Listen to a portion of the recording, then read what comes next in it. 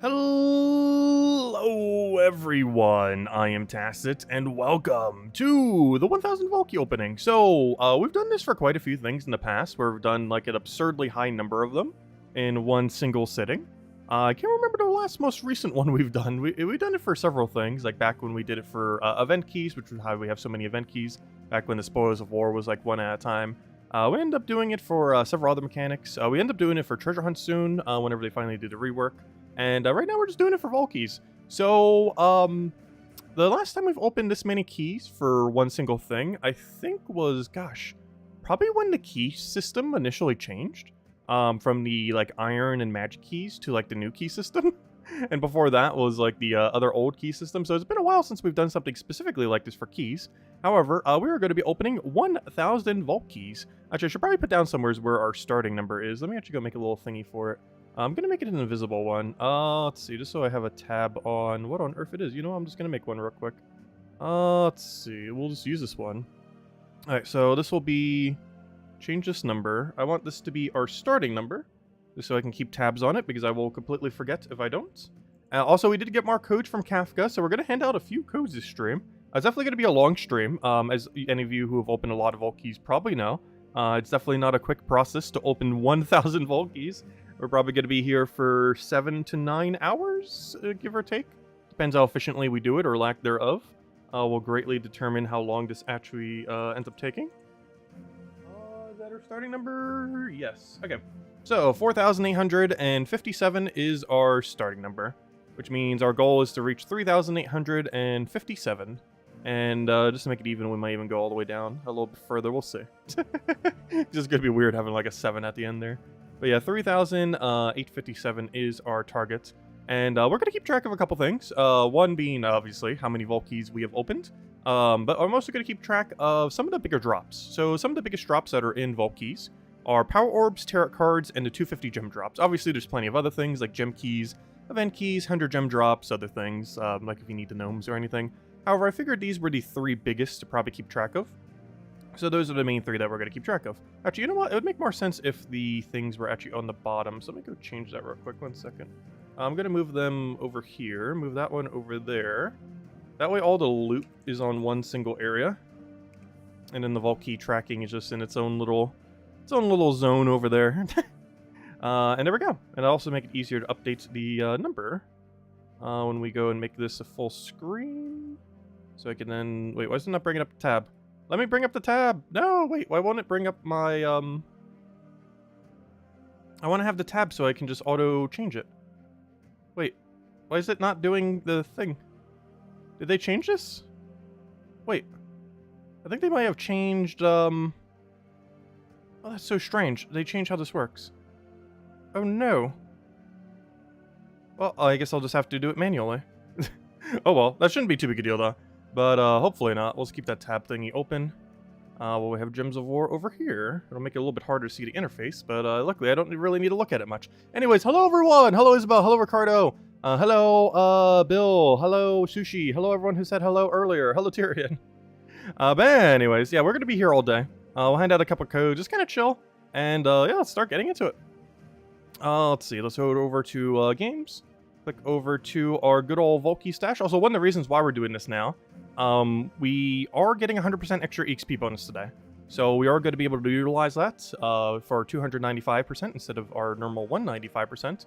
So we'll be able to go and get some of our levels. How many are we actually going to get? Probably only a few. However, that's more than not a few. So that's the game plan. Anyways, let's get started. So, so obviously, you guys know what Vault keys are. We are going to be doing them on 1 lower. This will make us get 10% less loot. However, the reason for this is it is very one-shottable. So we're doing it that way just for easier one-shots. We'll go Magnesia. Don't you have everything for the setup? Yeah. This gives it just a slightly higher chance. Actually, no. I shouldn't go Magnesia. You know what I should actually go? What's that one red-yellow? Tink Storm Whistle. This is one of the few rare situations where Storm Whistle is actually better. The reason why being both the 2 colors that it utilizes are her colors that she needs. Oh wait, this isn't gonna work. Let me move this over. Hold up. I need to move this like all the way over. Alright, now that's gonna work. Let me move that all the way up. Alright. I have fixed my interface. I think. That'll be good enough. Alright, now whenever I click on it, it's not going to... Okay, perfect. Alright, so, yeah, let me go change that real quick. So let me go change to Storm Tink Whistle, or whatever his name is. It's 2 words. There he is. Tink Steam Whistle. So the reason for him is he has a yellow-red storm. And those are the 2 colors we primarily need. So much so, I'm even going to change my banner to a yellow-red. I still want to keep +2 red. Oh yeah, I forgot. We were still using Maze banner from pre-nerf. It kind of got nerfed. That's still pre-nerf banner. Okay, but I need a red-yellow. It doesn't matter if we minus brown. We're not actually using brown. Use this here to exist. Alright, we'll go with that. Perfect. Alright, so this will make it so we'll get our mana just a little bit easier.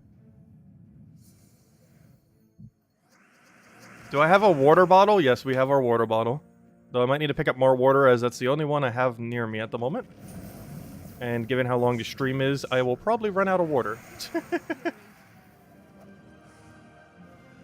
Yes, we have our water bottle.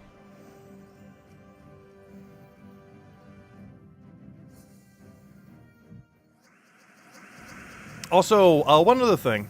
We will be handing out a redeem code for every power orb we get.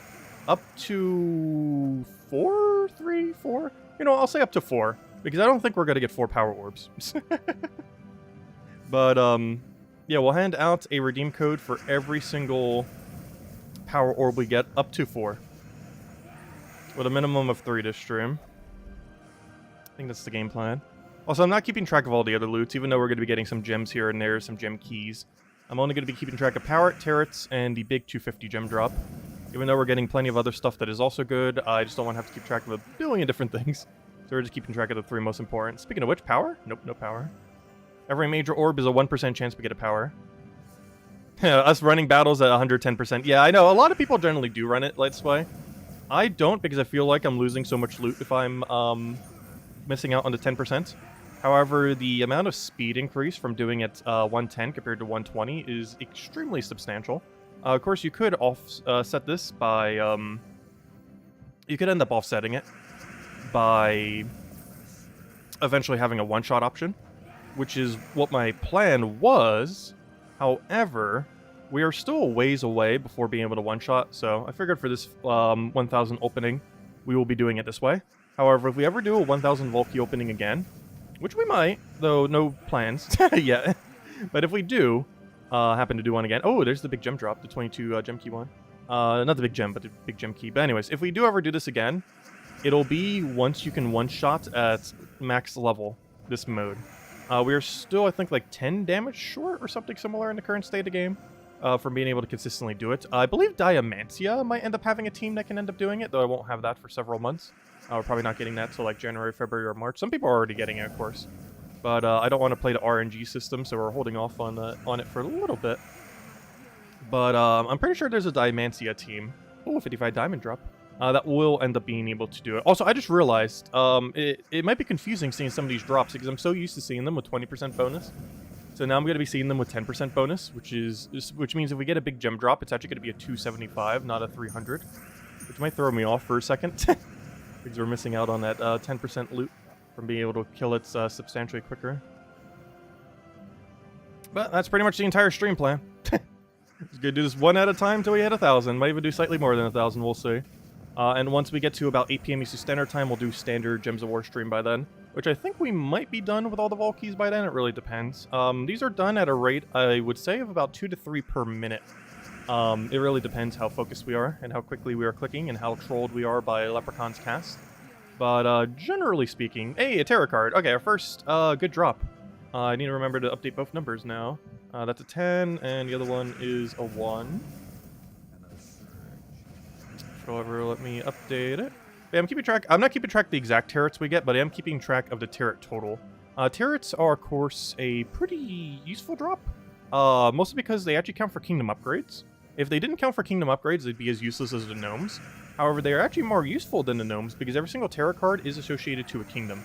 While most of the tarot cards are completely unusable in battle, other than like Emperor and a few other exceptions, they are usable for kingdom upgrades, unlike the gnome. So they do have a purpose beyond simply just having them to own it, because they actually do contribute to Kingdom Stars, unlike all of the gnomes in the Soul Forge, which currently contribute to nothing, other than you simply having them for completionist's sake. If nothing else, at least our gem keys aren't touched, because isn't 4 still 4 at 20%? Or does it actually move to 5? I can't remember how it rounds. We forgot to put a counter for how many Cedrics. Ha! That's funny. How many Cedrics do we have? We've only found one Cedric so far, right? Can anyone recall our Cedric number? You know what? I will, just for the memes. Is there enough room down there?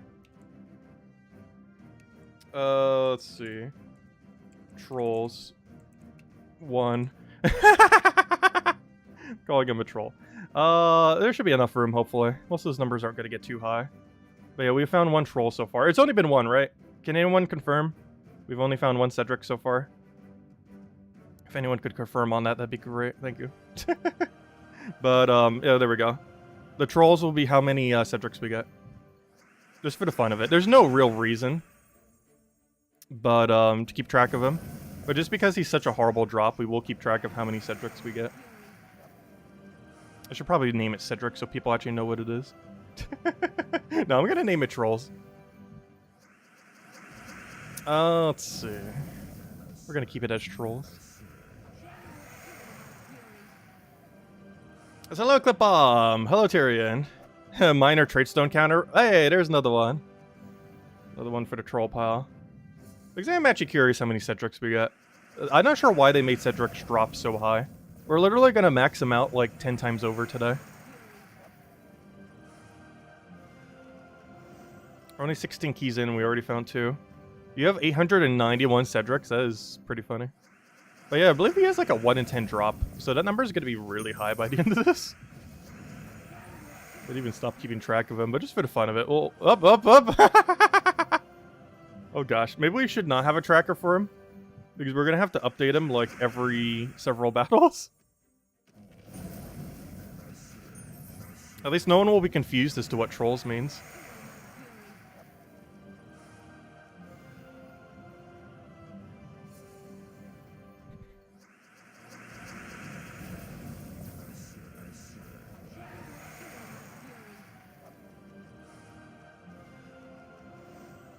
Only problem is I feel like I keep forgetting to update the vault number. Like, I'm pretty sure we're not actually at 18. We're probably at a higher number than 18 right now.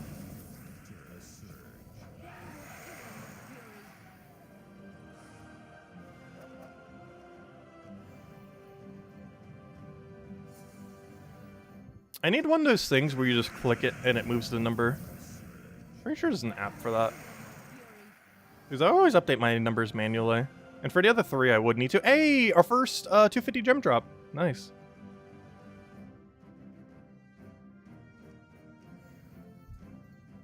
Oh, I forgot to update the bigger number, though. Honestly, I should, like, update it every 2 or something. Just so we're not updating the number literally every 5 seconds. Well, technically every, like, 10 to 15 seconds. Yep, another troll. I might just not keep track of him. Like, I slightly want to, just out of curiosity, of how many pointless Cedrics we're gonna get. Because we can report that data to the devs and be like, can you fix this? Because I think that would work out pretty well. You know what? We will keep track of it. For the sole purpose of telling the devs to make Cedric's drop rate lower. That is literally the only reason I'm actually going to keep track of it. So I can send this stream to the devs later and get them to reduce how many Cedrics drop. Like, make them at least as rare as a tarot card. Or something. There's no reason you should be getting this many Cedrics. If a new player really wants one max, they'll just get one and then simply use a blue orb on it. Rather than wait until they get 6 drops. Kind of like how you do with every tarot card. But we're going to keep track of all keys every 2 at a time. Just so I'm not updating the number literally every several seconds.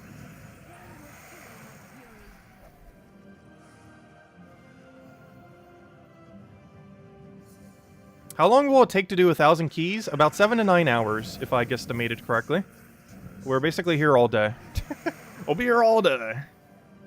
And around 8 p.m. Eastern Standard Time, we'll do our standard stuff with the Guild War. We got Purple Guild War Day today.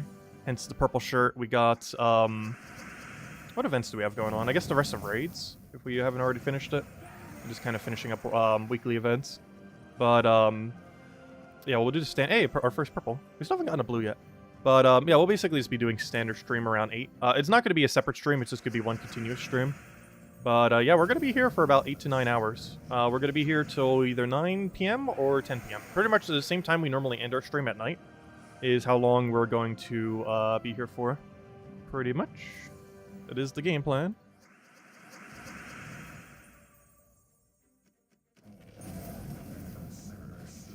Cedrics and Terrets are both same rarity. I know for sure, even before we did this, that is definitely not the case. That is 100% not the case. I believe Terrets are about 10 times rarer. Because last I recall, Cedric is about a 1 in 10 drop, and Terrets are roughly a 1 in 100. I don't know the exact number, but we'll have like a better ratio by the end of the stream. But I can 100% confirm, even before we started doing this today, that Cedric and Terrets are not the same drop rate. You would think so, because they're the same rarity. But he's in a completely different drop table that is nowhere even remotely close to the Terret drop table, as far as frequency.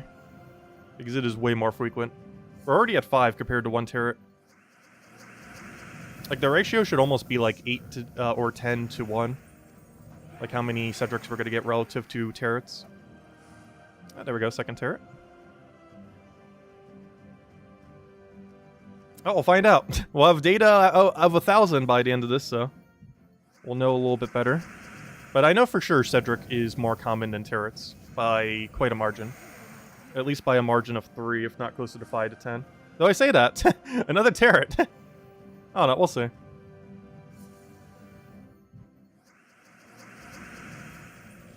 We'll have the data.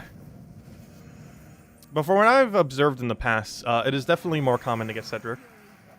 Even though we're getting a little bit of a luckier streak. Gosh, it's literally only giving us Terrets and Cedrics. There is no in-between. You know one thing that would really solve a lot of this? If they actually showed the Vault drop table in-game. It is the only key... Gosh, we just got double Cedric. It is the only key in the entire game. Does it know how to give us anything but a legendary? We literally have 4 legends in a row. 2 Terrets and then 2 Cedrics. But, what was I just saying? Oh gosh, I was just saying something and I already forgot my train of thought. Whoops. I'm pretty sure it was something Cedric related.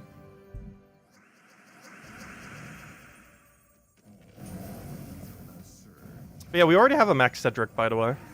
Like, if we didn't have a Cedric already, we're 44 keys in and we already have a max Cedric. That's how easy it is.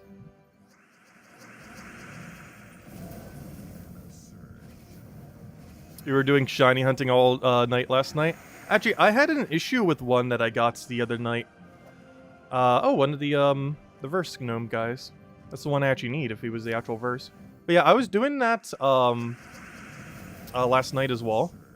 And I forgot. There's some weird Pokemon that... gosh, another Cedric. But there's some weird Pokemon that if you catch them at a low level... they don't have their pre-evolution move. And there's one that has like Spore, if for whatever reason, if you don't level it and then get to that point, but then doesn't if you do it the other way around. I think I can fix this in Brilliant Diamond Shining Pearl once it has home access. Because I believe they coded that in a way where if you had previous generation Pokemon, or like basically if there was a move you didn't know because of a previous form, you could learn it with a heart scale, or after you did 10, you can learn it infinitely. But for whatever reason, in Sword and Shield, in Gen 9 Pokemon Scarlet and Violet, it doesn't have that feature. So because it didn't learn it as its pre-evolution, because it was caught as its evolved form at a lower level, or lower level, it doesn't have its move. Because I noticed one that was caught at a higher level, at 75, does have Spore, but the one at the lower level, because it was caught at level 30-something, but it gets the ability in its previous form at level 50-something, doesn't have Spore. And I was trying to find any way to do it, Mirror Herb, other weird shenanigans, and nothing was giving him the move. So, unless they fix that bug, I can't fix that until Pokemon Home comes out. Which is unfortunate, because I'm not sure if he can be caught in the wild as a shiny with the move. Yeah, Shroomish and Burloom. That's the one. Oh, we got the lovers. Oh, also, there's 2 new tarot cards in Drop Table this week, by the way. But yeah, there's no reason why Cedric should be this common. Like, no reason at all. Like, I feel like the tarot card rarity's nicely scaled. Cedric's rarity is by far not scaled well. You need 6 total ever. Actually, you need 7 or 8 total ever. We currently have 9, and we're only 52 keys in. That is insane. Because you never need more than 7 or 8 of them. Because 6 of them allows you to mythic them. 7 of them allows you to use a team with 2. And while there currently isn't any team that really utilizes 3 of them, you could theoretically run 3. You can never run 4, obviously, because that would be too clunky. But generally, you only need 7 of them to max them and to have 2 copies. And we're already at 9.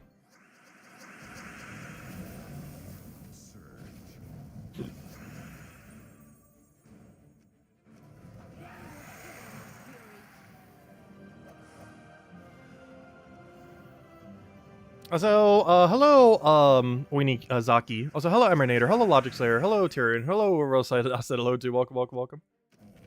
All you guys been doing well. You found 4 shinies last night, including 2 of your shiny hunter, 2 on your shiny hunting team. Nice. Oh yeah, I don't even have a shiny hunting team. It's literally just a single Breloom, which is why I was trying to get a shiny one, so it would be my new one. But I just mentioned that I can't because he doesn't have Spore, which is the whole gimmick of why he's used, because he has False Swipe and Spore. He's the only Pokemon in existence that has both. Spore is 100% sleep move, 100% accurate sleep move, and the other one is makes them go down to 1 HP, which makes it so you have the highest chance of catching something. Why am I not fighting them on the hardest difficulty? I wanted to, however, it is currently impossible in the current state of the game, though maybe with Diamantria, though I don't have Diamantria, that one Diamond Dragon. But it's currently impossible in the current state of the game, with that one exception might be impossible, to one-shot the Volt Keys.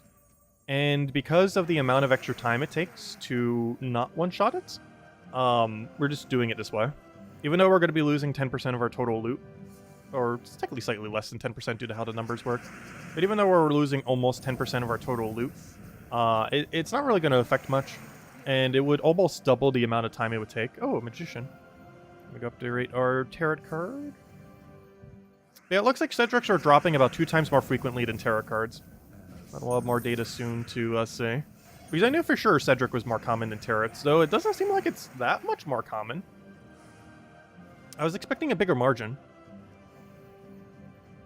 But it seems like Cedric might only be 2 times more common than tarot cards. But if anything, it should be rarer than tarot cards. Because if you think of how many tarot cards there are compared to only 1 Cedric, unless they're going to add more legends that aren't tarot cards to his drop table to kind of pad it out so you're just not always getting Cedrics. I'm still going to send the numbers to the devs after and then be like, please nerf Cedric. Drop rate. The only concern is if they like touch the Valky drop table, they might make it worse, not better. Yep, no problem. And if anyone else has any other questions or anything you want me to talk about, let me know. We'll be here all day. We're literally going to be here all day. We're currently 66 keys in. We're going for 1,000. And after all this, we're still doing our normal Gems of War stream at 8. Which will just be a continuation of this stream, because I have a feeling this will take longer than 7 hours. Or around 7 hours, I should say. Because what? We're half an hour in almost, and we're only at 100. Not even at 100 yet. We're about to be at 100. Though there is a good chance I'm not keeping track of every single number correctly, so we're probably slightly further than whatever the number says on screen. I'm always really bad at keeping track of the exact number when it comes to stuff like this. The 3 on the bottom, or 4 on the bottom, I guess, are the correct number. But the Volkey number might be slightly off, though we know our starting number, so it's not going to be too big a deal. Because we know what we started at, so we can just compare it to that number. Another Cedric. Oh, also we found a Volkey and a Volkey. Actually, sure I keep track of Volkeys? There's not enough room. But yeah, sure. Actually, yes, I do need to keep track of Volkeys. You know why? Because it'll make my other... Oops, that's not what I want. Oh gosh, I keep forgetting. I don't have the double keyboard set up. And that keeps making me use the double keyboard setup, and then I like type on the other computer. Whoops. 1 second. 1 second. 1 moment. Do you think they'll listen? Not sure. We'll find out. Let's see. Volts, keys. Or I should VCs found.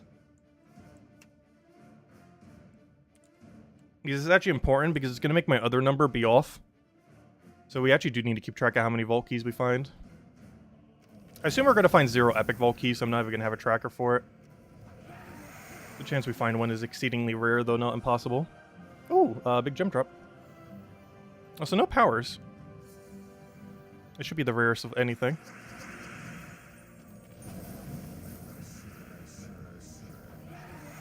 I know, we're just gonna have a billion counters on screen. This is why I didn't wanting to keep track of everything, because I knew if we did, we'd have a billion trackers. And we're already getting up to that point. We're getting very close to the billion tracker point. Though I actually do need to keep track of how many vault keys we find. Because, well, for one, it's interesting data to have. But the other is, it'll make my number off. Because those are vault keys that are going back into our pile. So for us to know exactly when we hit 1,000 is actually required to keep track of how many vault keys we find. Yeah, VC equals vault keys. I didn't want to put vault keys as a word because it'd be kind of confusing if we had 2 vault keys next to each other.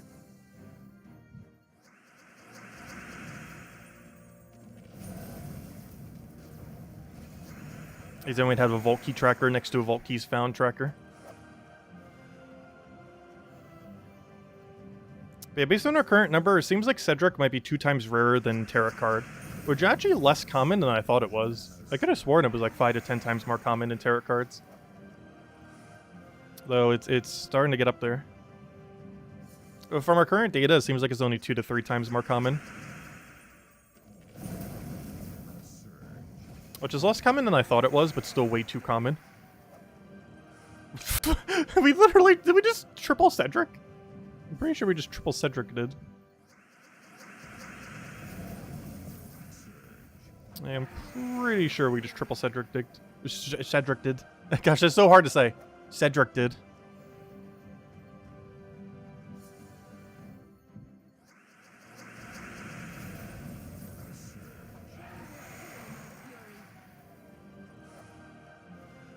Maybe if you have space on the other side, like chat has, and all the trackers there. Yeah, true. That would be fine where it is right now, though. Seems to be working. Yeah, we already have enough for 2 max Cedrics. If we didn't have Cedric prior to the stream, we could get it maxed on 2 accounts. Soon to be 3.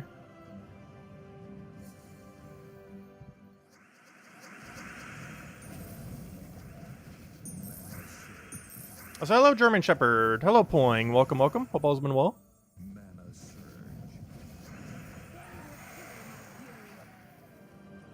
Oh, we got the big event key drop. Unfortunately, with 1 less event key due to not having the other number. Oh, that's an 8 now, isn't it? Wait, is that an 8? Okay, I'm starting to lose track, but because then I started doing it by like 4s. Oh, another Cedric. The vault key number is mostly going to be for approximation, because we know what the starting number is, so it's going to be very easy to know our exact number if we ever want to check. We'll check at bigger milestones. 100's not too big of a milestone, given how far we're going.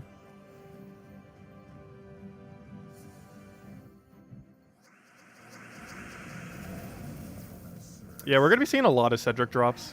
Someone recommended that we do a tracker for it, just for the fun of it. And now I'm going to send a number to the devs and be like, nerf this. With a whole stream of proof. Because I don't think anyone has ever bothered opening this many vault keys in one sitting. Like, obviously people have. But I don't think anyone has bothered recording opening this many in one sitting. Because obviously someone has sat down and do 1,000 vault keys in a day. I wouldn't be surprised if someone did 2,000 vault keys in a day. However, I don't think anyone has ever bothered recording it. If it has, I do not recall. But I don't think anyone actually has bothered to. Even though some people probably already have, obviously. Would be surprised if someone did like 2,500 in one day. Trying to see how many they could do in one single 24-hour period. Because that's about how many you could do. About 2,500 in a singular day. That's basically the cap. At least with what's currently available. Maybe a little bit higher than that. Maybe closer to 3,000. I don't know. It depends how efficiently you could do it over a 24-hour period. Obviously, your efficiency would go down if you were doing it that long straight. Let me go update the tarot card number. Also, no powers. We are handing out a redeem code every single time we get a power this stream, by the way. It's a 1% chance every time we see a major orb. Though, one interesting thing, we haven't been seeing that many major orbs. I'm actually kind of surprised. I feel like those tend to drop a lot. I'm not sure if they tweaked their rate or something. But we're not finding any, we're barely finding any majors. Yeah, every power orb we find this stream, we'll hand out a code. Up to 4. And we'll hand out 3 at minimum. Even if we find, like, 0 power somehow. Which is possible, though. We're probably leaving at least with a power or 2 today. If not more. Yeah, only 4 majors? That's actually low. Did they, like, nerf the rate of major orbs in Volkeys or something? A shadow nerf? Because I could have sworn, major orb drop rate was a bit higher than what we're getting right now. Could just be getting unlucky. Speaking of which, hello, Cedric.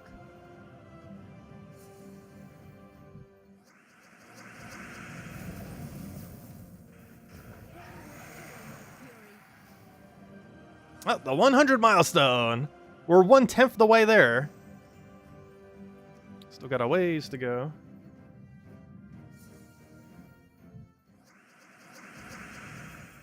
Alright, let's see. Throw down Leprechaun.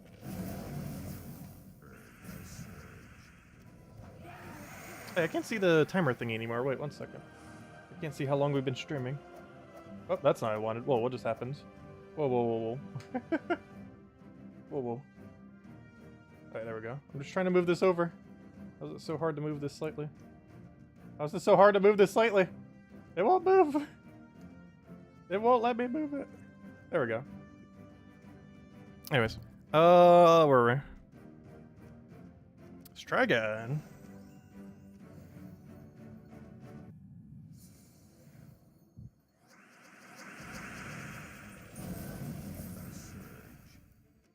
Also, hello, Anthony. Welcome, welcome. Also, if any of you guys are enjoying, definitely feel free to leave a like on the stream. Helps a lot and is greatly appreciated. If you guys have any topics of discussion, also let me know. As I have no clue for 9 hours. Though, once we hit the 7th hour, we'll be able to go do all the standard Guild Wars stuff. We're still doing that around the 8 p.m. Eastern Standard Time. Yeah, let's see. We're half an hour in at 100. Which means we could definitely do 200 per hour. Which means, actually, it's only going to take 5 hours. Interesting. It is actually going to take us 5 hours, approximately. Because if every half an hour we're doing 100, that's a 200 per hour, and that would be 5 hours total then. So who knows, maybe we'll go a little bit higher than 1,000. 1,000 was kind of the minimum. Doesn't mean we're only going to do 1,000. Could do more.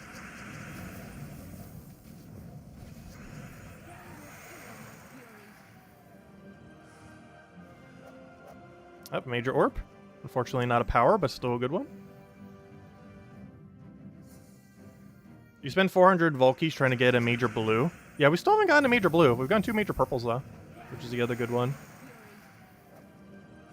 Another major. Once again, not a blue.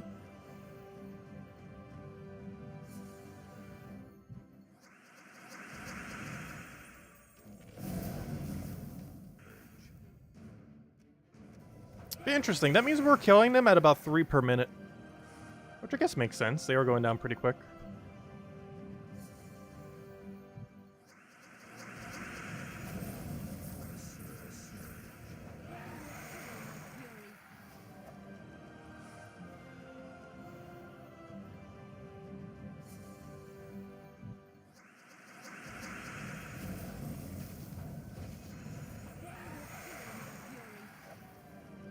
Yeah, I didn't keep track of a major counter. Mostly because if we were keeping track of major counter, we'd probably also want to keep track of all the other orbs. I figured we'd just keep track of powers, which is currently at 0.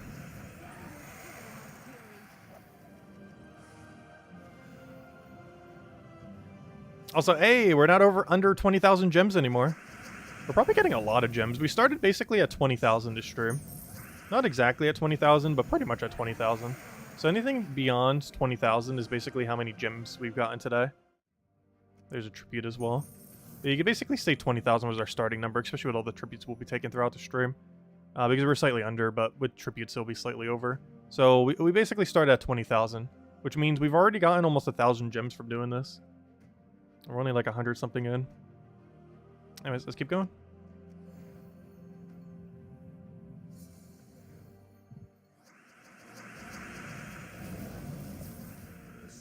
He's just not posting. You can if you want. I don't mind. Another major. Purple as well. Honestly, that's like our third or fourth purple. I just wasn't able to put up a tracker for everything, otherwise we'd be updating a billion numbers every single time we get a chest. Or two. I figured I'd just track some of the bigger ones. Even though that's not all the bigger ones.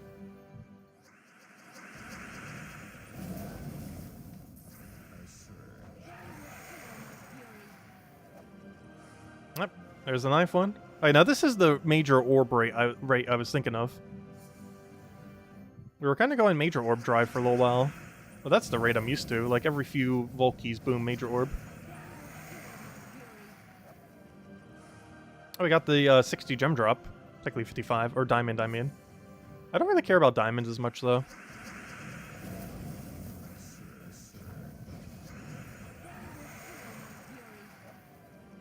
Ah, another one, 10th.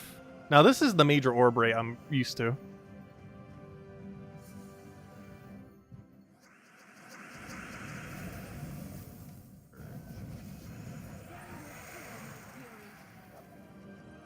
It is pretty fun to open.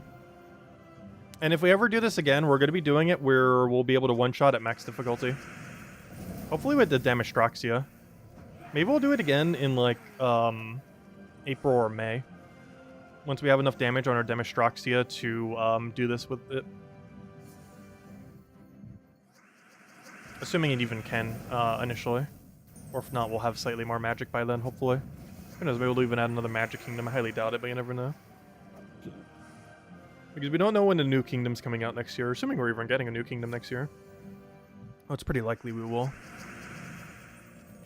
I feel like they're trying to do one per year now, as far as new kingdoms are concerned. Oh, there's the big event key drop.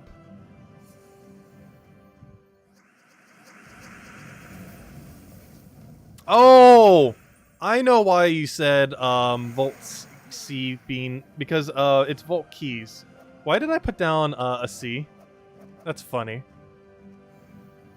When I was thinking Volt Keys, I, for whatever reason, was thinking the C instead of, Okay, I understand what Tyrion meant earlier. When he was laughing at VCs. I didn't even notice that till just now. But yeah, the word key starts with a K. But my brain is like, K sound. It's a C. Whoops. That's funny. There we go, Volt Keys. I have no clue how I just noticed that now. That's been like that for like 15 minutes now. Whoops. Yep, another Cedric. That's 17.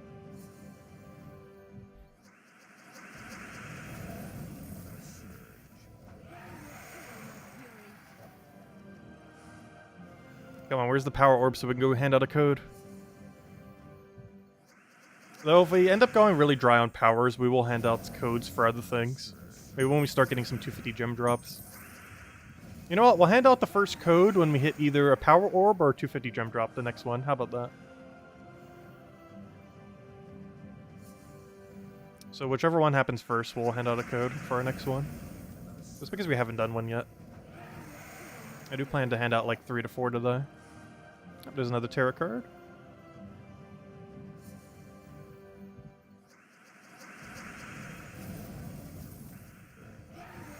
Because technically, we'd have to find about 100 major orbs to get a power. And we found like 10-ish so far.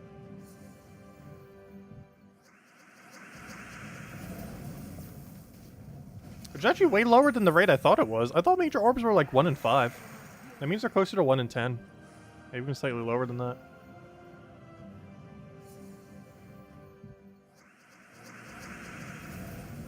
Because Mortal Kombat's not with a C. What do you mean by trolls? Oh, we're keeping track of how many Cedrics we find. And then reporting back to the devs how many we found. So they can nerf Cedric. Drop rate.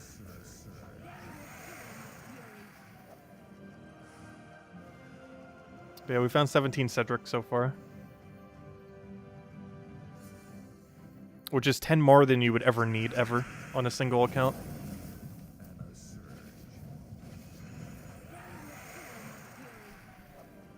Hey! Oh, it's redeem code time. There's our 250 gem drop. Let's go hand out our first code. This will be the first of many. Just doing this so we can get a code out. Also, this is from the new batch. Let me make sure not to do the Christmas one on accident. Actually, wouldn't that be funny if she made all of them the Christmas one on accident?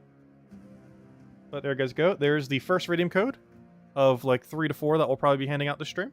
However, all the other ones will be tied to getting power orbs. Unless we still keep getting really unlucky on them. But every power will be a code. Here, 4th. Oh, that's the first one. So if we get really dry on powers, we'll figure out some other condition for it as well.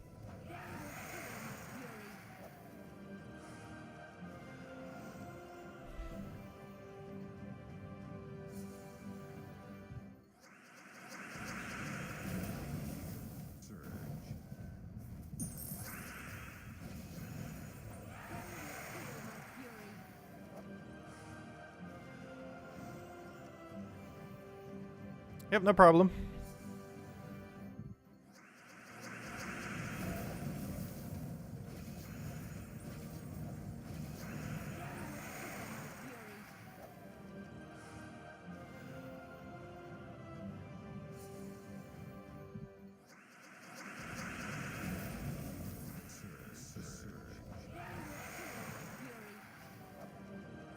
Yep, another Cedric. It's 18. That's 11 more than you would ever need.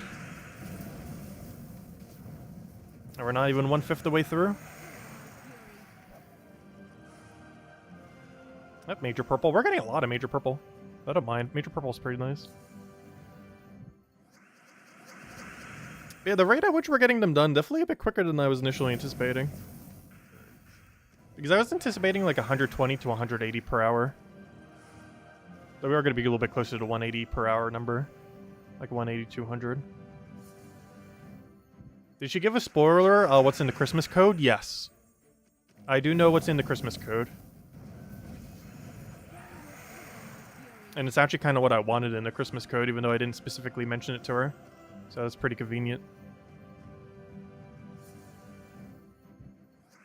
Unfortunately, the side loot is pretty bad. But it does have one of the old Christmas pets. I won't say which one.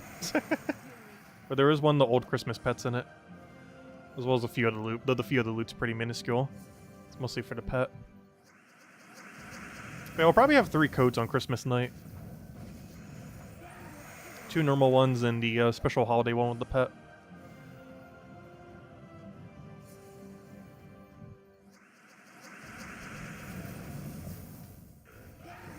And keep in mind, that's not Christmas Eve, that's Christmas Day's night.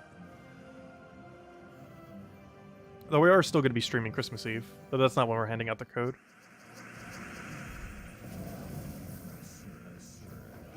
Also, I'm probably not seeing family this year.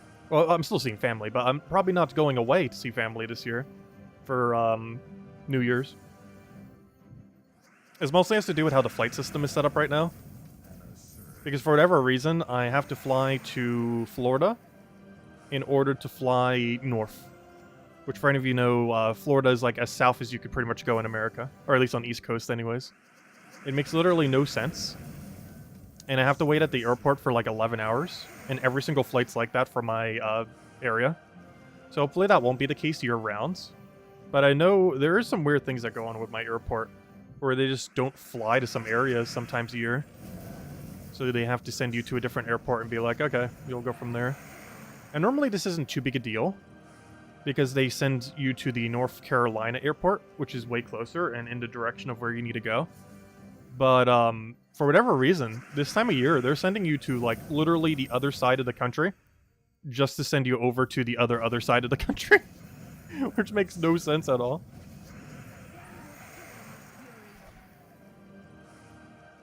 I have no clue why they have it like that. Redeem code doesn't exist, does it? Make sure there's not an extra space. Because I haven't heard anyone else mentioning it's not working. Oh yeah, it also only works on PC Mobile. Doesn't work on console versions. Unfortunately. Oh, also, we're almost getting in our first level to stream. That's one of the reasons why we're doing it with the 100% XP bonus.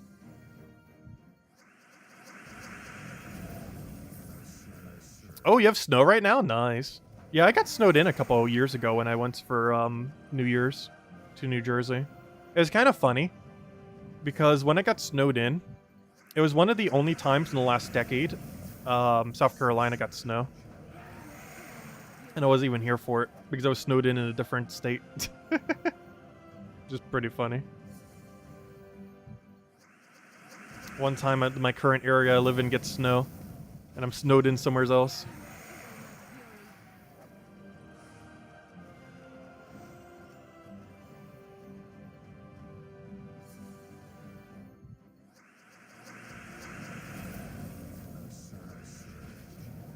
It's t-shirt weather by you. Oh no, it's kind of colder today. Not like super, super cold, but you know, like it's getting towards winter cold. But not like cold, cold.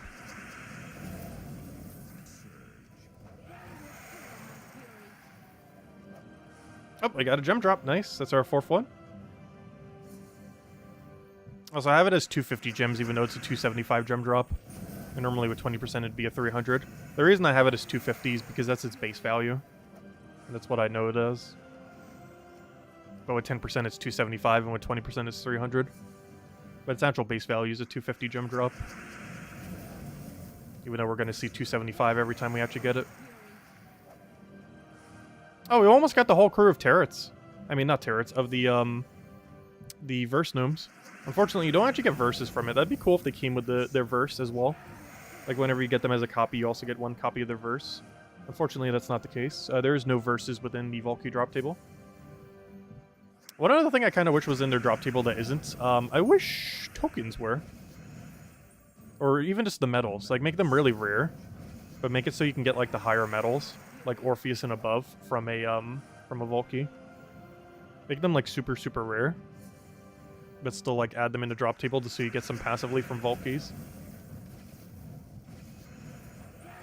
One other thing that'd be great is if it had some amount of deeds in it.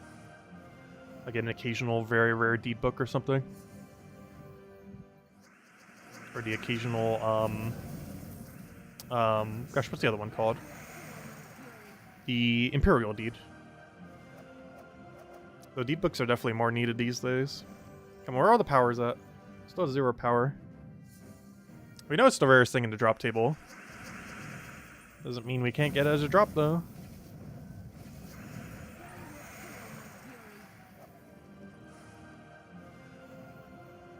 What I don't understand is how some people, like Tyrion, have like 100 something power orbs. Like this entire stream, we're gonna get like probably 2 to 3 power. And some people have like reserves of hundreds.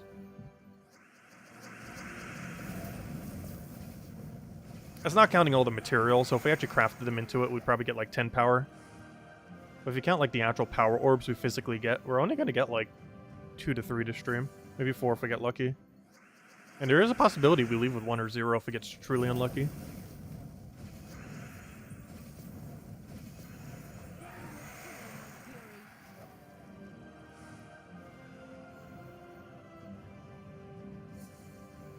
Oh, you count all craftable powers? Okay, that's why your number's so high. Never mind. Oh yeah, that makes sense. I thought those were just, like, physical powers. I was gonna be like, wait, how? But, okay, that makes more sense if you're counting literally craftable powers. Because that definitely substantially increases that number. Because the powers that we have on screen is only counting physical power orbs. It is not counting craftable powers. It's only counting those white orbs when we get it from a major alpha 1% chance.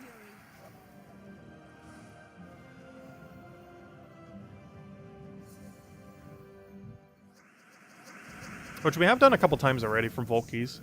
Those 0 times this stream.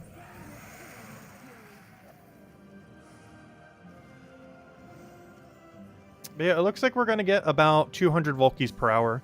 Which means we're going to be opening more than 1,000 keys this stream. How many exactly is to be determined. But yeah, our rate of consumption is a bit higher than I was initially anticipating. Oh, we got the 110 gem drop, or the 100 gem drop, I should say, which gets boosted to 110.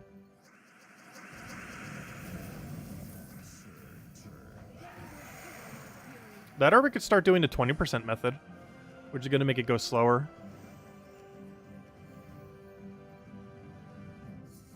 But we get 10% more loot.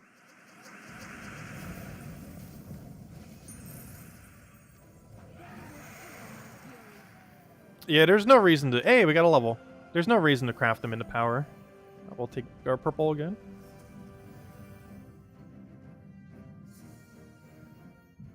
Yeah, generally when you copy-paste the code, it sometimes adds a random space at the end when you copy-paste from YouTube.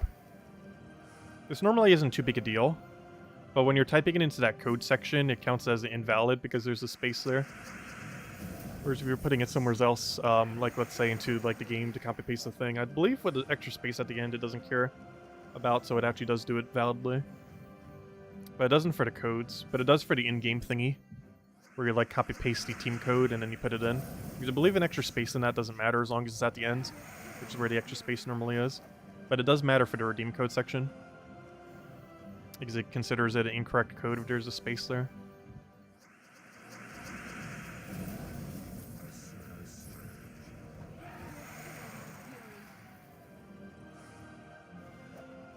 Hey, an epic Volkey!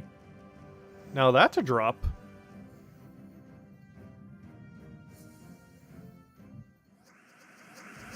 There we go. Well, I didn't think I would need an epic Volkey counter, but there we go. The number to the right is epic Volkey, the number to the left is normal Volkey.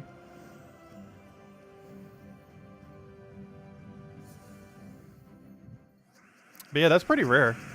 Not only are Vault Keys pretty uncommon, like a 1 in 100 chance or so from a Vault Key, that you get a Vault Key, but it's basically a 1 in 1,000 drop almost, or 1 in 500, whatever the actual drop rate for it is.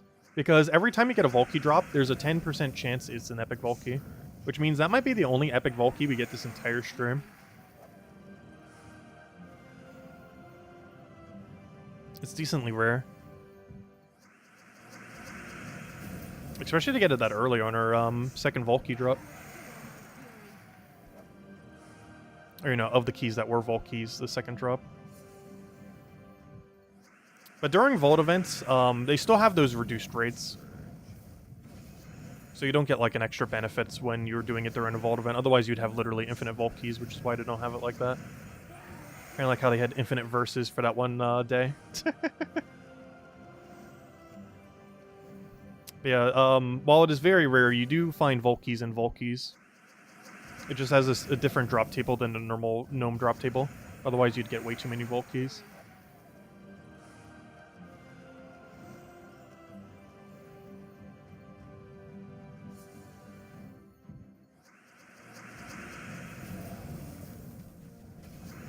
But yeah, it looks like we're at about 180 to 200 per hour, seemingly.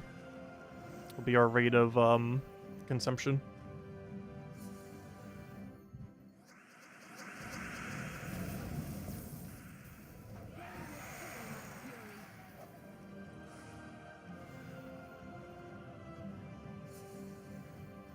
Which means we're going to get through an entire weekend of ultra grind on Vault Keys in a single day. As far as how many we're going to go through. I don't know, maybe we'll switch over to doing the 20% method at some point. So it goes a little bit slower. Switch back to like Magnesia build.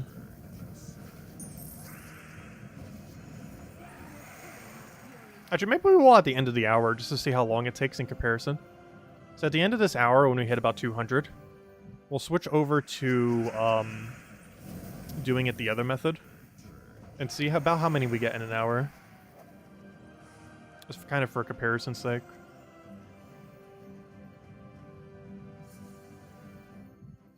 Oh, they're 3 and 100? Interesting.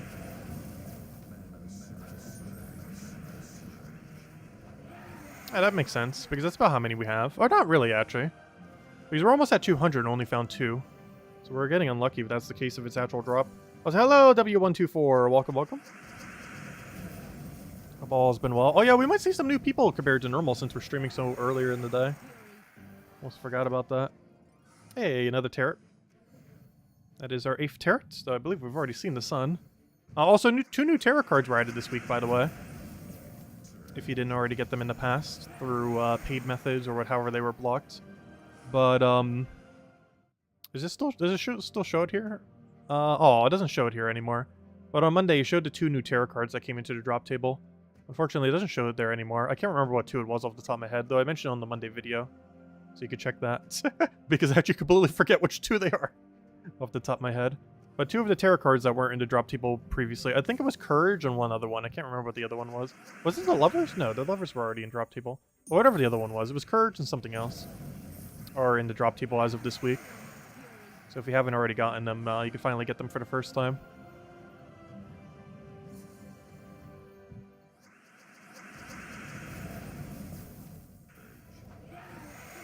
Of course, we already have them. How many trophies do you think you'll get today? Well, given that we're doing 1,000 something... Wait, how many trophies do you get per battle from here? Isn't there only 1 trophy? Because we're actually not going to get that many then. Is this 1 trophy or 2? It should count as 2 if I'm not mistaken. Isn't this mode 2 trophies per battle? It is... Oh, it's only 1? Oh yeah, we're barely going to get any. We're only going to get like a little over 1,000. Because that means every Volkey we do is only 1 trophy. I could have sworn this mode was 2 trophies. Apparently not. Interesting. Yeah, we're only going to get 1 trophy per go.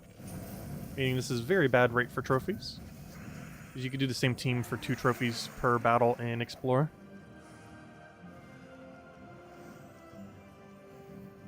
Yeah, why does this mode only give 1 trophy? That's weird.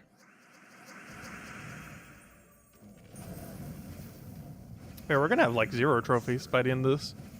Like, the number's only gonna be like 1,000 something. Which isn't particularly high. Oh, he's got a Volkey. There we go. 2 Volkeys. Or technically 3. One of them was an epic Volkey.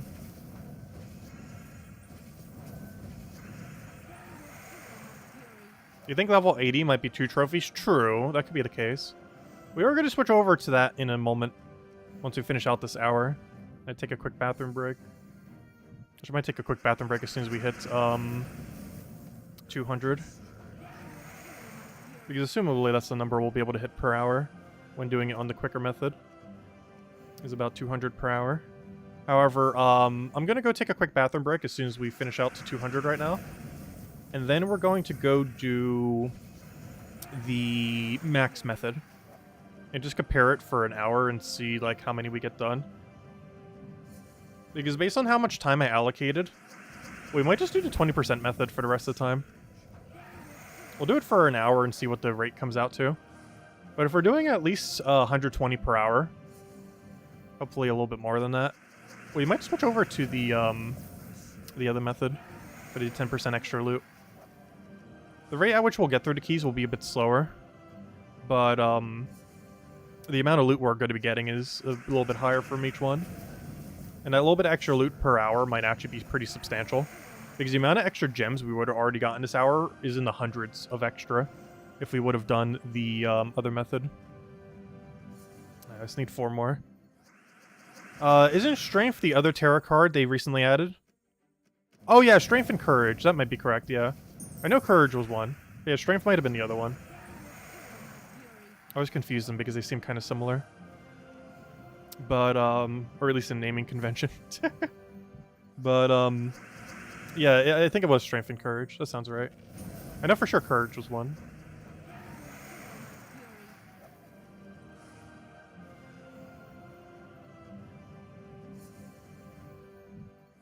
Alright, one more fight after this one, and then we'll go quick bathroom break.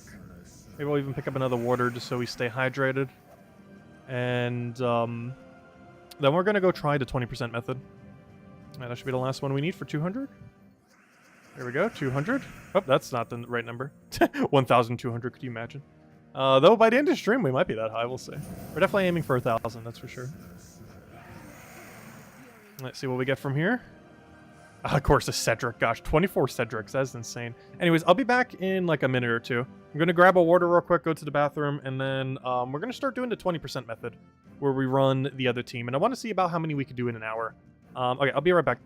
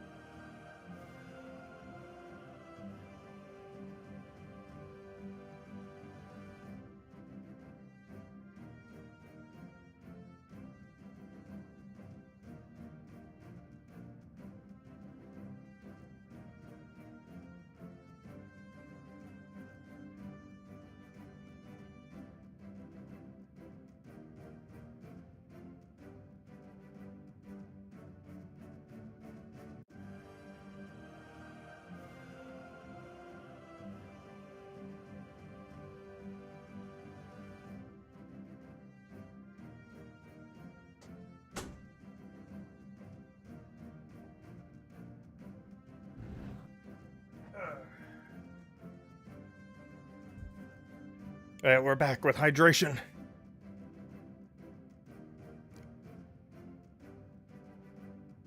He sent me a DM on the Gems of War forum. I'll check it later. Wait. Alright, new plan. Let's go try two things. Let me go get Magma Dragon back. And let's go try... Oh, do I need to change the banner? I do. And I guess we could change it back to that other one. I kind of want double red. Yeah, let's go that one. Alright, let's roll with that. Alright, so... what we're going to do now is do it at the 20% bonus each of these times. So we go to games. Here. Move it up. Okay. So this will now require us to cast 2 times.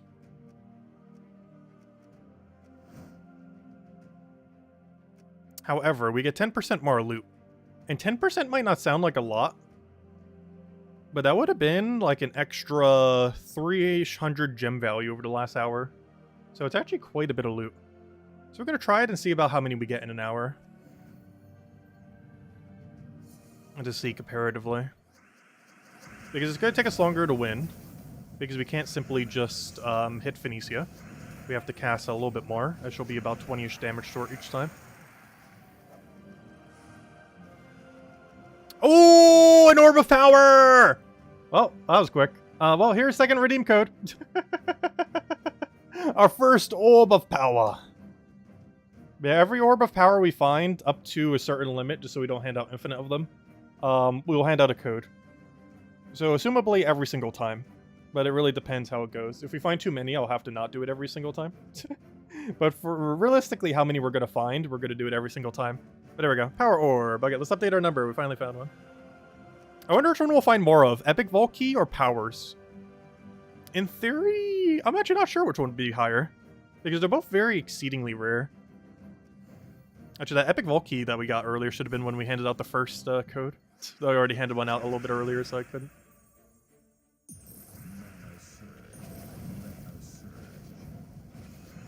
You got a shiny Fido? Nice. I still haven't bothered getting it. Mostly because it seems like a really bad Pokemon. A lot of the ones that aren't good competitively, that don't really look too cool, I didn't really bother getting. Because unlike in Legends Arceus, where I got them because why not, I could just collect them all. In something like Scarlet and Violet, given that you can actually use them, unless they're good in raids, or for farming, or for competitive, I don't really need them. Oh, you were looking for a Sinistea? Oh yeah, I got shiny Sinistea. It wasn't authentic though. I'm not sure exactly how authentic Sinistea works in that game. But if it's a 1% chance, you would have to find about 100 shiny Sinesteas before you find the correct one. There's probably some kind of weird method that will pop up of how you can do it more efficiently. Kind of like how you could in Sword and Shield. There was like a weird method where you could. But based on what currently known info, it is actually easier to get authentic shiny Sinistea in Sword and Shield, which is generally considered one of the hardest shinies to get in that entire game, than it is to do it in the new generation.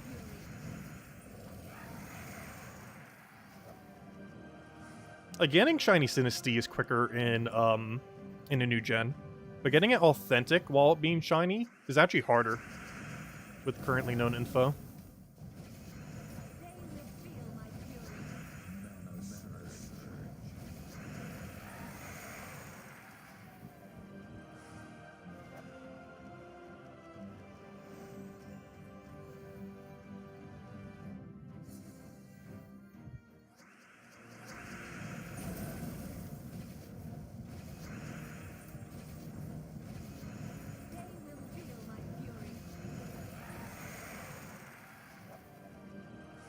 Oh, we got the world. That's the first time we got that tarot card. Also, finally in double-digit tarot cards. There we go. Oh yeah, that reminds me. Are we getting 2 trophies now per battle? Now that we're doing a higher difficulty? Because if it's still giving 1, we're getting gypped like crazy on trophies. It is still 1. Wow, that is so bad. Why does this mode give you, like, negative trophies? Even at max difficulty, it still only gives you 1 trophy per battle. That is insanely low.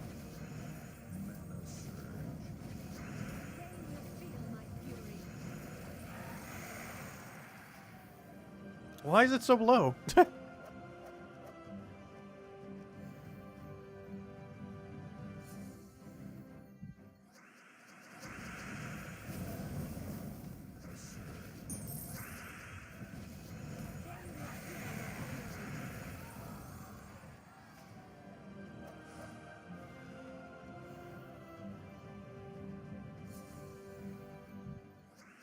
Yeah, that's something I always wanted to see in a Pokemon game.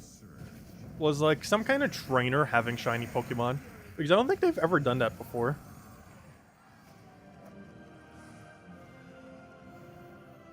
Like having some random trainer in a game having both apricorn balls and shinies. Like the rarest of rarest things. Because the most recent Pokemon game actually even like tells you about shinies and stuff like that. But never have they gone like the extra step and had a trainer that's like actually collects apricorn balls or shinies. That'd be an interesting lore point to have. Also teaching the player about it. As well as someone who would maybe go for marks. Because no NPCs have had marks, even though they've had it for 2 generations now. Sword and Shield was the first one that introduced it. And while they talk about it briefly in the school in the new generation, they don't have any trainers that use marks in the entire game.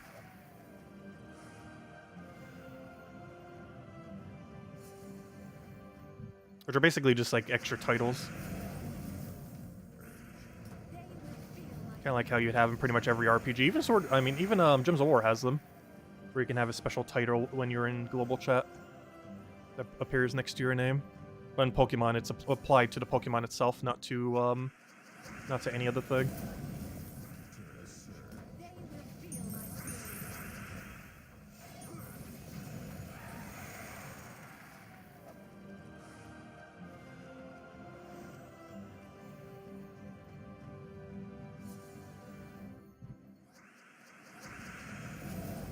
Oh yeah, that reminds me. I still need to go breed a shiny Berserker in Sword and Shield. Because it's actually quicker to breed it in Sword and Shield than it is in the new generation. For whatever reason, they actually made breeding slower in the most recent generation. They made it slightly more AFK, but also slightly less AFK. Like the way I like to do it, it is actually harder to do, not easier.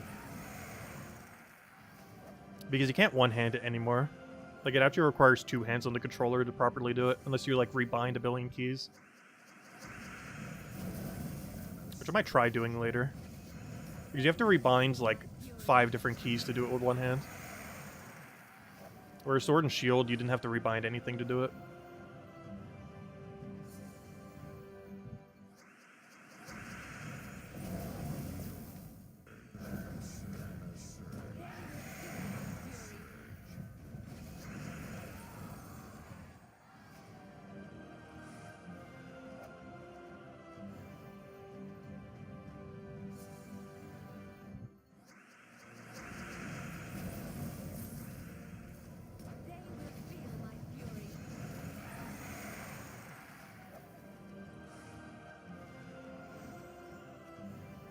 But yeah, I do hope the DLC makes those special balls a little bit easier to obtain. Like, the whole point of them is that they're supposed to be super rare. But they always make them so absurdly annoying to get.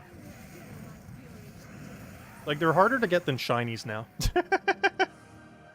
Because before, they were like, okay, they were rare, but they weren't rarer than a shiny. Now they're literally rarer than a shiny. That'll probably be fixed with the DLC, though. Though I hate that a lot of games are kind of releasing like that now. Where they, like, release unfinished. And then it's like, oh, we'll just patch it all out with DLC. Oh, a 4 gem key does move to 5 when you do the thing. Interesting. I feel like a lot of games are doing that now. Where they, like, release broken, and, like, later down the line, it's like, oh, we'll release some DLC, fixing everything. A lot of Nintendo games do that. There's some other games that did it. Cyberpunk 2077 did it. Where it released absurdly broken, and then you just patch it down the line, and then add DLC to also fix things. And add more content. Like, a lot of games do that now. Which is a very unfortunate trend. If it isn't, like, every single game having, like, 1 billion battle passes, the other trend is just release it early, broken, fix it later, and then just put some DLC to fix whatever economy issues there are.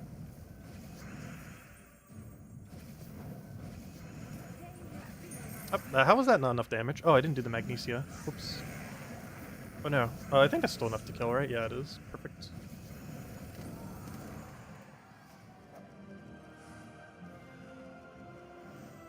How many keys have you gone through so far? 226. That's what that one number is at the bottom there. I'm currently doing the slower method right now. I might switch back to the quicker method, we'll see. I just want to see about how many we can do in an hour with the slower method.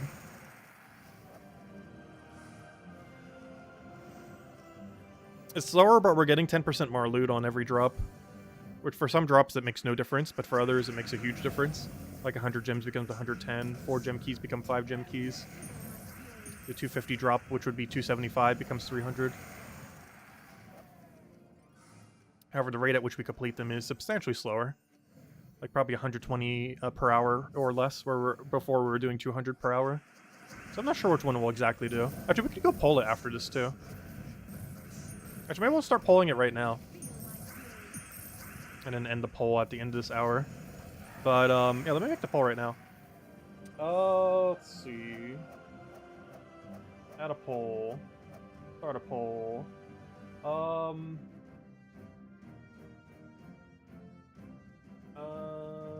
Should we do vault keys on 110% or 120%?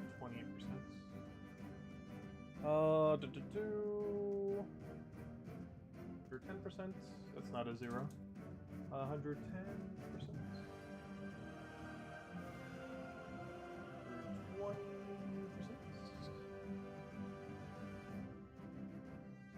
Alright. And we'll check it at the end of this hour. We get more loot if we do 120, but the rate of key opening will be slower. But like right there, we got an extra 2 gem keys from that drop, for example.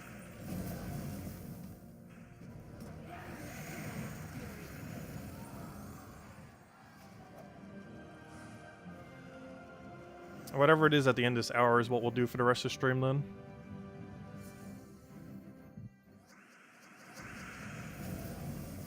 Because that would be 1 hour at 110 and then 1 hour at 120, which is what we're doing now.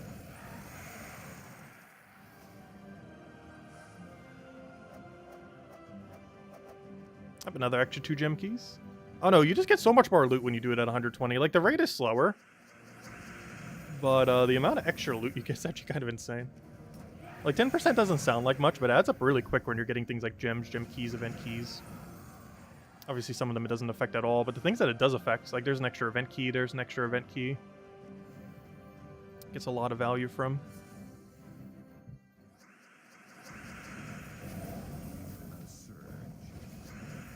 Yeah, I always preferred the 120% personally. Even though it's a bit slower, I feel like I'm wasting loot if I do the other one. Not that you're wasting that much, but I don't know, it adds up after time.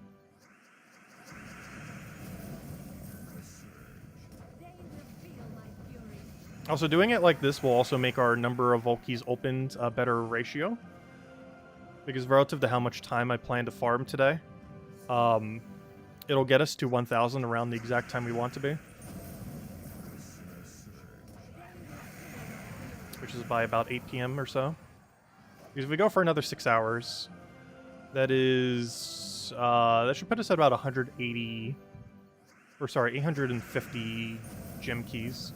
Then we do our normal stuff and then go for a little bit more farming. I should have went for his mana first.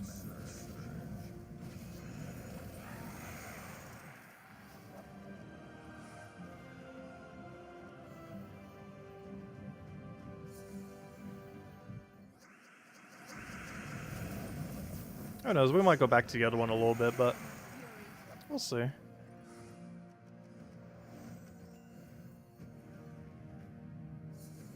Also, at the end of this hour, I'm going to go check our actual number and see how far off my number that I'm keeping track of is from the number that we're actually at. Because there's a good chance we're off by some amount. What exactly that some amount is to be determined. Because there's a good chance that 238 is not where we're currently at. It might actually be higher, though it could also be lower. I'm pretty sure, if anything, it's going to be higher than that.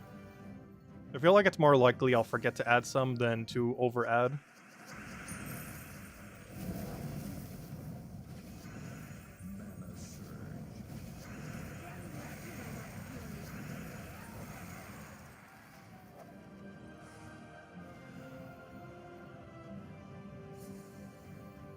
Hello, Masson. Welcome, welcome. Oh, I don't mind random questions. I love random questions. With that being said, what's your favorite number of the alphabet? Or you mean letter? My favorite number is probably 8. My favorite letter... That one I actually don't know the answer to. Because of the 9 numbers, my favorite number is 8. Or I guess technically 10 numbers because it's 0. But of the letters, I'm not sure if I have a favorite letter. I don't know, which one looks the coolest in cursive? Because that's how I write most things. I don't know, I'd probably have to say G. It's probably my favorite letter.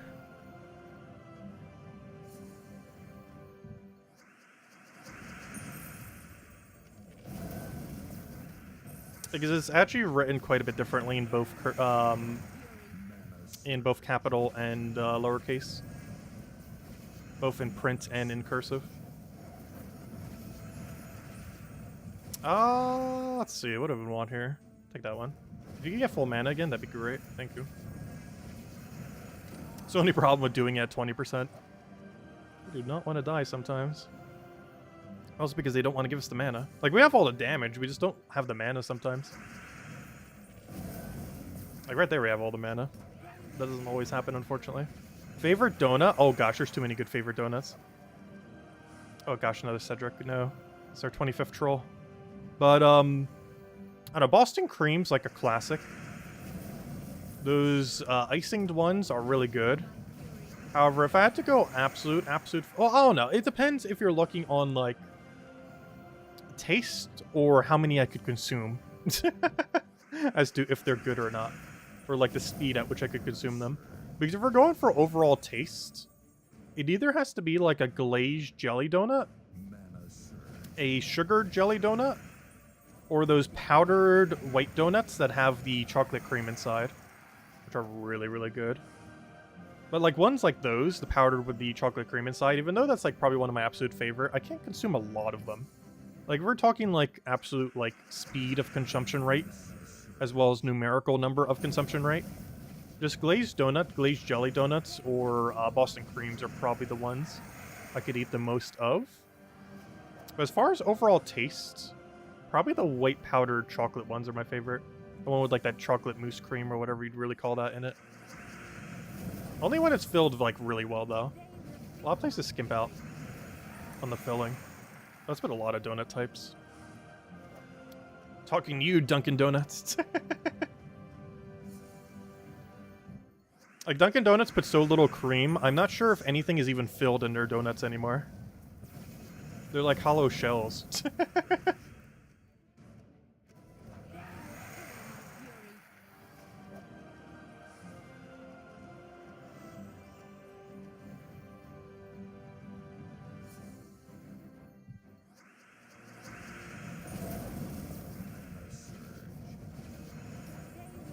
Yeah, L is pretty cool in cursive.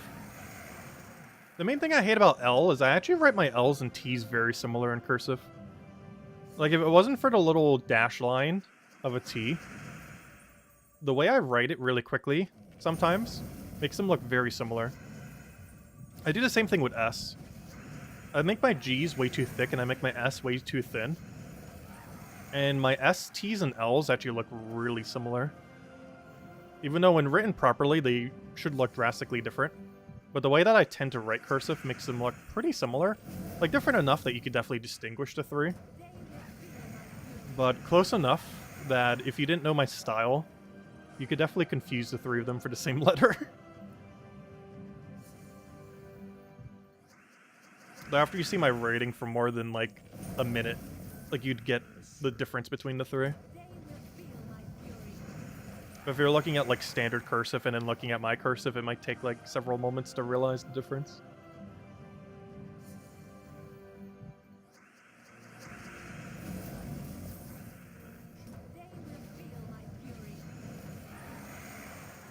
I like writing in cursive. It's actually the only way I write. Unless a form requires me to print, which honestly is like almost all forms these days, I only write in cursive. I don't actually write in print unless forced to, which realistically most of the time you're forced to. There's a lot of documentation they want print, other than when you sign your name.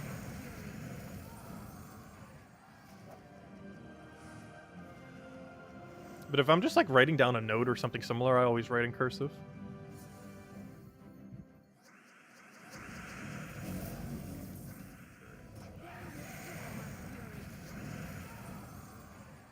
It just seems a lot more convenient to just keep writing in one stroke, rather than constantly lifting up every single time you want to do a new letter.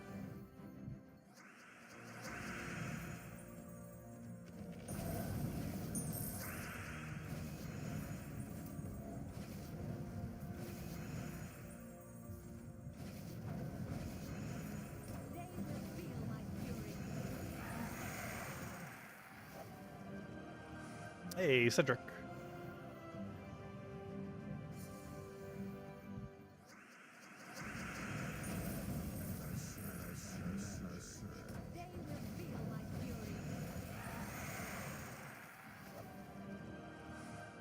Yeah, I think that's our first pet gnome. Unfortunately, it doesn't count as a pet gnome. Not getting any pet from it. I wish that would happen every single time you get one of those cards in a vault. It triggers whatever the actual gnome's effect is. Like getting a verse anytime you see one of the verse gnomes, or getting a pet whenever you get the pet gnome triggered for your guild. Do I think my game will be complete in 2023? I am not sure. I'm still more and so in the learning stages than developing stages at the moment. Because I'm kind of learning everything from scratch with no prior experience. But it is something I'm still looking into. I haven't had as much time to as of recently.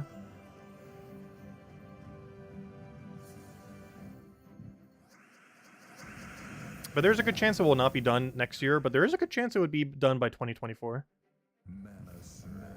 I'll probably have something out next year, though it won't be like the project I want to do necessarily. It'll just kind of be some side stuff just to mess around a bit.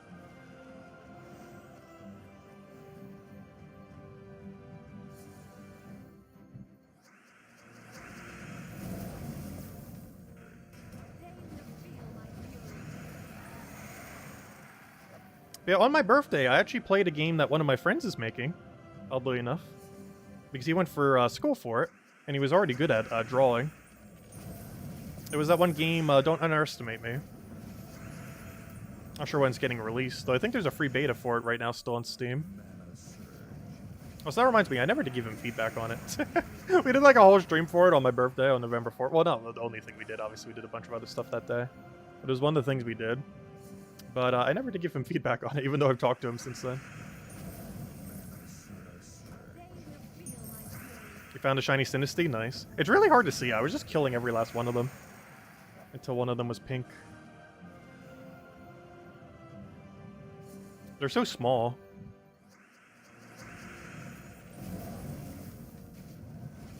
Oh, so hello, Rainbow Flyer. Welcome, welcome.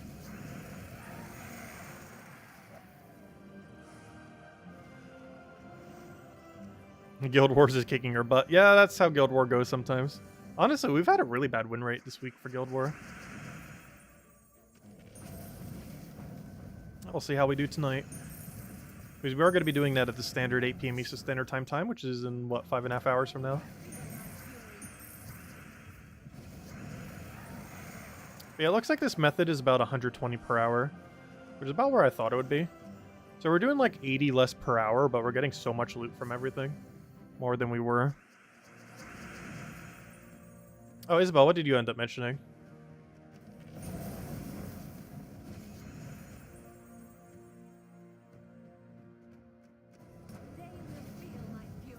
You're saying something about the turret, but I'm not quite sure what you mean.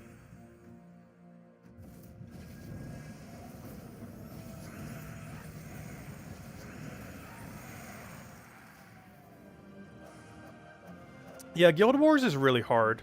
It's a very punishing meta right now. Or like almost every run's running like double empower into book and other annoying things. It's just really hard to play Guild War efficiently. Because sometimes you just get unlucky and there's nothing you can do about it. Some ways to kind of offset it is starting with your own empower to try to counter the enemy and other similar things. But there's just some starting boards where you like almost guarantee lose. Like regardless of what your team is.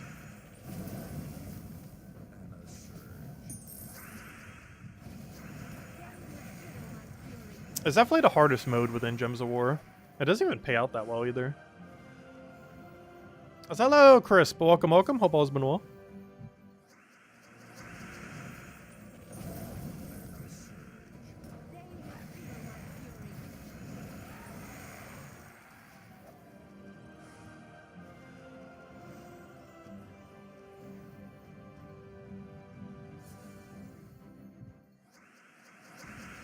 Yeah, we're going to be going for another, probably like 6 to 7 hours.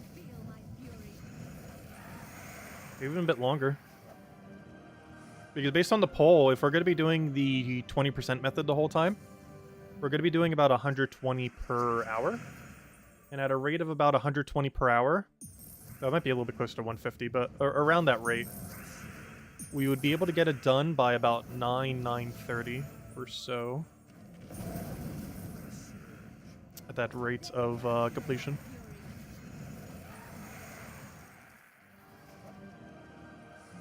Which is perfect, because that's about how long I wanted to go for. It was finished by about 9:30. 10 at the latest.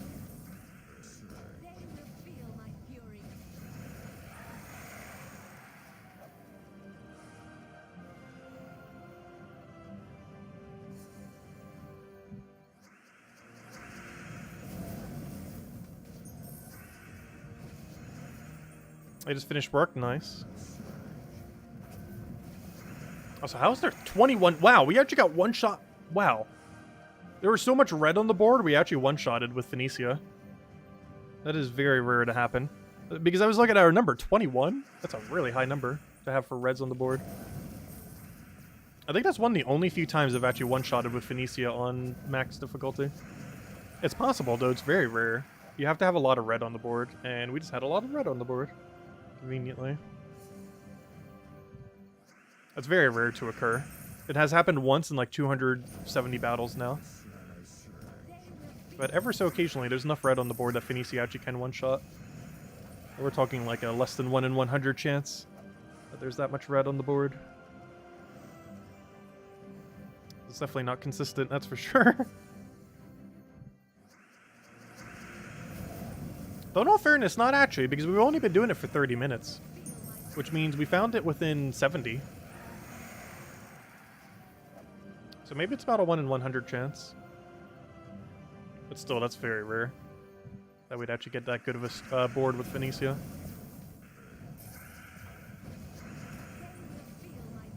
Because we need about 20 reds on the board to one-shot. We had 21 for when we did one-shot.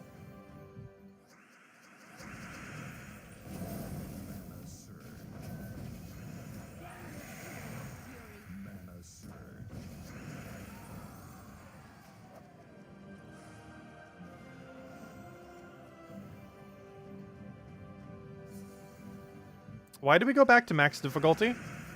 We did it for on 110 for 1 hour. Now we're doing it on this for 1 hour, and then we did a poll to see which one we do it on. And currently the poll is winning on max difficulty as well. So after this, because after this half an hour, I'm doing whatever the poll wins at, and currently it is 120%, which is also what we're doing right now. This makes it so it goes a little bit slower as far as the rate at which we do them, but we're getting 10% more loot per thing, which is actually a lot of loot, surprisingly. Like, that's hundreds of gem value per hour extra. While we're opening them a little bit slower, the amount of loot that we're getting is higher. But this will still get us to our 1,000 goal in a timely manner. Because it does look like we're doing roughly 120 per hour, give or take a little. Because we're about half an hour in right now, and we've done 74. So it's a bit slower, obviously, than doing 200 per hour. However, it's still going to be like 120 to 150 per hour. It's not that much slower.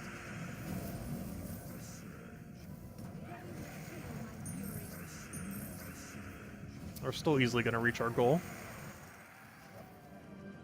Like, let's say we are doing 120 per hour, which is lowballing it. We're probably doing a little bit better than that.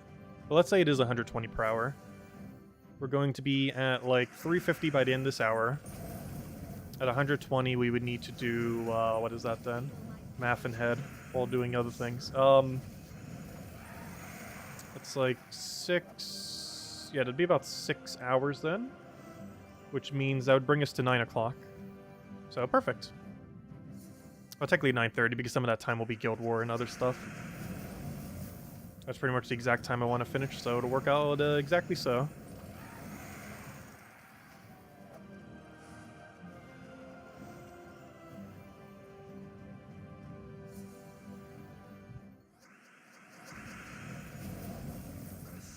Go big or go home. Oh, we're already home. It's kind of funny because I reorganized my room, but it still has a very distinct area that looks like an office.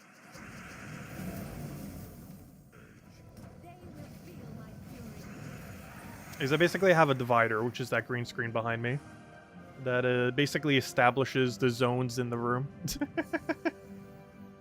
Though I do have to say, I really like the new cabinet plus TV I ended up getting. It's the first time in a while where I've actually had a TV that I actually use for anything that isn't gaming.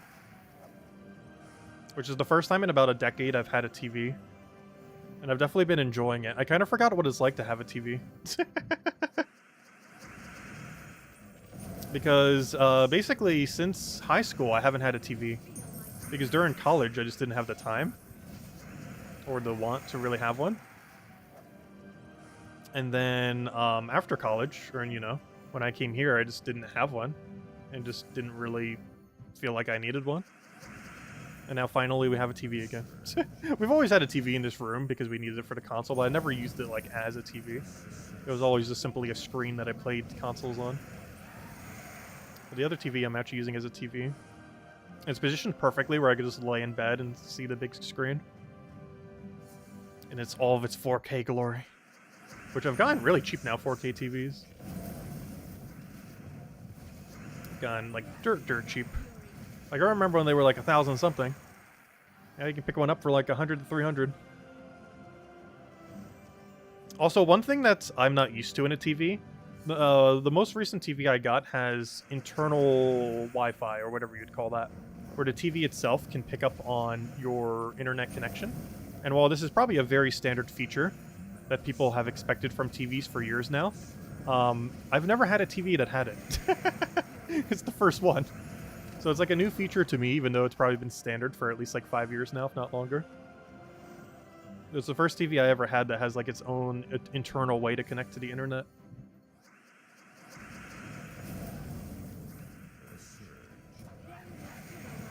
So to me, it's a new feature. I'm pretty sure it's like exceedingly standard.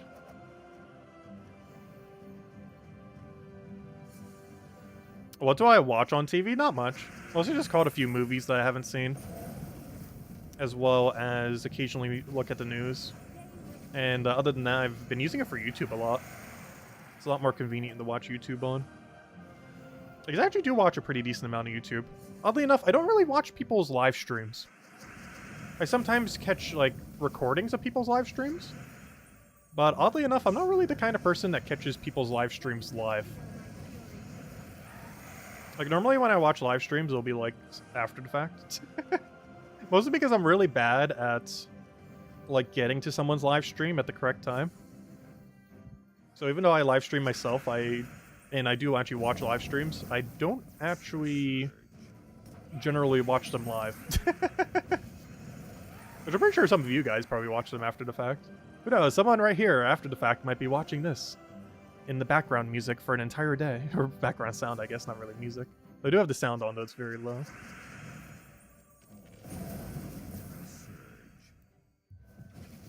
Let's see, because I'm pretty sure most people catch like the 1 hour streams that we do at night at like a different time. They can't make it. Especially on the days that are more relevant, like Mondays or other things where we're going over new things, like Fridays when there's a new mythic or something similar. But normally we also have a video to go up corresponding to it as well.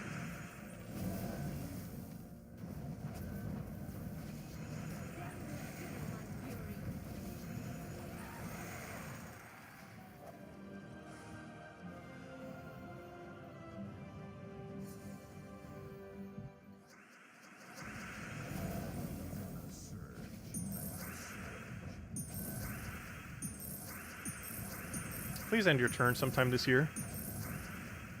Also, gnomes running away in... for any of you that don't know, because this might be the first instance that we didn't actually do it, but gnomes that run away in vaults do not actually deny their loot. It is the only location in the game where a gnome or Valraven running away, well, there's no Valravens, but you know what I mean. It's the only instance where something that has like a backdrop running away does not actually deny you the loot. You will always get the loot for all 3 of the treasure gnomes, even if they run away. And I assumably this is a feature because it has never been changed. This is the only location where a gnome running away gives you the full amount of loot. So it doesn't actually matter if they run away or if you kill them. Obviously, it's quicker to kill them in almost every situation. And by almost every, I mean every situation. However, they don't actually deny you loot if they do run away. Like, if he runs away right there, okay, you didn't. I wish one would run away so I could show it. But we'd still see 4 drops here. 1 from Cedric and 3 from the other gnomes. Even if he runs. What size is the TV? It's around a 40-something inch. I forget exactly. I think it's 43-inch, I want to say. It's not, like, massively big, but, you know, it's big enough for the distance. I don't need anything too massive there. It's perfect because I got the exact cabinet that fits exactly where I need it. That holds basically everything. I have my router behind it. I have my other router thingy that connects it so it has that better Wi-Fi signal. Or whatever you call it. I forget what exactly the device is called. One's called a router. I forget what the other thing's called. But it basically just makes the signal better. But I have both of those 2 things behind it. And then the TV is just sitting there. And it's all in a nice little cabinet. Or wardrobe, I should say.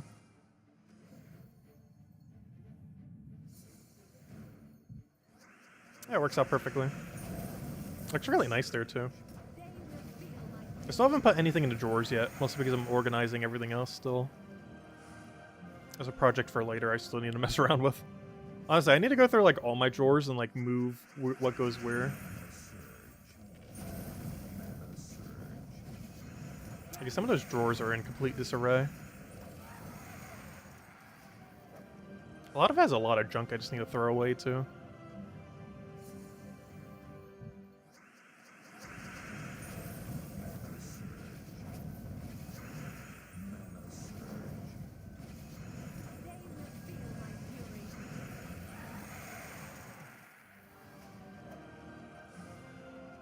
Hey, I think that was the last we needed for all the verse gnomes. We already had them all, but I mean as far as getting another set during the stream. I think that was the last one we needed for that. We got the drummer, we got the singer, we got the tongue guy 2 times. So we have gotten a whole set of, it took about 300 vault keys. But we got a full set of all of the verse gnomes. Which, honestly, oddly enough, that's about how many it took the first time around. It was about 300. So it seems their drop rate's still about the same. Yeah, 300 to 500 vault keys seems like about how many you have to do to get the whole set of them. Give or take. Obviously, it could be longer. But now we've basically done it 2 times for the exact number. The first time we did it took about 300, and right now it took us about 300.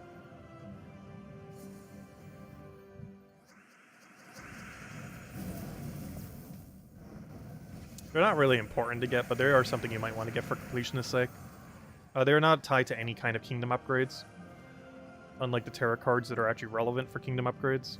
Like, for example, the one we just got is from Zhejian. And counts as a kingdom star towards Zhejian. But unfortunately, the gnomes are not the same. They're more so just for completionist's sake, for just having to own. They might have a purpose in the future, but currently they do not.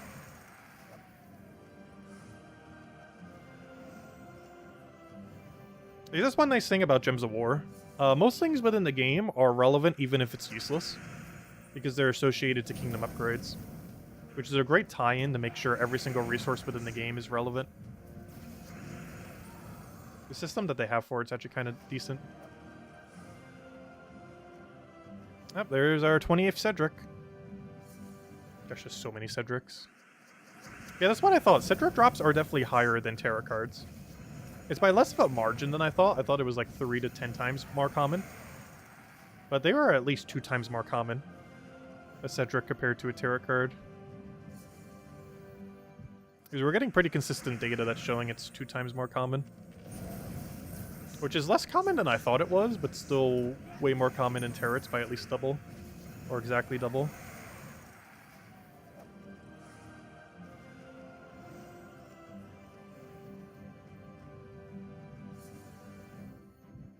Oh yeah, we handed out an extra code because we got an epic Vault key.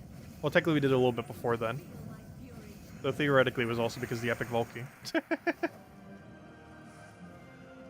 Because it's probably the only epic Vault key we're getting this entire stream. Due to the odds of getting it being very low. Because from what I can tell, the chance you get a Vault key is only like about 1 in 100. And the chance that you get an epic Vault key because of that is a 10% chance whenever you get a Vault key. It's like a 1 in 1,000. Approximately. Assuming that actually is its drop rate. I mean, that is realistically the only one we're getting this entire stream. Assuming that is its drop rate.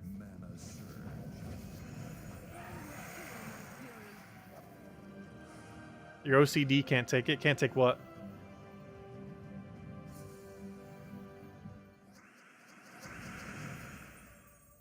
Oh, so it does look like we're going to get a little bit closer to 150 in an hour doing this method, which is only 50 slower than the other method. Which is slower, but we're getting a lot more loot.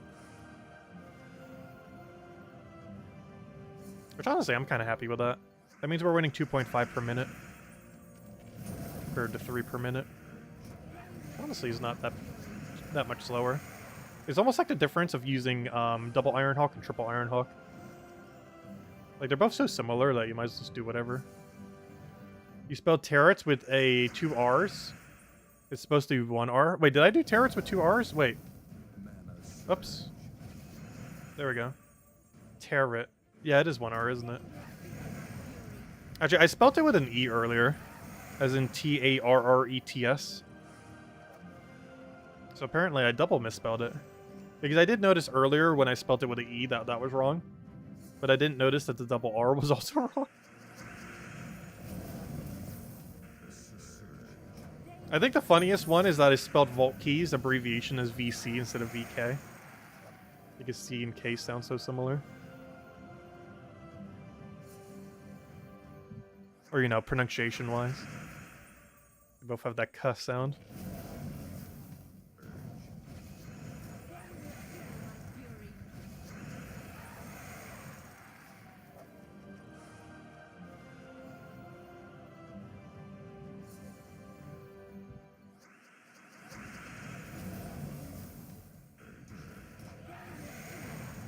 Oh, that was almost a one-shot.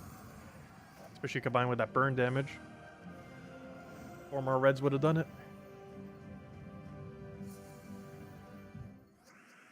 Yeah, at the end of this hour, I'm going to double check compared to our starting number to see what our actual number of keys completed are. Because there's a chance we're already at like 350. And I just haven't been keeping track of them correctly. There's also a chance I could be overcompensating some and making the number higher than it actually is. I don't think I am, though. If anything, I feel like our number is too low, not too high. Find out when we check at the end of this hour.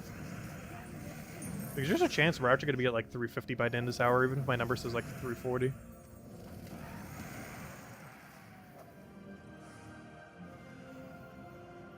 Which means we're pretty much already 1/3 the way there. And we're only 2 hours in. Which honestly is quite a bit quicker than I thought this would take. So we were doing the quicker method earlier. But even with the slower method, to get max loot, we're still going to complete it within a time frame that is quicker than I was initially anticipating.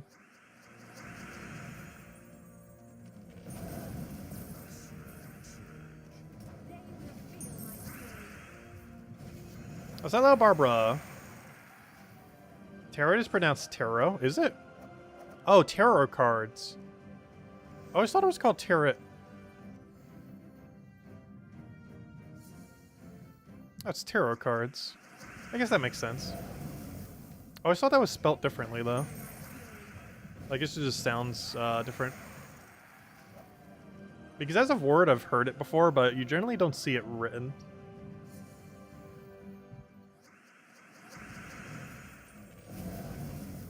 Also, we're almost at 30 Cedrics. Which means we're getting a Cedric about every 10. Which is what we already knew his drop rate was, but now we just get to see it's depressingly high. because it's going to be like 100 Cedrics by the end of the stream. We're going to have almost 100 Cedrics by the end of this stream. You only need 7 ever. Maybe 8 if you really want to go for a weird build. And we're going to have 100 in one stream. This is insane. Also, anyone who's looking for the tarot cards, there's a good data for about how many you'll need to do. If you're looking for, like, about how many will it take. Though do keep in mind, it's a pretty thick drop table. You might not necessarily get the ones you need. Like, you can get 30 tarot cards and still not get the one you need. You probably would, but, you know, there's a chance you don't.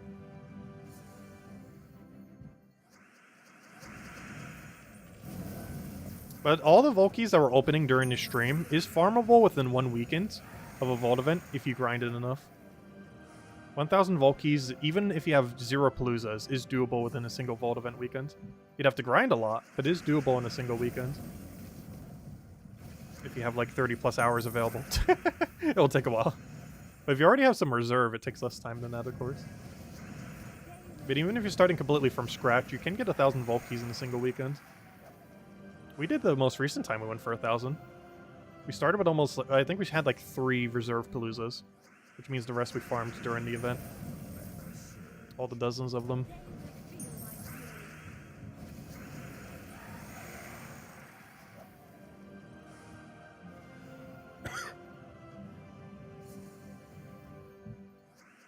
Also, unless they're doing a special one, unfortunately, we don't have any more Vault events this year. Unless they're doing a special surprise one for the holidays, which they might be. There's no scheduled Vault event for the rest of the year until 2023.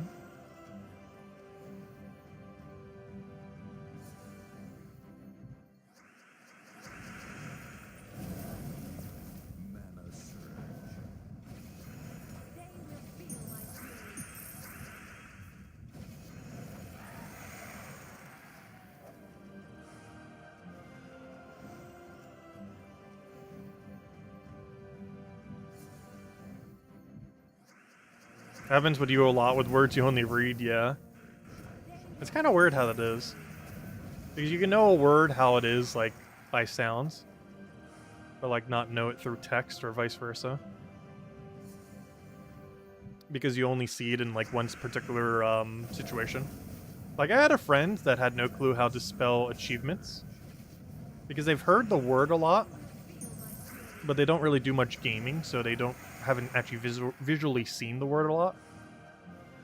Because I remember that in middle school, just randomly.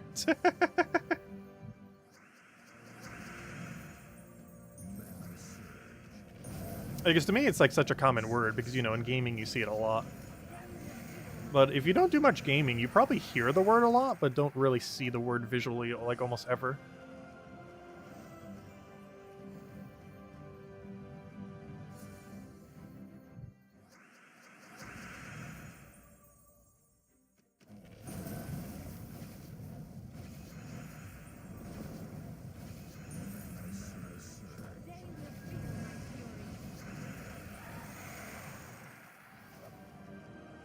Hey, another Volkey and a Cedric.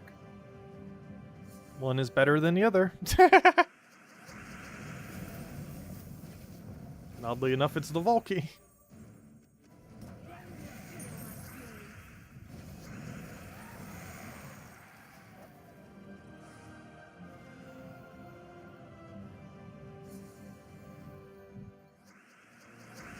Yeah, the Volkey drop rate might be close to 1 in 15. We're just getting unlucky. It's hard to tell. We found 4 within 300 something. Because last I recall, it's about a 1 in 100 drop. But some people earlier were saying it's more common than that. Though our data still shows it's almost 1 in 100.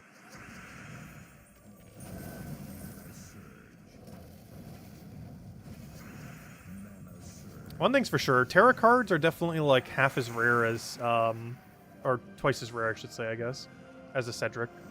As that seems to be coming together pretty well, the data on that. Where Cedric is 2 times more common in a tarot card. Which is way less common than I thought he was. But still absurdly common.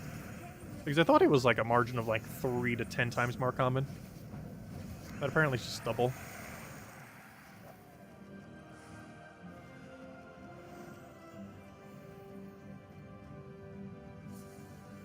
Everything is twice as rare, Cedric. I'm mostly just tarot cards. Nothing else is actually coming up to be exactly that. Unless there's a number I'm not keeping track of, like gem keys or something else coming to that number. Because I'm not keeping track of 24 gem key drops or 18 event key drops or, you know, the 15-20 base. I haven't been keeping track of those. Also because I didn't want to keep track of too many things. Otherwise we'd be updating 2 numbers like every several seconds. Like there's an 18 event key drop, for example, which is the 15 number, just boosted by 20%. Yeah, based on the poll, it looks like we're going to be doing it this way for the rest of the stream, which is how I normally do Volkies anyway, so nothing different. Okay, so here, for the first time, which is actually really surprising, the first time in 2 hours where a gnome has ran away. So it is a bit more common when we do this team. But as you can see, there's 4 drops here. And it's because you still get the loot for the gnome even when he runs.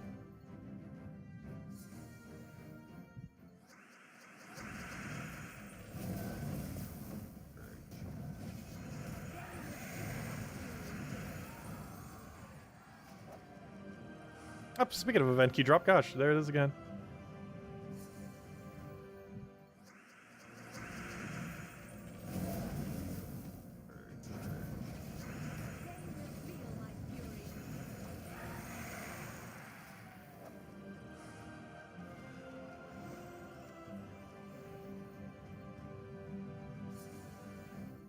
The next redeem code will be whenever we get a power orb again. So we'll probably be handing out 2 more regardless if we get those power orbs or not. Did I eat well before the stream? I had a little bite to eat. Not much, though. Actually, Mom ended up making some brownies the other day, so I did nibble on those, too. But I ended up just having some crab lagoons real quick. Oh, not, like, real quick, but, you know. Take, like, almost 20 minutes, the whole process. They were like a little mini lunch breakfast. I really like ragoons. They're so good. Cream cheese, crab, lobster.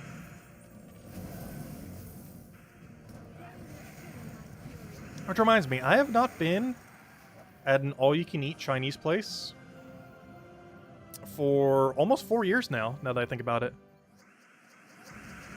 Because I haven't since the entirety of the pandemic, and even slightly before then, I haven't gone out for a while for it.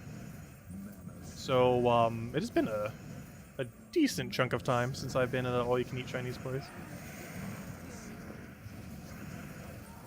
They're pretty good. I normally stock up heavily on sushi, assuming their sushi's any good, which, the place I normally go to, it's pretty decent. Not the best sushi you're ever going to have, but for the price, it's, pretty decent. But that with crab lagoons, and that's basically it. That's like all I'll eat sometimes at a all-you-can-eat place. Because a lot of their other items tend to be kind of underwhelming a lot of times. Because it's like the cheap stuff. But the sushi's normally good quality. Or, you know, relative to the price. Like it's fresh, it's made on the spot, you know, it's decent. Not the best sushi you're ever going to have, but, you know, for the price it's good. But, oh wait, was that a Cedric? That was a Cedric, right? I wasn't paying attention. No, that wasn't a Cedric, hold up. There's just a number update.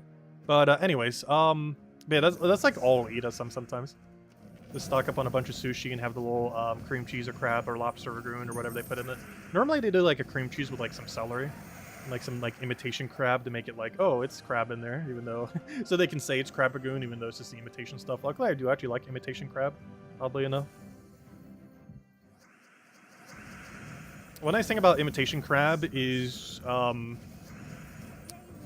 It doesn't get like that overly fishy taste when prepared incorrectly. Okay, that one's definitely a Cedric.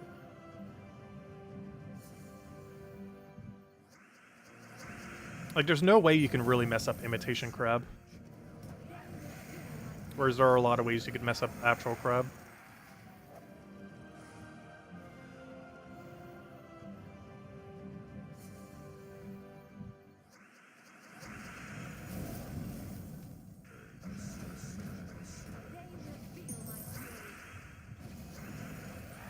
You haven't been at a Chinese buffet in 17 years? Really? Oh gosh. I used to go a lot with my dad. Actually, if I would have been back in New Jersey, I'm pretty sure we would have went like once or twice. But I was still going to be visiting him. It's just probably going to be closer to the summer rather than for the holidays.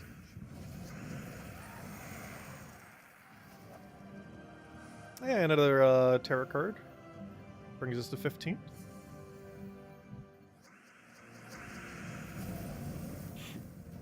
But yeah, I'm not sure what's up with the flight system. I hope that changes soon. Or at least if they're going to have a transfer, have a transfer that makes more sense, like North Carolina or something similar. Because to have a transfer in the complete opposite direction makes literally 0 sense. From a time perspective. And a money perspective, because it costs more doing it that way. Though not that much more. It's more so the 11-hour wait that would be the more annoying thing. And the fact that you're going in the opposite direction, which means you're going to be on the flight even longer. I still don't understand that, though. Like, I was looking at it, and it's like, wait, this must be a typo or something. Nope, it is the case.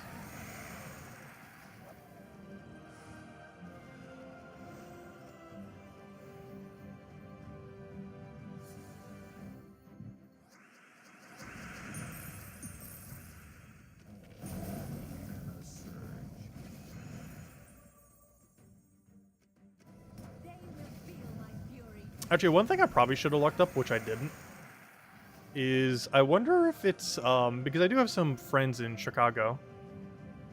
The Defiant's not there anymore, unfortunately. But I do have some other friends in Chicago that, that was Eccentric, right? What drop was that? That, I wonder if they don't have a direct flight to New Jersey, if I could actually go to Chicago for a little while and then go to, New Jersey from there. Because that airport, I'm pretty sure it goes almost everywhere, because it's like a bigger international one. So it might actually be more convenient, even if the website itself doesn't have an option for it, where I like go there, wait a few days, and then head to where I actually want to go. I end up actually being cheaper and more time efficient than trying to do it through the other means.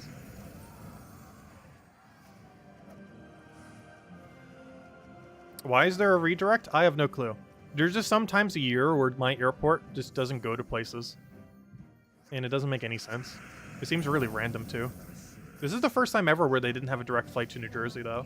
I guess because less people are flying or something similar? I'm not sure. Maybe they restructured because of the pandemic. Because I haven't really flown much since then. But that shouldn't be the case, because even just last year, I could still get a direct flight to there. But it was during the summer. So maybe they just don't do it during wintertime now? Because I know their flight paths are a lot different during the winter compared to the summer times. So maybe during summer they just have normal routing again. I sure hope so, because when they do, round trip is like 100 to 200 bucks. Like, it is very cheap.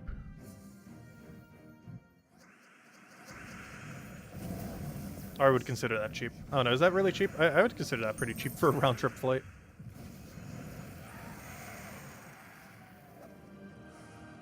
Right now it's like 400, which the price isn't like too big a deal.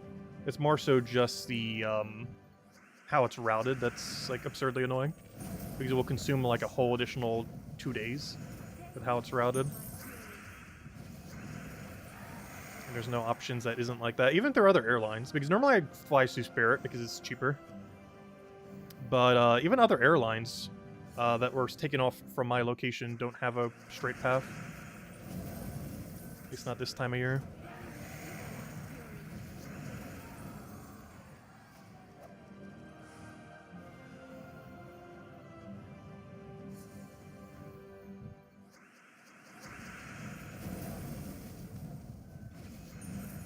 But if nothing else, I'll be around here for the holidays with you guys.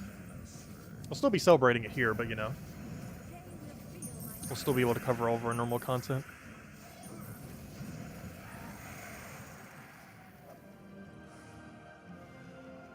But it does mean I'm probably going to have a lot of trips next year then. Since the ones I had for this year kind of got all delayed. Well, next year.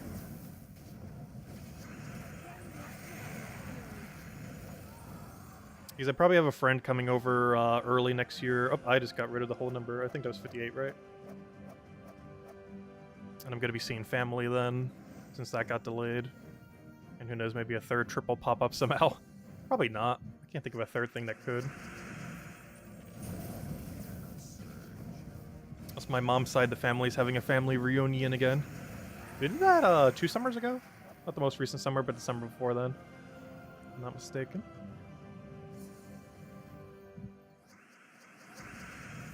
Actually, was it this summer? I don't remember. Oh, I think it was 2 summers ago. That was last year.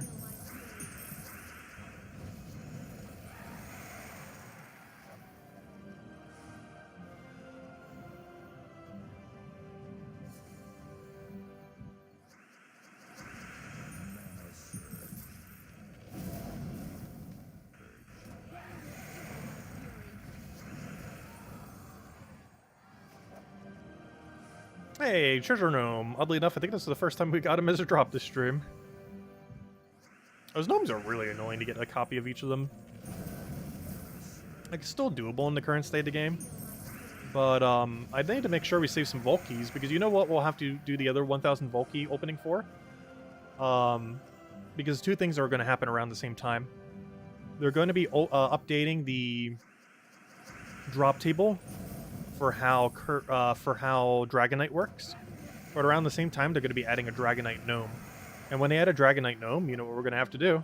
We're going to have to go open Vault keys to go get that Dragonite gnome, which means we might be able to synergize two things simultaneously, where we not only do another 1,000 Vault key opening sometime early next year, but we also will get the Dragonite gnome in the process. It's not a must-have. There's no kingdom upgrade where it's associated to. But if you're going for full completion, it is something you would eventually want to get your hands on. Another tarot card.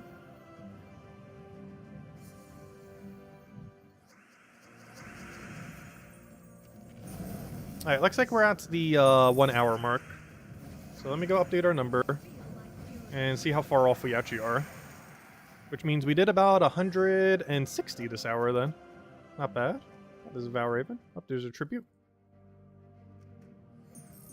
Also, look at our gem stack repair itself. Okay, anyways.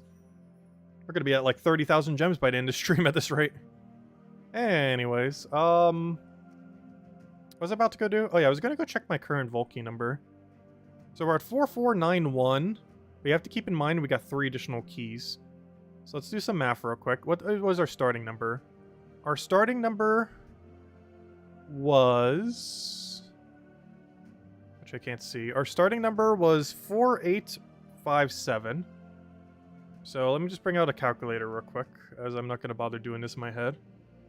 So to do this number, we'd have to take 4857, subtract our current number of 4491, and then do we add 3 or subtract 3?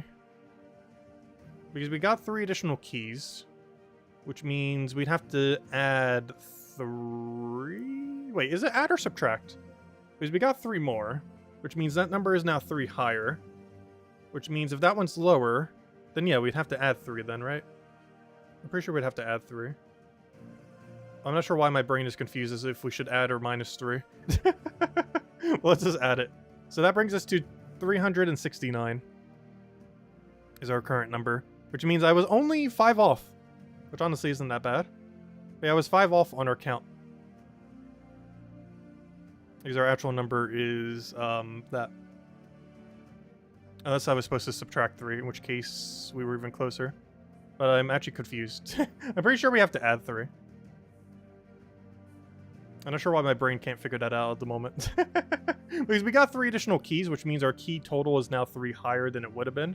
Which means if we consume down to that lower number, then yes, we'd have to add 3 for keeping track of how many we consumed. So yes, it would be add. Anyways. Also, there's the 2 redeem codes we handed out earlier, and our level up bonus from earlier. Anyways, let's keep going. So that should be our correct exact number now of how many keys we've done up to this point. And based on the poll, it does look like we're going to keep doing the 120% method. Let me go end the poll. Maybe we'll make a new poll. Oh no, what should we poll? We should make a poll on what we should poll. Anyways. Let's keep going. We're basically 1/3 the way there. And we're only 2 hours in. Though we are doing the slightly slower method compared to before, though it's not that much slower. Still like 150 per hour instead of 200 per hour. Which is slower, but not that slow. And let me go bring up that one number again so I can keep track of it better. There we go. So let me make it a nice even number so it doesn't look weird.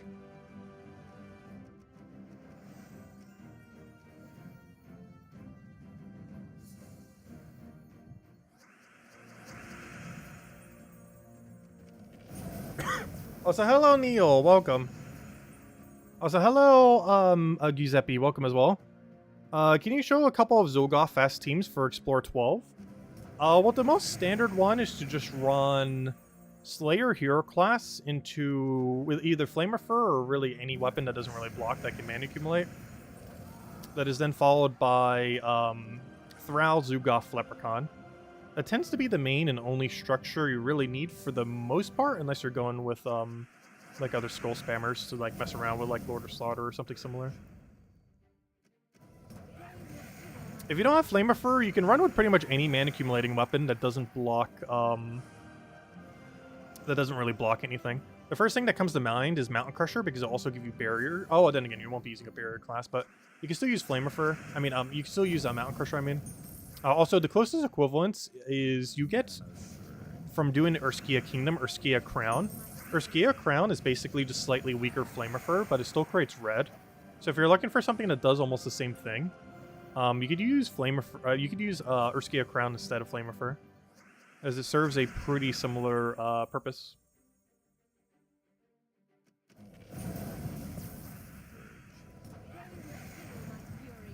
First question, does Vault Key drop rate same outside of Vault Keys than during an event? No.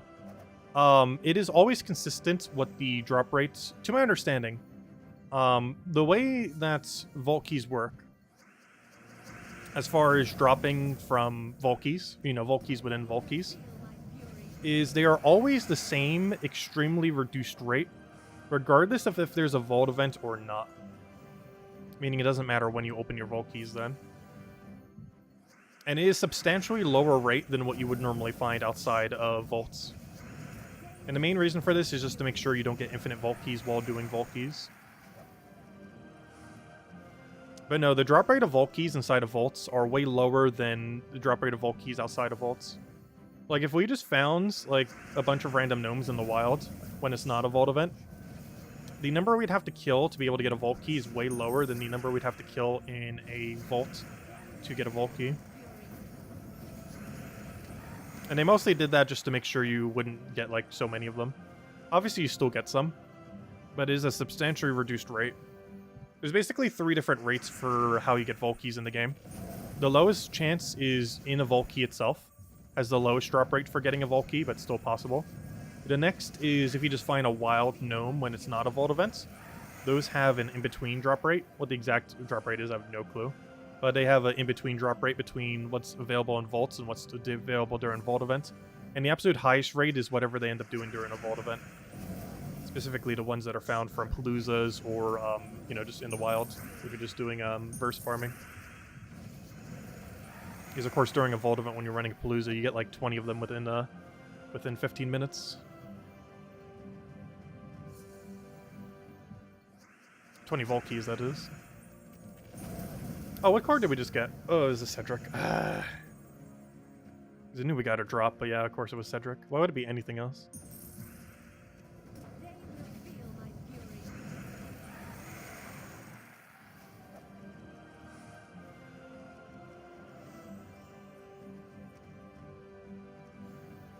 You can time the question as soon as Tessa stops talking. Let's see. Last stream, have you noticed a reduction in gem drops? No. Do you mean from Vault Keys specifically, or just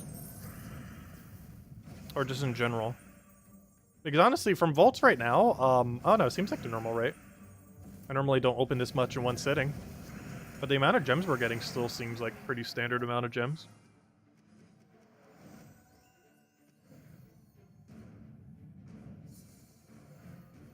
Because last I recall, the 250 gem drop is about 1 in 100.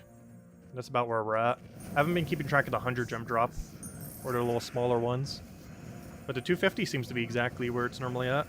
About 1 every 100 or so. If anything, I feel like major orbs have been dropping a bit less. I think we're just getting unlucky on them. Now, we did get a power, so we're not getting too unlucky.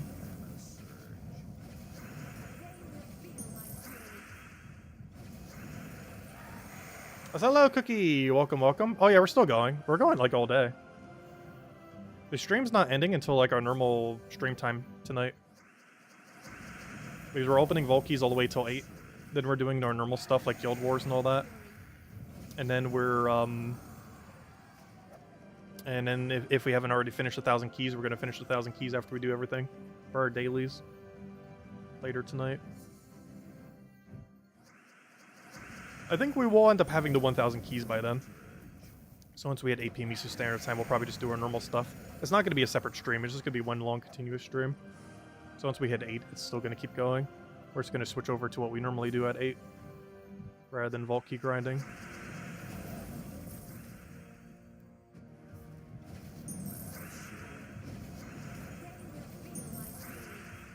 Yeah, we're still going for another 6 hours, approximately.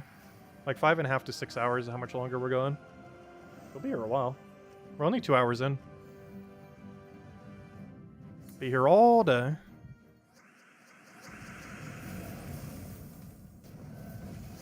So one of our longer Gems of War streams for a while. I don't mind if just something fun to do. It's just they haven't added too much grindable content as of lately. I hope some upcoming patches have some fun things to grind. Treasure Hunt rework, I still will. I said I would a while back. But we will do a 12-hour Treasure Hunt stream when they finally rework Treasure Hunt. And there's a good chance next year is finally the year they rework Treasure Hunt.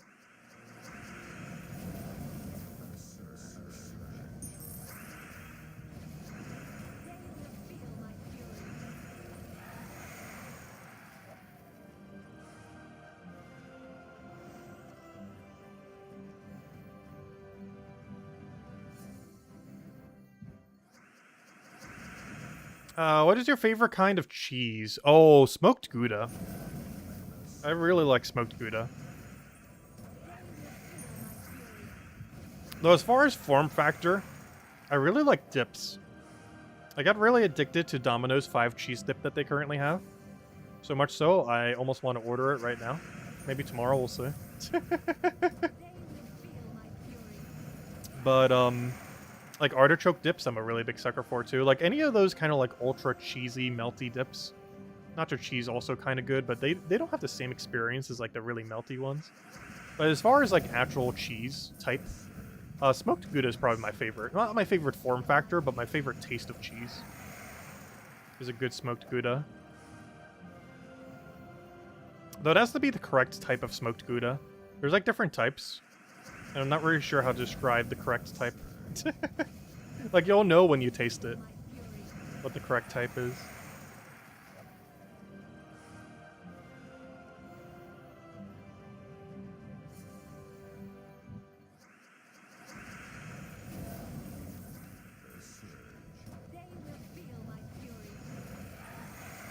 But his form factor isn't my favorite, unfortunately.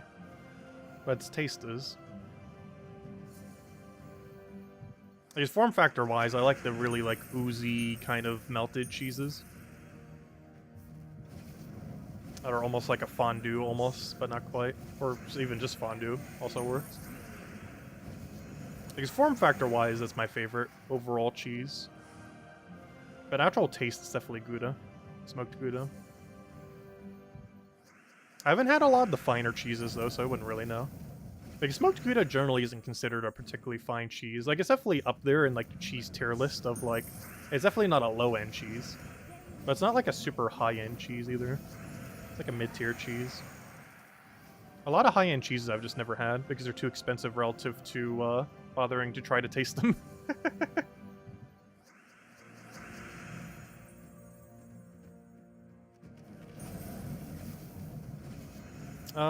Let's see. I'll take the red over there.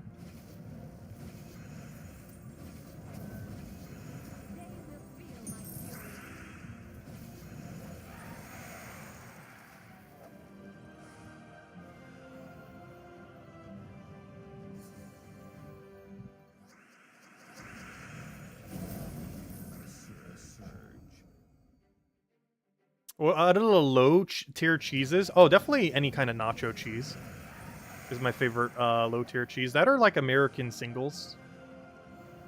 Like the American sliced white cheese. But if nacho cheese is considered a low-tier cheese, nacho cheese is definitely my favorite. It's not even close.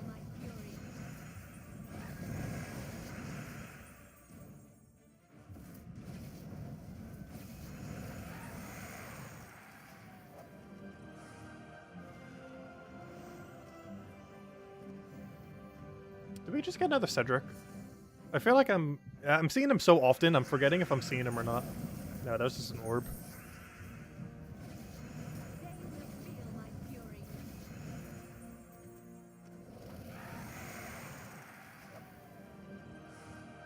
The spray cheese? Gosh, I haven't had spray cheese in a while. I don't normally care for most brands of spray cheese. They're kind of average. They taste too processed to me.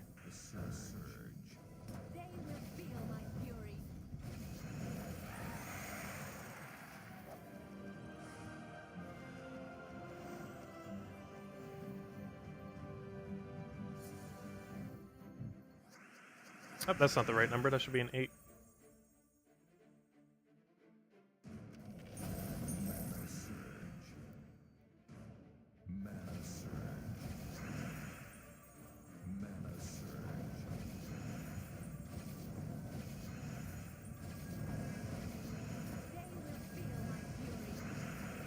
Time for the cheese tier list? Oh gosh.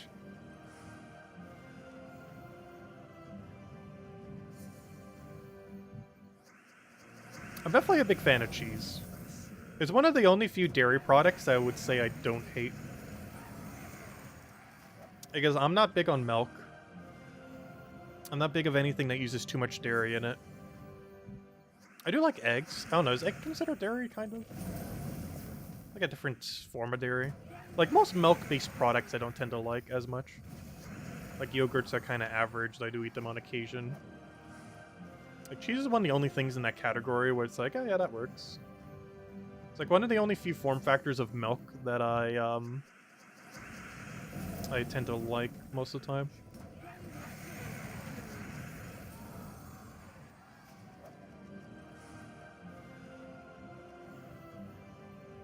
Like, I definitely don't tend to eat that many dairy products normally.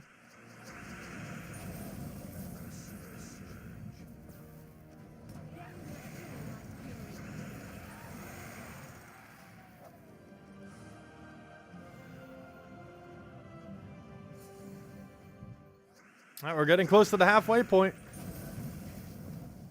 Yeah, in there. Still a little ways to go, though.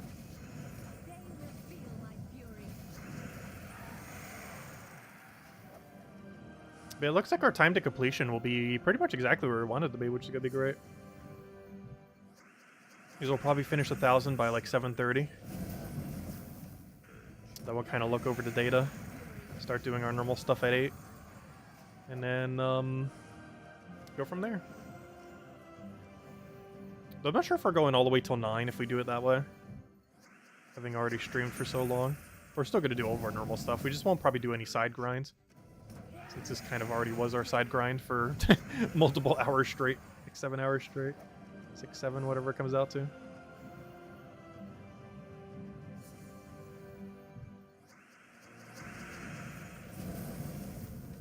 Can we give out codes at the halfway point? Well, I want to try not to give out too many. Because we do have a limit of how many we can hand out. And I do need to, and we're going to be handing out a lot for the holidays too, so I don't want to use too many necessarily right now. But we're definitely handing out about 4 to stream, and we've done 2 so far.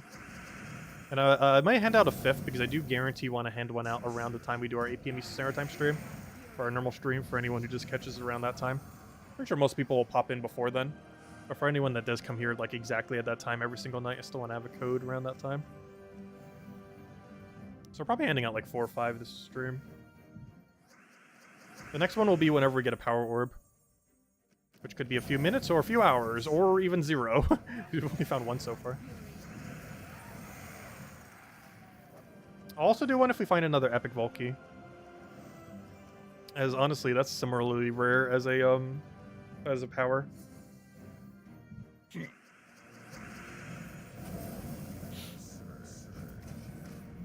That was a big cascade. We even got a treasure map from that. But that doesn't really give you any loot. At least until it gets buffed. Okay. Let me update this number. Nothing good in the drops. I still can't believe normal gnome has that 100 and 500 soul drop still. It's so pitiful when you compare it to like soul gnome. It's weird because his diamond right is actually better than jewel gnome, which is the jewel based dropping gnome. But his soul drops are pitiful compared to soul gnome. Like his jewel drops compared to jewel gnome is better than jewel gnome, but his soul drops compared to soul gnome is ridiculously pitiful. Whereas best one is half the worst soul gnome drop. Whereas diamond drop is lower than what you would get from a normal diamond gnome, but it's at a higher frequency that you actually ultimately get more from normal gnome than you do from jewel gnome. Like you get more diamonds from normal gnome than you do from jewel gnome. It makes no sense, but it is the way it is because jewel gnome's so bad. Isn't that like the third time we've gotten to chariot? Pretty sure it is. Sure feels like it is.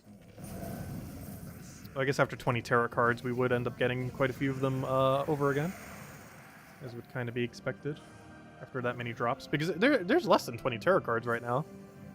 So by default, we'd have to have gotten some twice. Actually, how many tarot cards are there these days? Because there's more than a dozen, but I feel like there's less than 20. But these days, I don't know, is there over 20 now? I'm losing track of how many there are. Because don't all of them have the tarot trait? So you could just type, oh, we got a Volky and a Cedric. Actually, almost every time we've gotten a Volky, we've also gotten a Cedric, oddly enough. But, let me go check something real quick. Because I believe if I type in the word, I believe there's only one that doesn't have the word tarot in it. Oh yeah, Suit of Wands as well. So that would be two of them then, unless I'm forgetting of one. So if I just type in the word, how do you spell tarot again? Tarot? That's not how you spell tarot. How do you spell tarot? Oh, it's R-A. Gosh, how many different ways am I going to spell tarot incorrectly today? 8, 12, 14. I believe there's 14 tarot cards. Unless I'm forgetting of one. But I believe that's 14 tarot cards then. Because there's two that aren't there. Heart of Rage and the Wand. Unless I'm forgetting of some other one that doesn't have the word tarot in it. But if that is the case, there's 14 tarot cards and we've gotten 20, which means we've, by default, would have to have gotten some at least twice. Since we've gotten more drops than there are cards. I don't think we've gotten a full set, though. We have not gotten every single one once yet. But we have gotten more than the number that are within the game. Currently. That will change over time, obviously. Though this does show newer players can easily catch up on these. If you power grind 1,000 vault keys, or even just do like 2 vault events where you go like 500, 500, which is much more doable. Within 1,000 vault keys, you will still be able to catch up on all tarot cards. Which means a single vault event or 2. And you already caught up on basically every tarot card in the entire game. Even a year or a couple years from now, you'll still be able to do it that way. Based on how many drops we're getting. Because obviously by the end of this, we're going to have like 50 tarot cards or so. Roughly. Which even if there was like 24 different tarots, of which there are, I believe, about 16 currently. But even into the future where there's like 30 something, you'd still be able to get most all of them within a single weekend, basically. Or let's say 2 vault events. Because if you do 2 vault events to 500, which is very doable, and then you go and spend 1 day or half a day or, you know, however long the stream takes to then go open those 1,000 vault keys, you would then have... Oh, that's one of the new ones! This one came in on Monday. That was just added earlier this week. Yeah, there we go. 21 turrets. Because we got 2 different ones. Courage and Strength. I believe were the 2 that were added this week if you haven't already gotten them. And we just got Strength. They were added on Monday, but obviously we're doing the opening right now. We already have them, but... Those are the two new tarot cards that are in the drop table as of this week. That weren't available previously.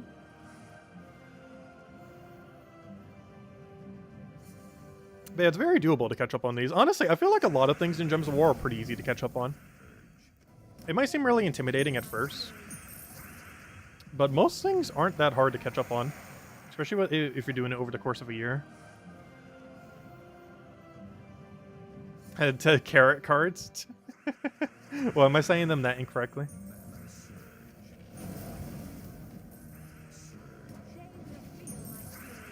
Oh, yeah, because they all have the word draw in them. That's true.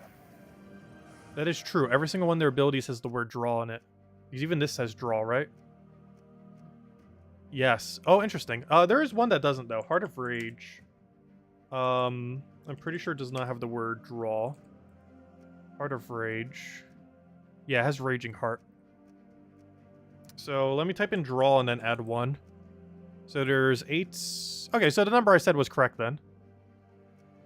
Because the only other one that doesn't have the word bad or terror in it is the Ace of Wands, which was just added... Actually, it's not even in drop table yet. Ace of Wands is not in drop table. Which I believe it's the only tarot card not in drop table, if I'm not mistaken. But it's because it's currently from the current Kingdom Pass, which is money locked behind the 8-hour thing. Also, last 2 days to do it, by the way. Though if you haven't gotten that far into it, you probably not worth doing. Though if you're only several tiers away, you might as well spend gems to go get it done, especially if you bought money into it. But yeah, this is the only tarot card currently that is not available in the Volkey drop table, if I'm not mistaken. I'm pretty sure every other one has been added. But this one isn't because there's still an event where you can get it for money right now. It will be added at some point in like a month or two. But currently, I believe it is the only tarot card in the game that is not in drop table. Which you can kind of tell based on the fact that we have more than one of each of these. So yeah, it is the only tarot card in the entire game that is not in drop table right now, since they added the other two, is Ace of Wands. But that's because there's an event going on for it, and it'll be available in about a month or two. We don't know the official date. But yeah, that's the only one not in drop table. But yeah, there's, what is that, 8, 12, 14. Because one of them is not showing as Heart of Rage. So yeah, the same number that we thought earlier. There's 14 tarot cards in the game. Because Heart of Rage technically is one. Even though it's not actually called one. But it is still theoretically a tarot card. Anyways. Where are we? Let's keep going. We're almost halfway there.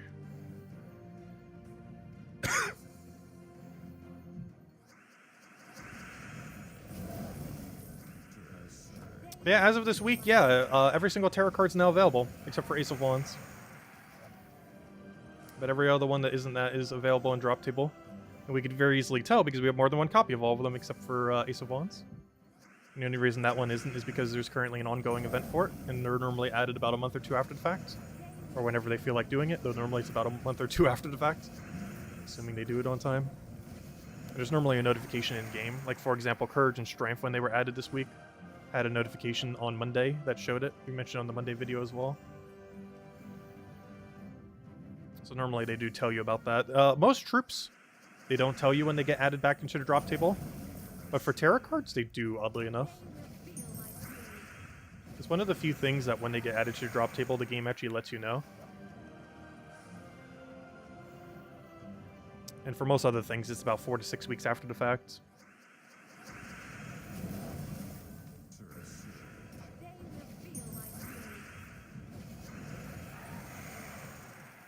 Yes, I know the T is silent.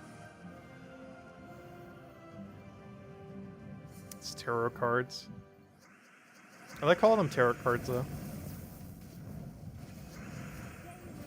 Oh, we just got a Cedric. That's the only bad thing about Cedric is we're seeing a Cedric every single fight. And since he's so common and the highest number of anything we're keeping track of, I keep, like, not adding him sometimes, I feel like. I'm pretty sure that number's accurate. Based on how many tarot cards we found, I would assume that number's accurate. Because we have a 2x margin. I know for sure I haven't missed any of the tarot cards because they look different. It's just weird keeping track of Cedric because we see Cedric every fight. So seeing him on the loot screen, you know, it's the same image again. Just in a different form factor.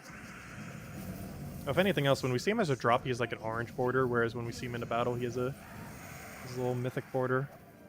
Because I've been keeping track of the number. Let me go add like 6. Doesn't need to be exact. We can easily keep track of it when we go check the number.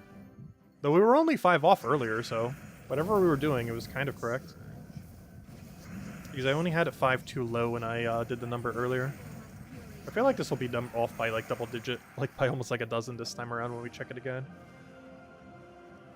But before it was only off by 5, which isn't that bad.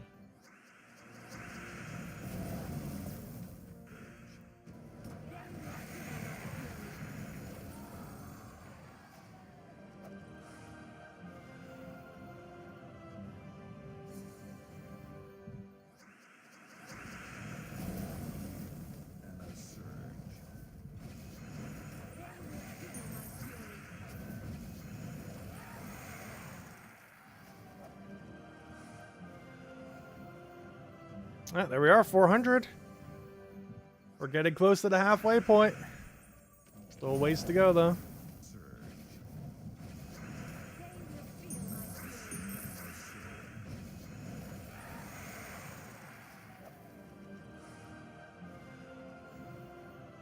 Which means within the next hour we'll be halfway there.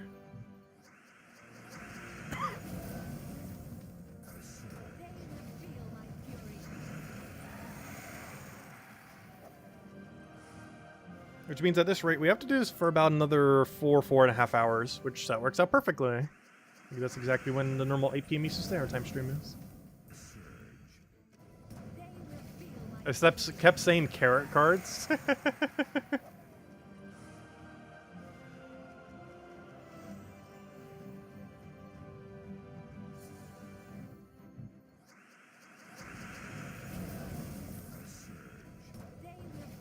Oh, so you know what? If we don't get a drop by then, we'll hand out a redeem code once we hit a halfway point. How about that? It'll probably be our last code for a little bit once we do, though. But once we hit the halfway point, which is 500 vault keys, we'll hand out a code. If we don't already get, like, a power ore before then or something similar.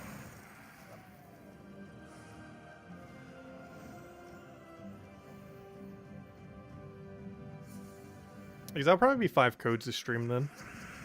We'll hand out one at the halfway point, another one at some point between those 2 points, and then one last one at the 8 p.m. Eastern Standard Time. And we're doing probably after Guild Wars.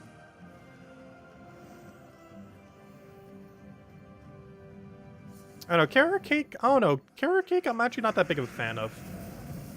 For one of them, a lot I can't have because they may contain nuts. But even when I've had carrot cakes that I can have, I'm not a big fan of them. Like, obviously, like, I'll probably eat them if I know 100% for sure I can eat it. The problem is a lot of times they may contain in weird ways that I can't. Because they use a lot of processed things a lot of times. Even when they're made homemade, sometimes people put stuff in there that I can't have. But, I don't know. Carrot cakes is kind of average. On the cake tier list, it is definitely very low. And I don't hate carrots. Carrots actually a pretty good vegetable. I just hate carrot cake. It seems like such a weird way to make cake. There's a lot of things I would put in cake. Carrot flavoring, not one of them.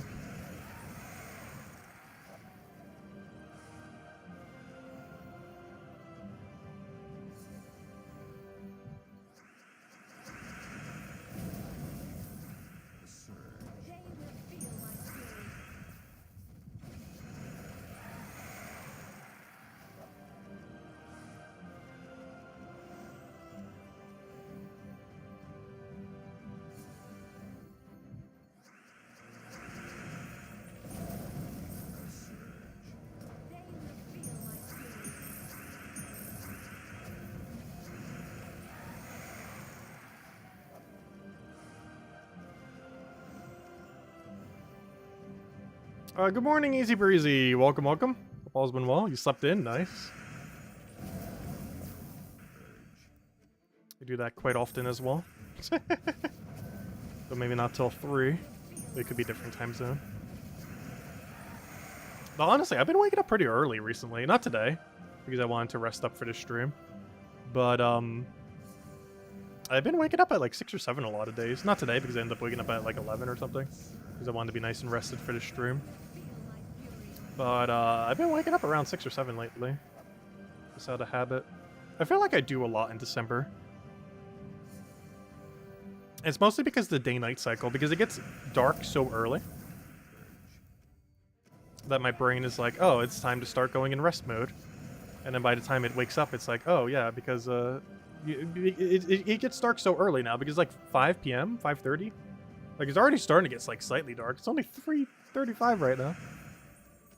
Not, like, dark, but, like, darker than what it should be around this time of day. I was getting, like, pitch black by, like, 6. So it, like, puts off my whole sleep schedule by a couple hours.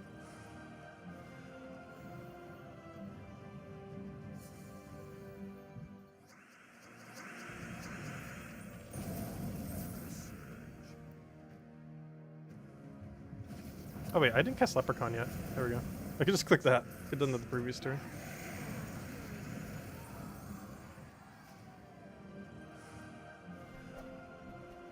Valraven.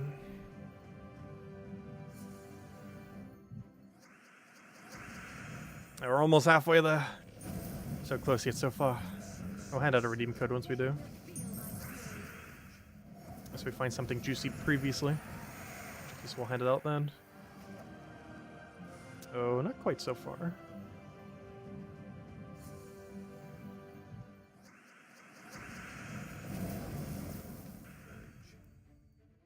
You have so much you need to do today, but you've been lazy.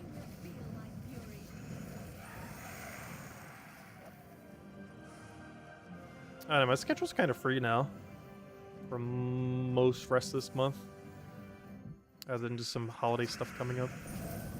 For like the next 2 weeks, I feel like I don't have much going on.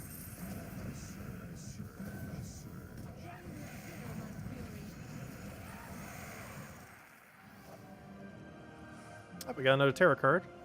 Almost even noticed that was one for a second. It almost looks like a gnome for whatever reason. Like, I know it doesn't look anything like a gnome, but for whatever reason, the outline of the card makes me think gnome.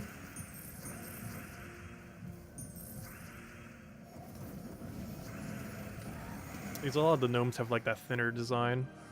And that card also has a thinner design.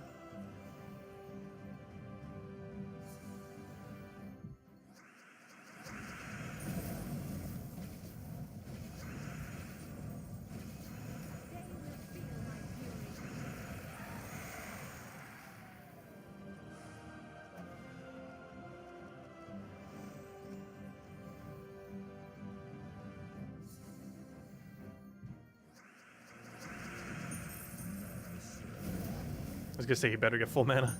Luckily he did.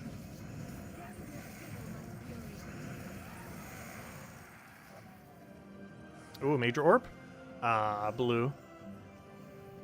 Still a good orb. It's not the good orb we're looking for.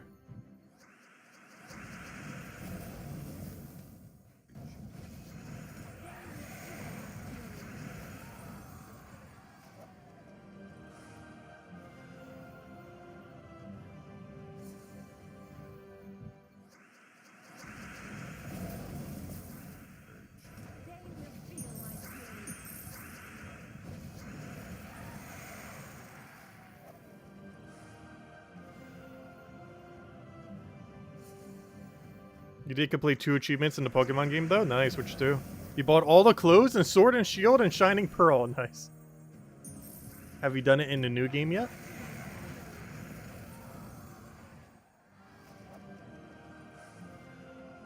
Money's definitely harder to come by in the newer game.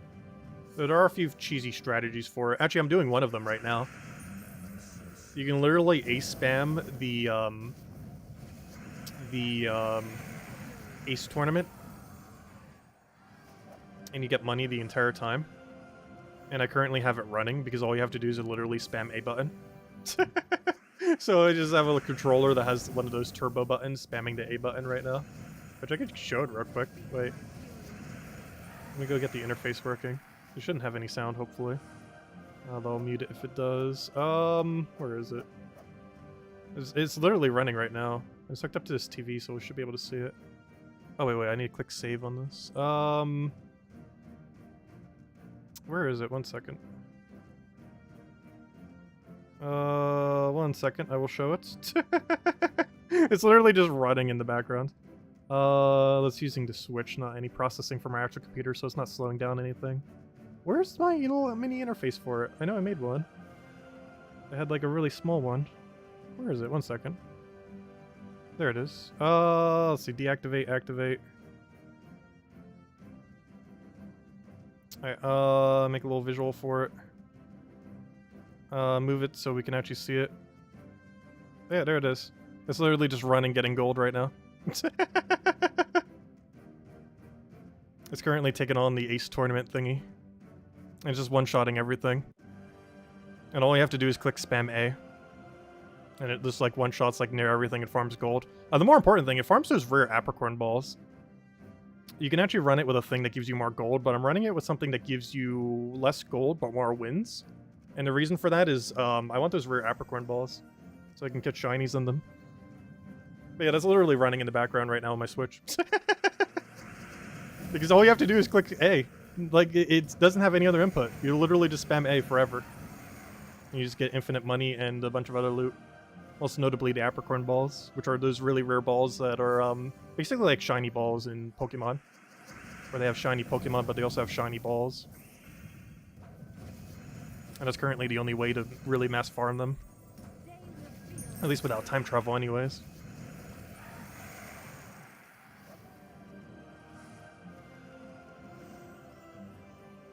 Yeah, it is mostly for the apricorn balls, so it also has the byproduct of giving quite a bit of other loot. It gives you like PP ups, it gives you PP maxes, it gives you a small amount of shards. Sometimes when you win, you get like 3 of a random shard, which is a very small amount. But to passively get them, you're getting like, I think like 12 to 15 of them passively per hour. Which means like 3 hours of running that, you're getting like 1 free Terror Transform. And it evenly distributes it among all of them in the game. Which means you'd have to have it running for over a week to get even like one single thing. Like you'd probably have to keep it running like constantly for like a week and a half to get one of every single one. Because of how many different types there are, because there's like, what, 18? But yeah, it slowly does that. It gives you a bunch of loot, but it's mostly for the apricorn balls. We also get max money and a few other things from it. Because I think that runs for about 300,000 to 400,000 Pokédollars per hour, and it caps at 10 million.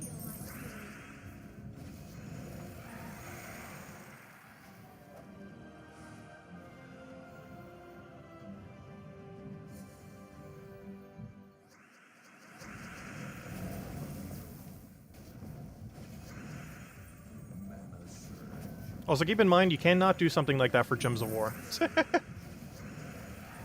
But it's allowed for something like Pokemon because Nintendo actually sells officially licensed turbo controllers.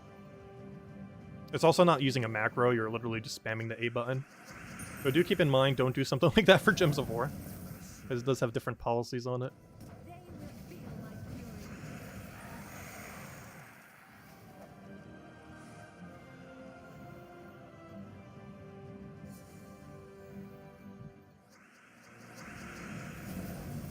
Because your account will probably get banned if you do that in Gems of War.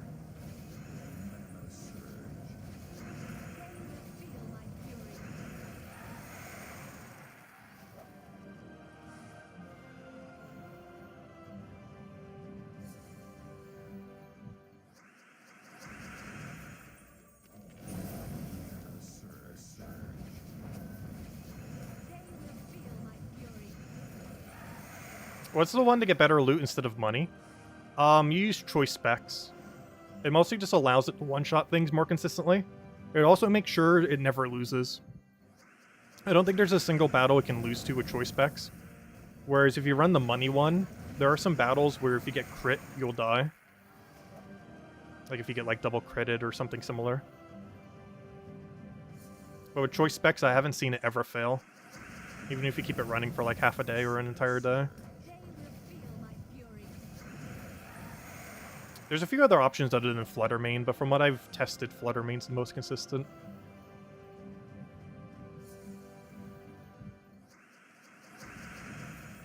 It's max HP, max special attack Flutter Mane. How do you find Ace Tournament? It's in the lobby of the main building, whatever you'd call it, the academy. Also, I have not updated the number in a while. There we go.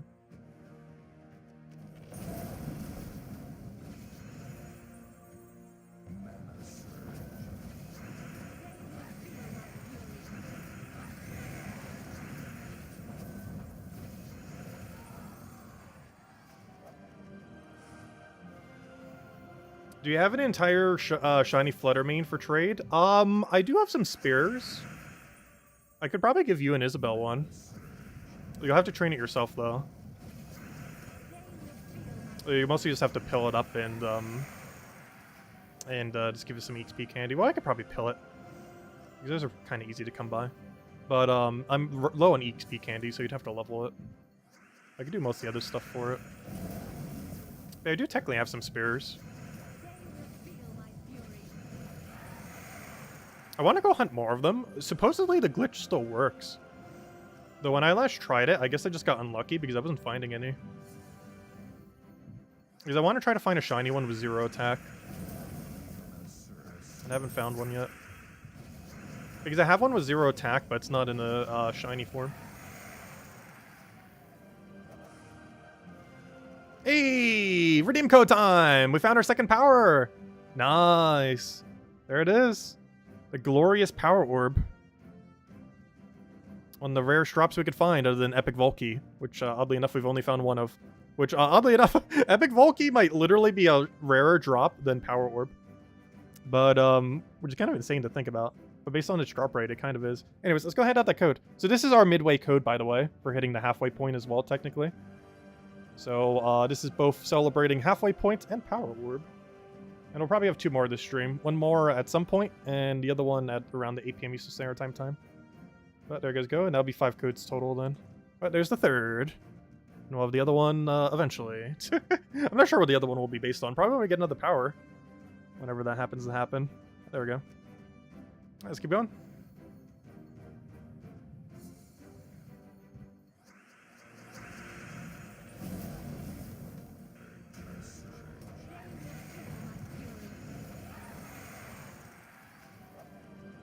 Hey, tarot card. Oh, the tarot card just starting to overtake the Cedric slightly. In that 2x ratio thingy. Also, where's my tracker? There it is. When I moved everything earlier, I moved my interface. 1 second. There we go. 24. Yeah, it's starting to break away from a 2x margin. So that's perfectly fine to see us getting less Cedrics than we should be. That is perfectly fine to be occurring. Because we were at a pretty consistent 2x margin, but now the tarot card is starting to get ahead some.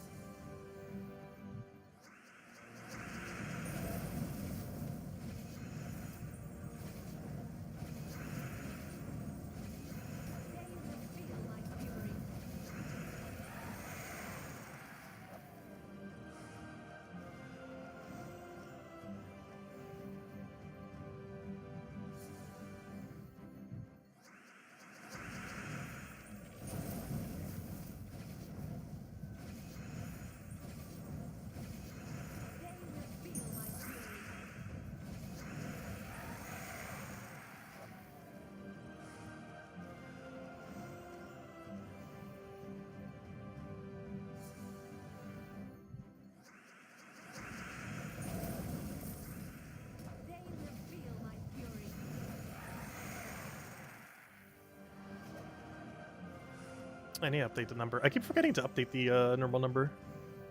Where are we at? Well, if nothing else, when we check it in about another hour, we'll see how far off we are. Is the Ace tournament difficult? No. At least not with a level 100 anyways. If you're doing it for the first time with Pokemon that are scaled accordingly, it's a decent challenge. But it is so easy, you can literally spam A forever and win with a level 100. Which is exactly what that was in the background.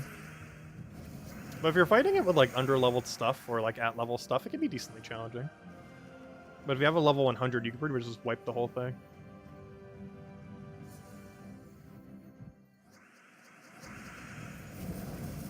Because they don't scale. They just stay at level 65, regardless of your other progression.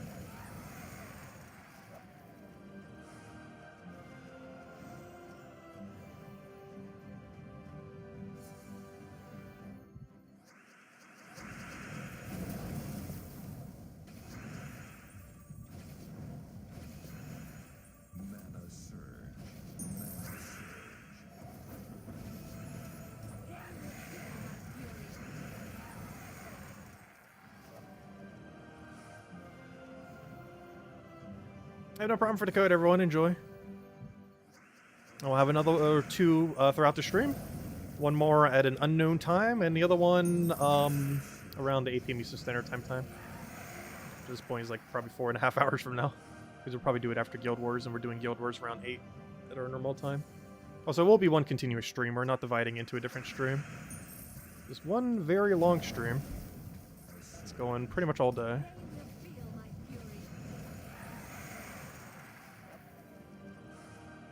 We're streaming for about another 4.5 hours, I would say. 4.5, 5 hours. Which means we're not even halfway done with the stream, even though we're almost halfway done with the vault grinds.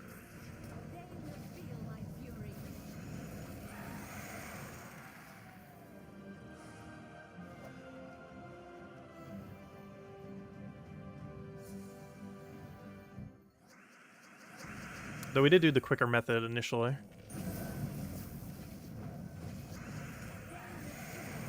Will Doomed Glaive be up in the next Emithrax faction assault? It's not from Emithrax. It's from I try to forget where it's from. Oh wait, what did we just get as a drop? I wasn't paying attention. But let me double check. Oh yeah, it was a Cedric. I thought so. Okay, anyways, what was I saying? But yeah, it's not from Emithrax. It's from somewheres. I can't remember where. I'll go double check in a second. But it's not from Emithrax. It is from... It is from Magrim Woods. So the next Magrim Woods event. I have no clue when the next Magrim's Wood event is. But whenever we do get one, it'll be in Soulforge. So whenever that occurs.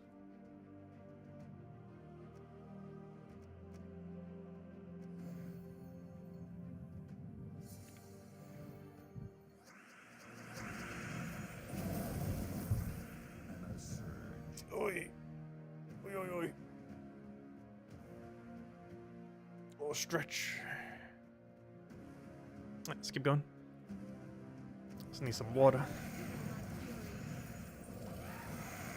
Also, I haven't even gotten to the backup order yet.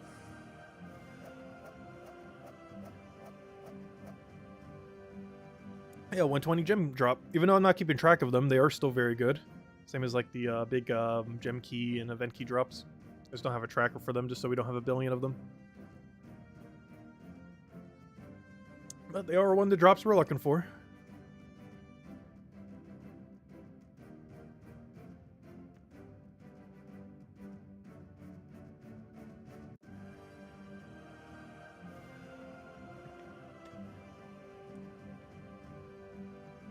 Alright, where are we? Let's keep going.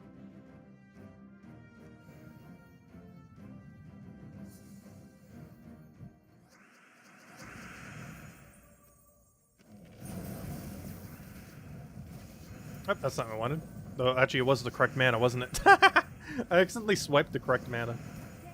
It's not the way I wanted to take it, but it did take the correct thing.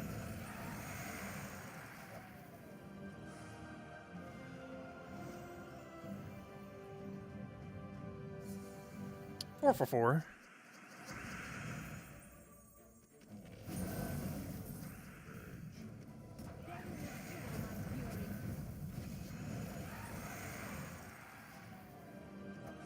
I gotta go do those squats. Oh gosh.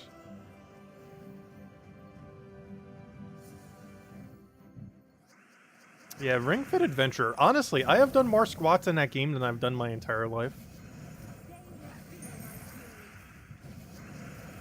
I still have never finished a playthrough of it. On stream or off stream. I've gotten pretty deep into it, but never, like, finished it. It's a pretty in-depth game. Though I feel like the ratio of people who haven't finished the game, who have bought in the game, is absurdly high. Like, I'm not sure if there's, like, a poll out there or a data point somewheres. But if I had to guess, I would say 80% of people who have bought Ring Fit Adventure have not actually completed Ring Fit Adventure. For multiple reasons.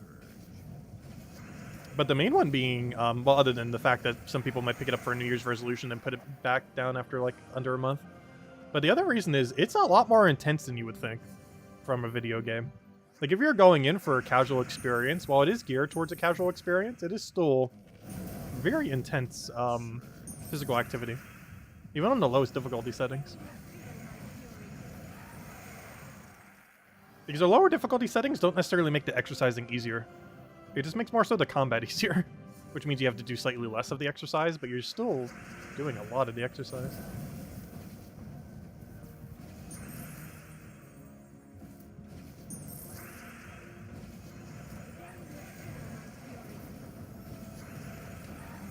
But honestly, it's probably one of the hardest RPGs Nintendo has ever released. Not because it's mechanically hard, though it is slightly in-depth for an exercise game, but because it's physically hard.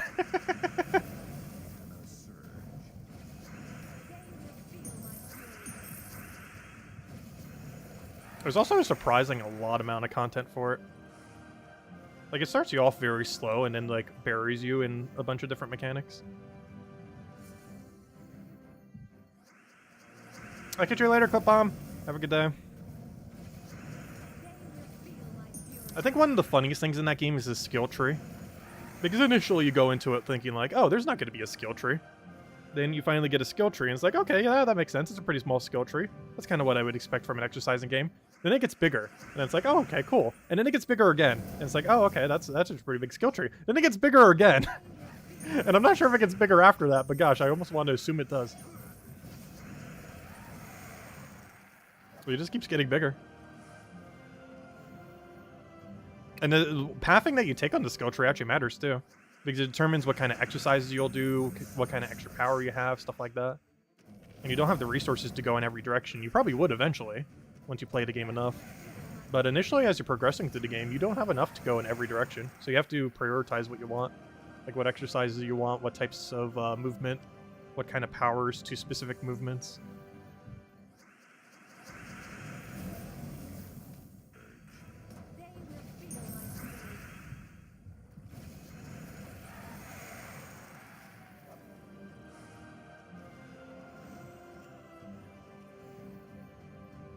Ring Fit New Year's stream? Oh no, we'll see. Maybe we'll finally finish as a part of our New Year's resolution Ring Fit adventure. Continue the saga.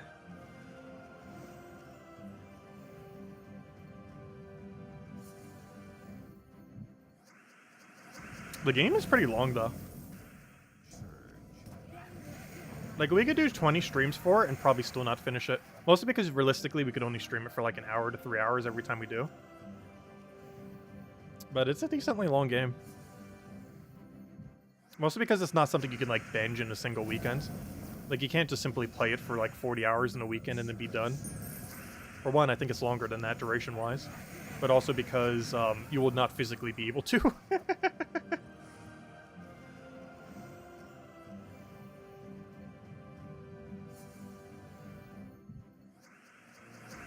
Which will happen first, the 2019 troop video or Ring Fit Adventure being finished? Realistically, I feel like Ring Fit Adventure would be finished before then. But who knows, maybe we'll cover the 2019 video. I kind of want to do it as an April Fool's joke. But I feel like that would be too obvious. You guys see it, we'll see it coming. I think it'd be funniest if it just randomly drops in the middle of nowhere. Not on April Fool's Day, but just like literally in the middle of nowhere. With no announcement whatsoever.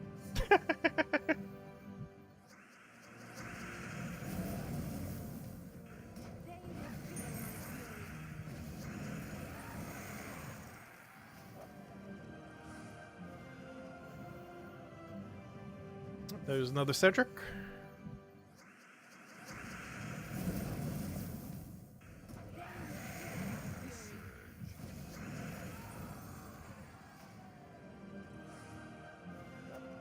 Ooh, big event key drop. Also, the 3 Celestial. Wait, didn't someone say to keep track of Tradestone drops? I actually am wondering how many Celestials we've gotten at this point. They're not, like, super important. However, there are a few things that do use Celestials in the Soul Forge. Mostly the things that also use those Curse Runes. And a couple of them aren't that bad. And they can definitely burn through Celestials pretty quickly. Most of them I haven't really bothered with because they're just resources and nothing particularly unique. Just slightly more resources to go into stack of gigantic resources. So I've been holding off in case they had something else for them. But a couple of them are good, like the color deeds. Or not the color deeds, but you know, the color forge scrolls. You can end up crafting with them. Like, I think I have enough to like max 2 weapons if I wanted to. Of any color I choose. And that would eat through Celestials a little bit. Like, they don't use a lot, but, like, everything that uses them uses, like, a small amount, so it consumes them very quickly over time if you start doing them a bunch. Where, like, each number is, like, very small, but if you start doing it a bunch, it starts to consume through it very quickly. It reminds me of, like, meddling troops, where it's like you have way more than enough souls, generally, within the game. But if you start meddling a lot of troops very quickly, you'll see your stack start to actually diminish. Oh, that's not the number I wanted to fail. There we go. So we'll double check the number once we get close to 500 so we can check it to our master number and see if we actually are at 500 or not.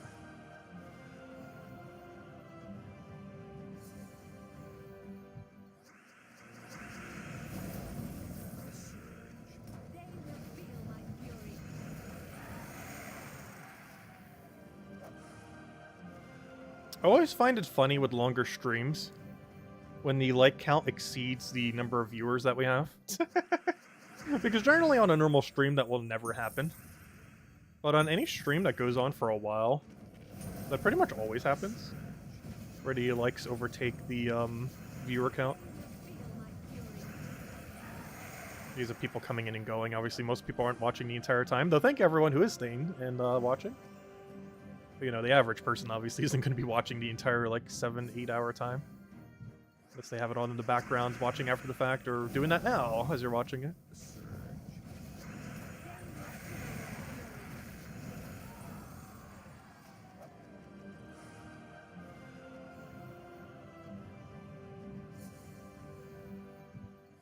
Because normally that will never happen if we do like an hour-long stream. Because we actually have surprisingly high retention on those 1 hour-long streams. Based on what retention numbers should be, they are actually absurdly high. Our viewer count, obviously, is like kind of average. For like a smaller channel. But, as far as our actual like viewer retention during an 1 hour stream, it is like off the charts high. How high the retention rate is. Because most people actually stay for the full hour. Or the 45 minutes whenever they pop in.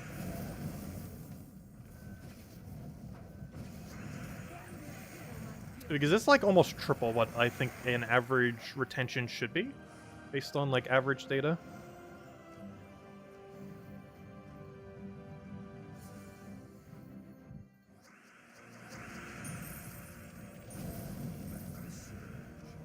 Obviously, longer streams, it's way lower. Because most people aren't going to be around the entire time.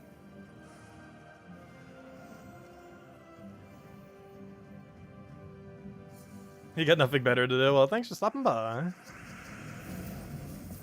Yeah, honestly, I enjoy long Gems of War streams. It's something we used to do every Friday and Saturday for like 6 hours. I eventually cut it down to 4 hours and then like completely stopped doing them. But we did used to do it back in the day. I would kind of still keep doing it on occasion if they added content that you could grind. I just feel like there's not a lot of content that's added to Gems of War these days that is infinitely grindable. A lot of it's like the most recent thing, for example, is a holiday event where you can do like several battles per day. And those several battles take you like, what, 5-10 minutes? Like, that's nice. That's a daily that doesn't take that long. But from a like infinitely grindable content perspective, there's nothing there. It's just like a very short daily, which is fine. I prefer dailies to be shorter than longer. But, like, it's not something you can infinitely grind. And a lot of more recent updates to Gems of War have been like that, unfortunately. Where, like, it's good that it's just, like, a little bit extra content that doesn't take that long, so you can do that at your leisure whenever. But it also makes it so there's not as much to grind anymore compared to what there used to be back in the day. Like, obviously, you could still do, like, a Vault event, or I mean, you know, Vault events when they come around. You can do Explore 12 for, like, forever. But they're not really new stuff, it's just, like, already existing content. Even what we're doing now technically isn't something new. Well, to some degree it is. We got 2 new Terra cards on Monday. So theoretically it's slightly new, but it's definitely not something we can do as often, because obviously getting a really high amount of Vault keys takes some time. So 1,000 can be done in a weekend or two of Vault events, but, you know, it's still quite a while to take. Especially if you're playing more casually. Could look at 2 Terra cards in a row. It could take quite a bit longer to end up getting that many. Also, I think I've confirmed one thing, if anything, from our data. And that is that Cedric drops at 2 times the rate of Terra cards. The amount of consistency that is had throughout the stream is absurdly high. To a degree where I can pretty much confirm that Terra cards drop at half the rates of Cedric, or otherwise, Cedric drops at twice the rate of Terra cards.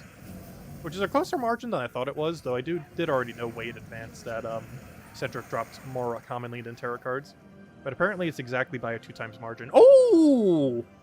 Our 3rd power orb. Well, let's hand out a code. Ah, who knows? Maybe we'll hand out 6 codes. We'll see. Because this is our 4th code now, I think? Yeah, this is our 4th code. Because I handed out 1 for the Epic Vault Key, kind of. And 1 per power orb. And, we will have to put a cap on 2 more, though. One of them will be at the 8 p.m. Eastern Standard Time one. And the other one will be if we find another power or Epic Vault Key in that time. Let's go hand out another code. But I will have to cap it at 1 more. Or 2 more codes, technically. Potentially. But if we find like 2 more powers, I'm only handing it out for the next one. But there you guys go. There's the redeem code. There you go. Enjoy. However, if we do find another one, I will do it. Though that will be the last one, loot-wise, that we'll do it for. Otherwise, we're starting to hand out slightly too many codes. I do have a limit on how many I can hand out this month. And I do want to hand out quite a bit during the holidays, of course. Because we have New Year's and Christmas still to hand out for.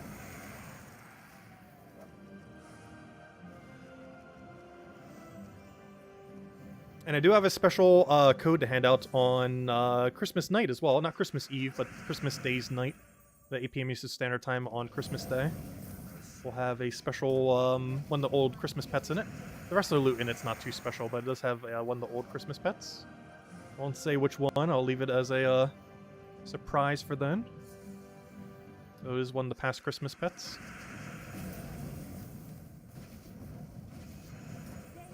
Which, if you have all of them, I guess isn't as special, but it might be one that you need. If you happen to have not gotten a lot of the ones in the past. I have no clue how many claims it has, though. There is probably, like, it'll probably die within half an hour. It's the only problem with it. Because I don't think she gave them more claims than a normal code. I think the standard codes have, like, 300 claims or something these days. Though even if we have way less viewers than that, it obviously goes pretty quick because people share them with their guilds. And one person doing that's like 30 people that could potentially claim it, stuff like that. So even when we have lower viewer numbers, they still tend to go pretty quickly. Just because they can tend to spread. And theoretically, every person who brings it to their guild is 30 potential people. Obviously, realistically not. It's probably close to like 10-ish. But it could theoretically be 30 people. Let's see. Per person. What do we do here? I need 1 mana. How do I get 1 mana? How is that so hard to get 1 mana? There we go, 1 mana.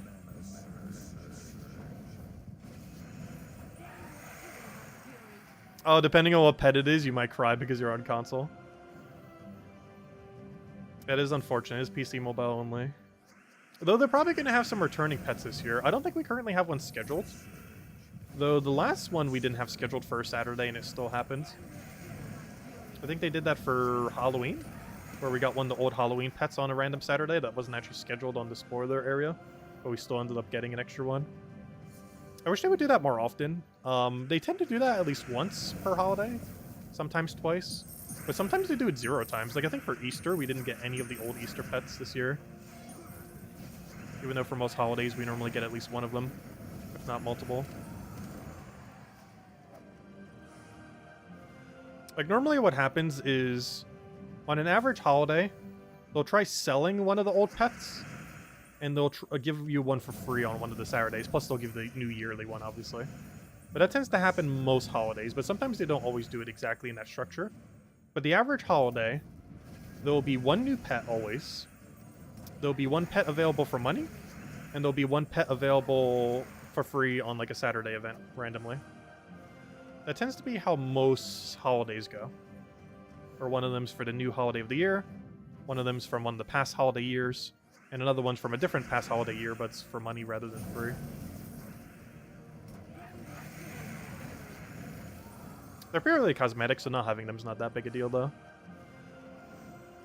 If you're going for collection, they are very annoying to collect if you're missing a lot of the older ones. Though they're not really needed because they're just all cosmetic. Theoretically, you could ignore pretty much every cosmetic pet in the game and still be fine, because they don't give you any bonus or anything. And for kingdom bonuses, they are almost never needed, with a few exceptions. And even then, most people don't have the max, so it wouldn't even matter. Plus, eventually we're going to be getting 1 billion pets for every kingdom once the Legends Reborn happens for them. Because basically every kingdom that gets a Legends Reborn event will never need another pet ever again. If you participate in the kingdom's Legends Reborn, or just get them slowly over time after the fact, because they're all boost pets, so they'll always be in the drop table, you won't really ever need to worry about not having the pets to max out a kingdom. Because that'll increasingly be easier to do over time due to Legends Reborn, as well as just natural pets coming in over time.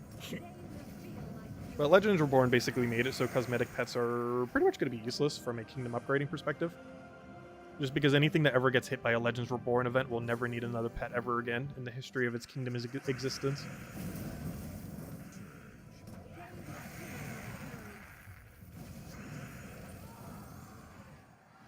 So they're mostly just for collection purposes if you really want them. As from an actual stat perspective and everything, they don't really do anything.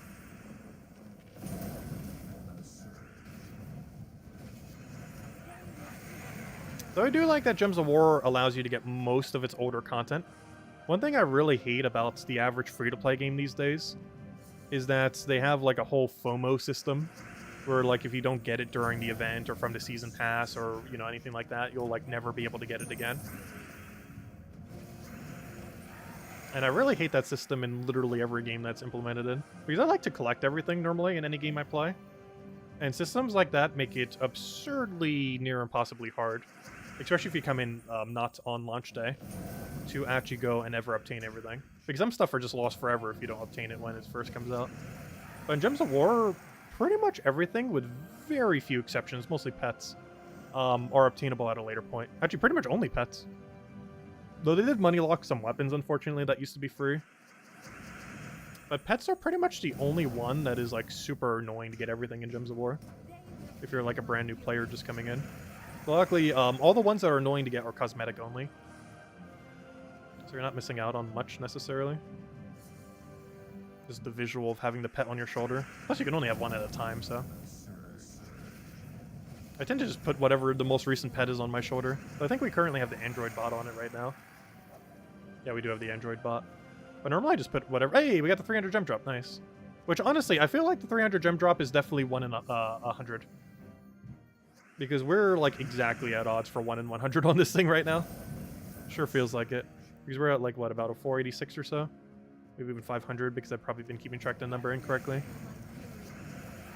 But it seems like it's dead center on 1 in 100.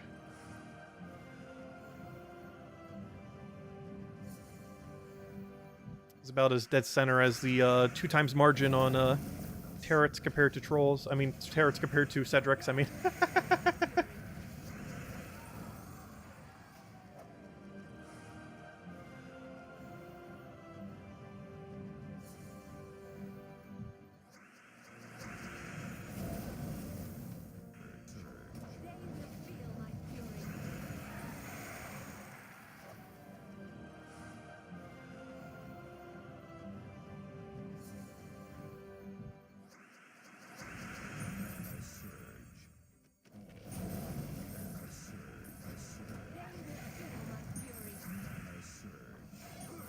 I know, he ran away. Whatever shall we do other than just get his loot immediately?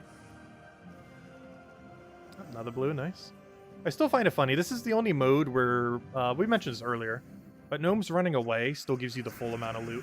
It is the only mode in all of Gems of War where a gnome or something similar running away gives you the loot. In every other mode, you will lose it.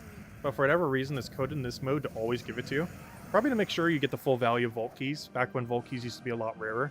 But now that they're not as rare, they still kept the mechanic from when they were rarer.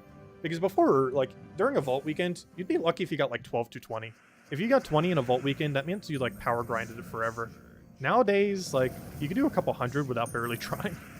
Well, maybe trying some, but you know. Like, it's ridiculously easy to get dozens upon hundreds of them now. Whereas before, even getting like a dozen to 2 was kind of difficult. But now it's basically measured in hundreds. But they still kept over the mechanic of being generous on the loot. So even if you, even if they run away, you still get the loot. It's the only mode where that's applicable. Every other mode, you will lose it if they run. But in vault keys, you actually get to keep it even if they run.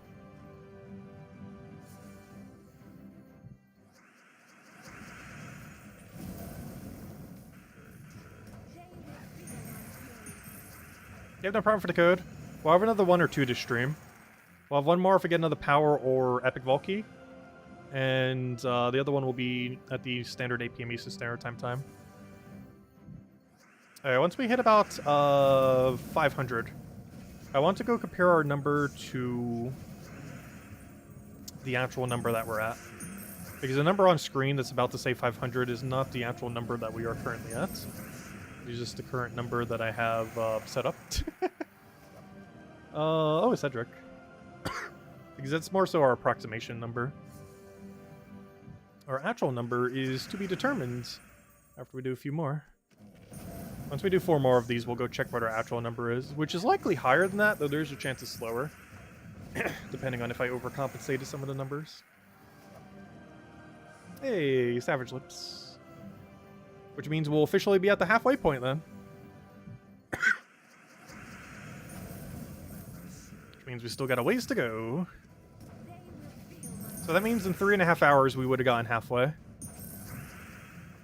Which means we should easily be able to get it done. Oh, well, then again, maybe not. Because we did have the quicker pace at the beginning.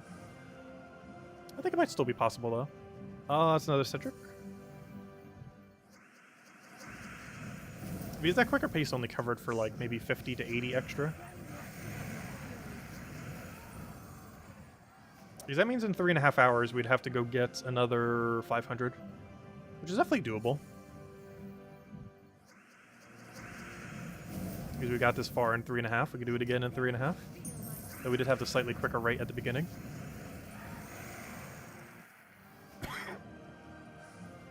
Another one, the special gnomes.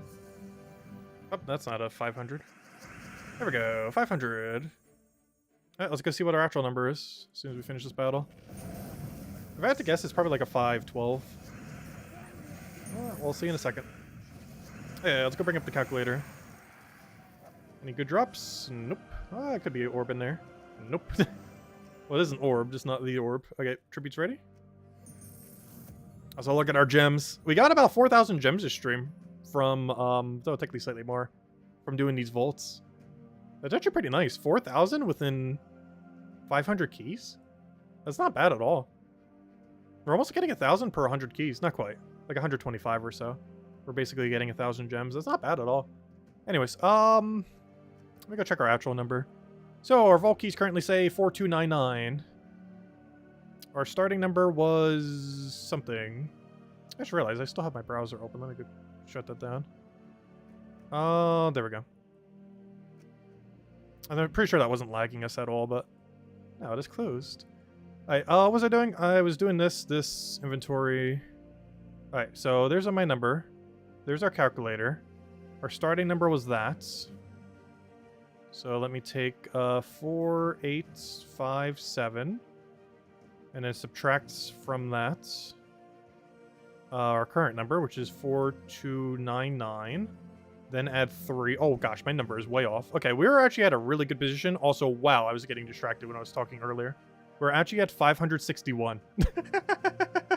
Oh yeah, we're definitely going to make it before 8 o'clock. Oh, there we go. We're at 561. So we're slightly beyond halfway. Actually, we're almost 2/3 of the way. We were really off. Also, we've handed out 4 redeem codes so far. We're probably going to hand out another 1 or 2. We're definitely handing out 1 around the 8 p.m. Eastern Standard Time. And we'll only hand out 1 more between that time if we get the other big drop. Either Epic Vault Key or Power. But let's keep going. We're a little beyond halfway. Also, gosh, I was really bad at tracking that time. The first time around, I was only off by 5. This time around, I was off by 60. Or 61, depending on how you look at it. Let's try to get the number a little bit more accurate this time. We started strong, but then I guess we got a little distracted in there when we were talking about some things. Because that's quite a contrast. We were initially off by 5 the first check when we hit like 300-ish. And then when we hit 500, we were off by 60. That's a little bit. There's a slight margin of error. Ever so slightly.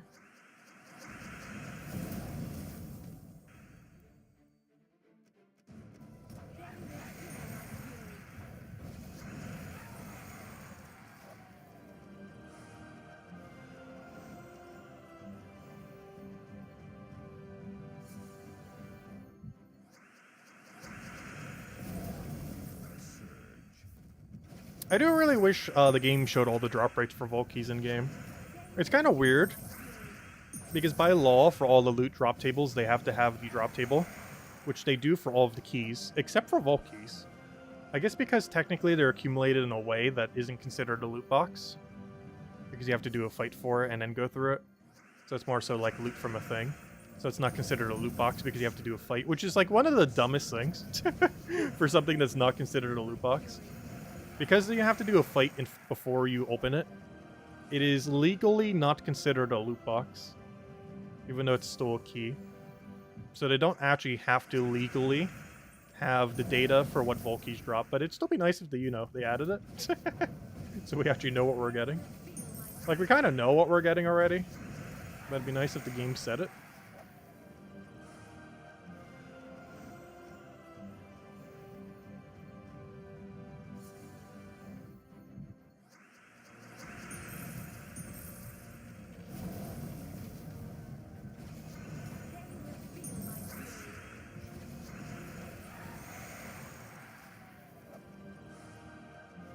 Hey, another major blue. Great to see. Fortunately, it's not a power. And honestly, I almost feel like I need major purples more than I need major blues these days. Even though major blues are still better. It's just, as you have excess major blues, the value that you get from a major purple is kind of better because it allows you to get new content. Whereas major blues, once you already have like a particular excess, doesn't actually give you anything better or newer. Whereas major purples you can always convert into, obviously, seals, and those seals convert into drops, troop drops, and those troop drops can convert into mythics. And while you can use a major blue to ascend something to mythic, if you're getting like a legendary, you only need a single small blue. Like, there's so few things that you would specifically need a major blue for to max it out. Compared to just using one small blue or two small blues. Which means the actual use case for major blues is increasingly less when you're getting, like, bulk of them.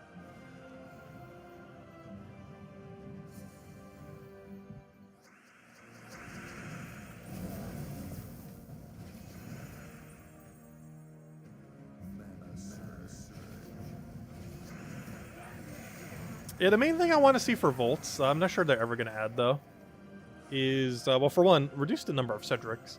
But one thing I'd really love to see is this. Not this. This. Like, if you go into this chest menu, and you click this question mark, it tells you what your ratio of troops are, what your ratio of ingots are, what your ratio of traits are, stones are, the actual percent chances that you'll be getting of each of those categories. Like, something like this. I want to see this, but for Volts. They only have it for the keys and the portals, because they're theoretically considered loot boxes in a sense. Also, did I just crash the game? Oh, there we go. It just took a while.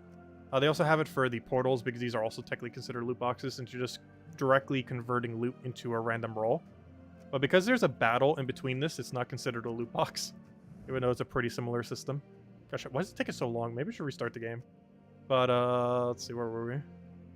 But because you have to do a battle before this, it's not considered the same system. If you click the question mark here, it'll bring you to the Gems of War website. However, if I'm not mistaken, that web page does not show the full breakdown of the vault drop table. It just shows a bunch of info on how the thing works. And just general mechanics and stuff of, you know, these key system thing. But it doesn't anywhere, I don't believe, show, like, the whole table. Nor is there anywhere in-game that does it. Yeah, basically the battle reward. Mostly for the Cedric. Because the Cedric's the main one you would want to know. Because he basically is the loot box in the drop table here. Because these other three don't matter as much. Obviously, they can still give you some good stuff. But Cedric is the main thing you're actually rolling for when you're doing these. Not to try to get a Cedric troop, but you know what I mean. To get his drop. Not specifically get his card. We've gotten 57 useless ones so far. But specifically his drop is the loot box that you're aiming for, essentially. The other three are just some extra loot on the side. But he's the main thing that you're opening when you're opening a vault key. Because he has all the good drops, like the 24 gem key drop right here.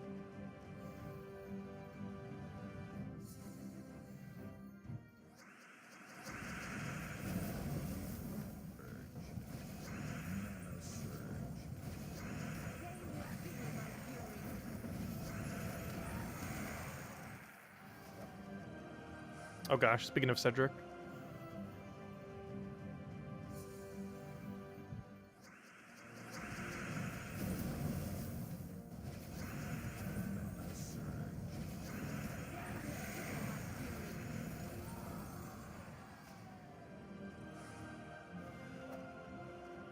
So I haven't been keeping track of it, but the max gold drop you can get from it is a 60,000, which goes to 72,000 with 20%. Well, it's not that relevant of a drop overall. It does start to give you a lot of gold over time. I did not really check to see what my starting gold was. But our gold value is like way higher now. We're at 23 million? Oh, wow. That's actually a lot higher. We went up by like 12 million this stream. Hold up. Wait. If I go all the way back to the beginning of the stream, wait. How much gold do we get? I know it's over 10 million. Wait, did we just get like... Yeah, we've gotten 10 million gold. We've gotten 10 million gold this stream. Gosh, that adds up quick. Like, it's not much, but gosh, every single little drop left 72,000 like that starts to add up to 10 million very quickly. Anyways, let's keep going. It's a lot of loot. Well, I guess we'll have some extra gold to give the guild for the holidays. I'll be able to drop like 10, 20 legendary tasks on Christmas week.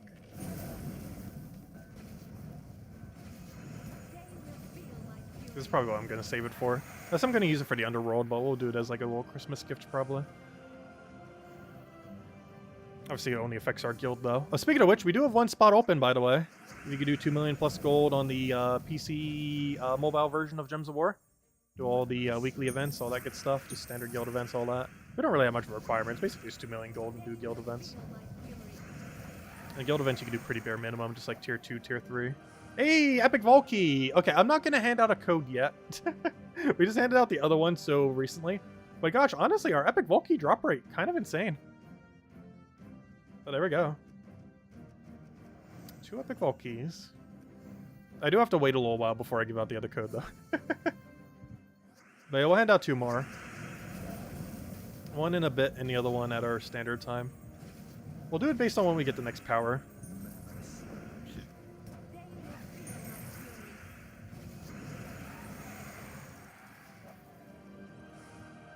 That'd be funny if that would have been the next power.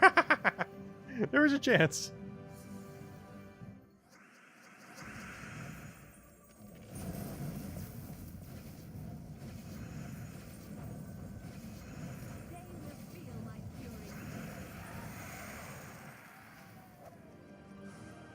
Another useless Cedric. Oh, so where are all the tarot cards? The tarot cards are starting to fall behind.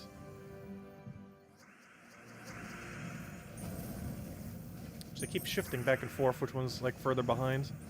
But we could definitely pretty much confirm at this point it's a 2 times margin between Cedric and tarot card drops.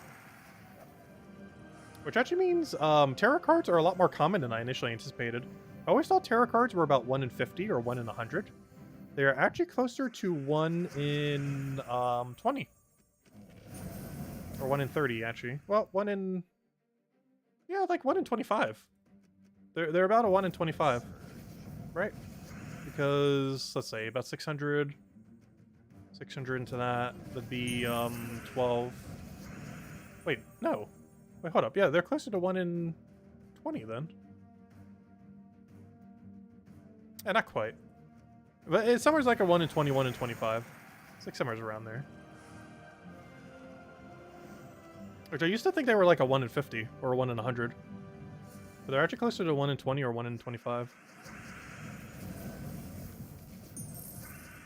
Which is way more common than I initially thought they were. Which is a good thing. If anything, some of Cedric drops... honestly, the number of Cedrics we should be getting is how many tarot cards we should be getting. And half as many tarot cards as we're getting is how many Cedrics we should actually be getting. Like, both the tarot card number and the Cedric number should be swapped. And then, like, cut in half the Cedric number. Or even, like, 1/4 of it. And then add all those to the drop table of tarot cards. Like, tarot cards should be dropping 3 times as many as it is right now. And Cedric should be dropping, like, 1/4 as many. And give up all the Cedric drops that it would have been there for tarot cards. Or for literally anything that isn't Cedric.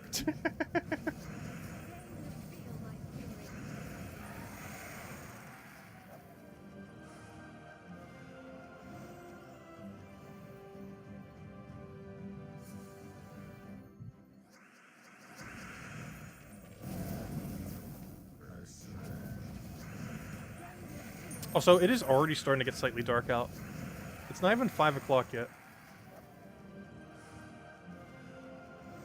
It's like it just keeps happening earlier and earlier. This time of year is weird when it comes to day-night cycle. Especially after the hour shift for daylight saving time.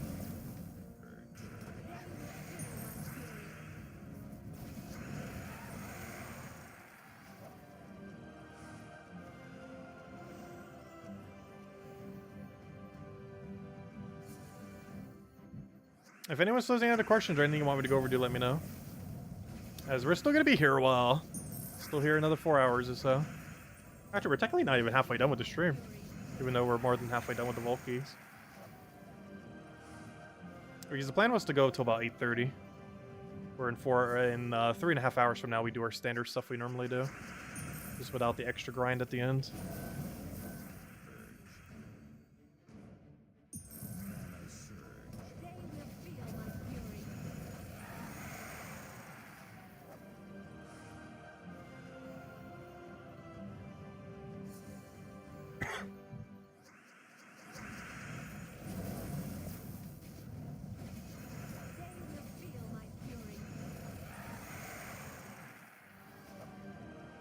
Hey, got the devil.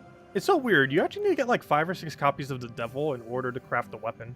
This was very easy to do during the events because you were getting one like almost every other day or whatever it was. I can't remember. But, or maybe one every single day. I don't remember. But, like it was super easy to get. Now, it is like nearly impossible to get that weapon. It is probably one of the hardest things that require tarot cards to actually obtain. Because even though the secondary resources are easy, you need 5 of the tarot card, which is very, very hard to get. Like during this stream with the 600 we've gotten, I believe we've only gotten 2 devils. I believe you need 5 to craft Trick or Treat. Was it 5 or 6? I'm pretty sure it was 5. Which makes it one of the hardest weapons in the entire game to craft, even more so than Dawnbringer and Dustbringer. It is something you can infinitely grind for, unlike Dawnbringer and Dustbringer, where you have to wait for their events, grab the... Or particularly Dustbringer is a little bit annoying. Because you have to wait for the 3 weapons to rotate in Soulforge, which could take about a year. And that's assuming you don't miss any, in which case it might be another year. But, like, that's probably the most annoying one to get.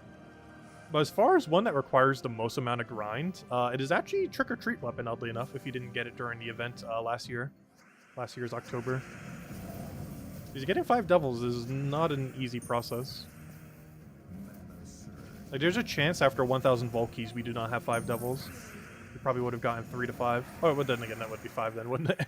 But we probably will get like 3 to 4 and be slightly short. Oh, there's one of the new ones. We've gotten 2 strengths so far this stream. Also, tarot cards starting to catch up now. Is this one of the new ones that was added this week? Courage and strength.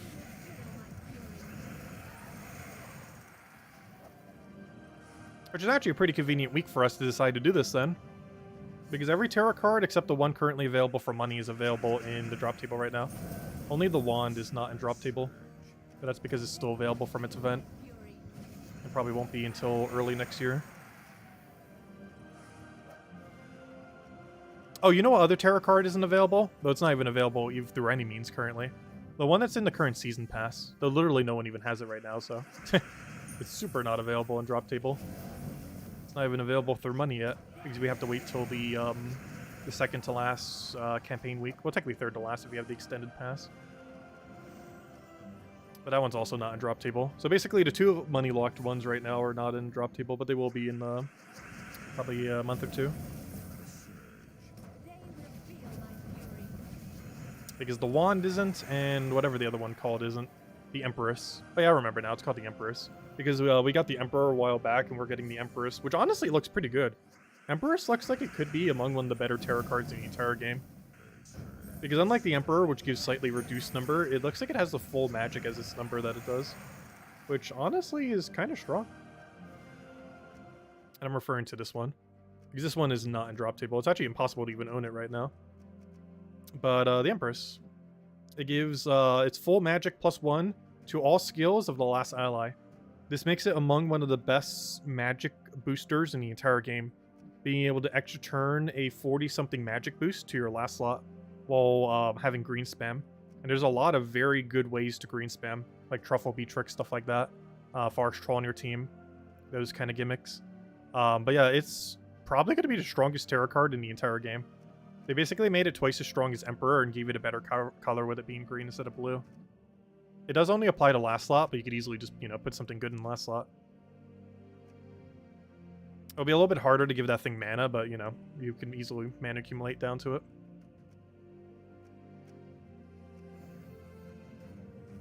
But yeah, those are the only two not on drop table right now. The Wand, which is in the Kingdom Pass for 2 more days, and the Empress, which isn't even available yet, which is in the current campaign pass. It won't be available till early next year. It won't be in drop table until like March.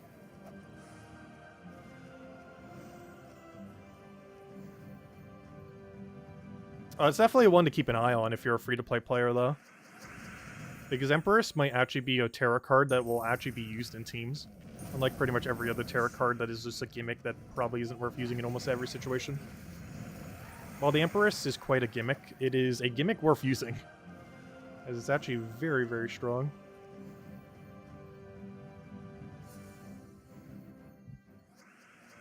It might be the first time a Terra card actually gets realistically used for a long period of time.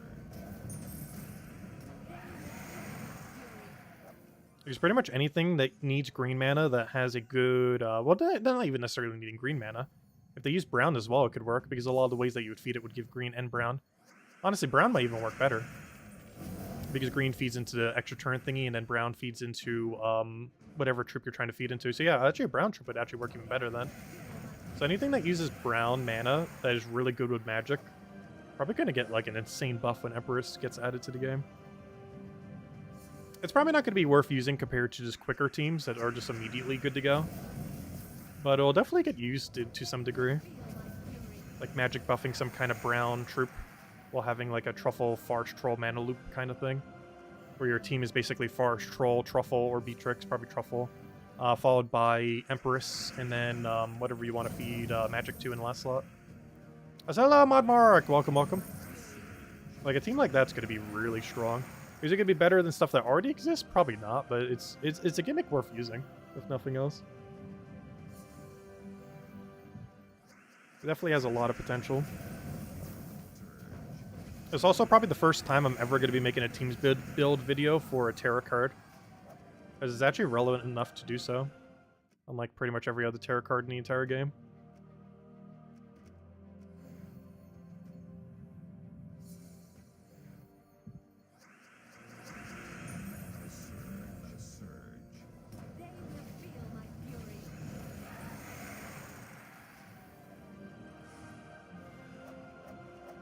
Another Cedric. Add that to the troll pile. The sad part is we're going to have 100 Cedrics by the end of this stream, based on the current ratio of about 1 in 10. We're going to have 90-something to 100 Cedrics. Which is 90-something to 100 Cedrics more than we need.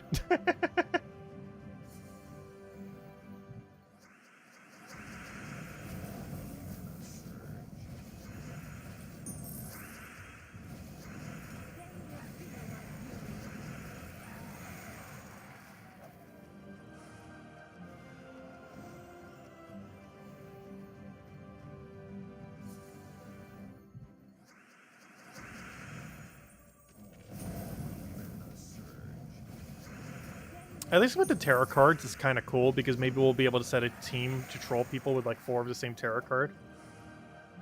But for Cedric, it means literally nothing because we already have a pile of like almost 1,000 Cedrics. Maybe not that many, but we definitely have several hundred Cedrics even before the stream started. Actually, let me go check. What is my Cedric number these days? We obviously got 60 this stream. Assuming that count isn't off. Which I don't think that one is. I don't think any of my side numbers are off. It's just the Volkey number gets off. But let me actually check. How many Cedrics do we have these days? Whatever it is, it's way too high. Even the number we've gotten this stream's too high. So we have 260, which means I had 200 Cedrics before the stream started. That's kind of funny. But yeah, that means we found 60 so far. But yeah, we have 257 more Cedrics than we would ever need. This could have all been like good loot. Like 24 gem key drops or like anything. Like literally anything that isn't a Cedric. But gosh, he's way too common. I don't understand why they made him so common in a drop table. Makes no sense whatsoever why he is this common. Like, I guess so newer players can get it a little bit easier. But, yeah, that's that's not worth making it that many, like, useless copies. Like, at least make it as rare as a Terra card, or like half as rare, or, you know, like it should not be more common in a Terra card. Terra card is currently competing with like 16 different drops and increasing by the months. Cedric is literally the only thing, and it just keeps dropping. It's not like he's competing for anything in his drop table. He has his own individual drop table, where if it rolls on that drop table, it always gives you Cedric. It's not like he's competing with like 10 other options or 5 other options. It's literally only him. Like, if he was competing with other things, then that could kind of work. But the problem is the specific drop table that he's slotted into, there's nothing else in it. It's only him. There's no other drop in it but him. Even though it might seem like tarot cards and Cedric share like a similar one or something similar, they are in their own completely individual drop tables, where all tarot cards share one drop table, and then Cedric's in his own in his, you know, like, own little separate one. And then all of the gnome-like ones share their own, like the Valraven, the Verse Gnomes, all that kind of stuff. They all share the same drop table. But for whatever reason, Cedric's in his own completely separate one. Like, what would make a lot of sense, so that might make him a little bit too rare, is just make Cedric part of the gnome drop table, where you get like a random gnome, like a Valraven, the standard gnome, soul gnome, you know, all those kind of gnomes. Put him in that drop table, because that would make him as common as, or as rare as, each of the other gnomes. But for whatever reason, they made him like substantially more common by an absurdly large margin, because he shares his own drop table with nothing else in that drop table. Will I be doing a shiny hunting stream? Oh yeah, I'll be doing a Pokemon shiny hunting stream. I honestly, if you check my last Pokemon stream, I kind of wasn't enjoying the shiny hunting in the game. But then after doing it a little bit more, it kind of grew on me, and honestly, I don't mind it. I still kind of prefer Legends Arceus' method, because I still find it kind of clunky that the best way to farm is to basically camp a single circle, rather than exploring the entire world, which is something that Legends Arceus actually did pretty well. But overall, I don't know, it's been growing on me. I have like 40-something shinies now. I think at the end of last stream we had like 8 or something. Yeah, the next stream I do, I'm going to try doing Master Rank with shinies only. Just for the challenge. First I need to get to Master Rank. Because I haven't actually bothered having the time to do that yet. I might just take a rental team and just take it all the way to the end. Just so I don't have to keep team building. Because team building from scratch and then having to make adjustments is just annoying. Compared to having a team already ready to go, that's, you know, will like somewhat work. Then you just have to learn how to use a team over like an hour or two. And then you're good to go.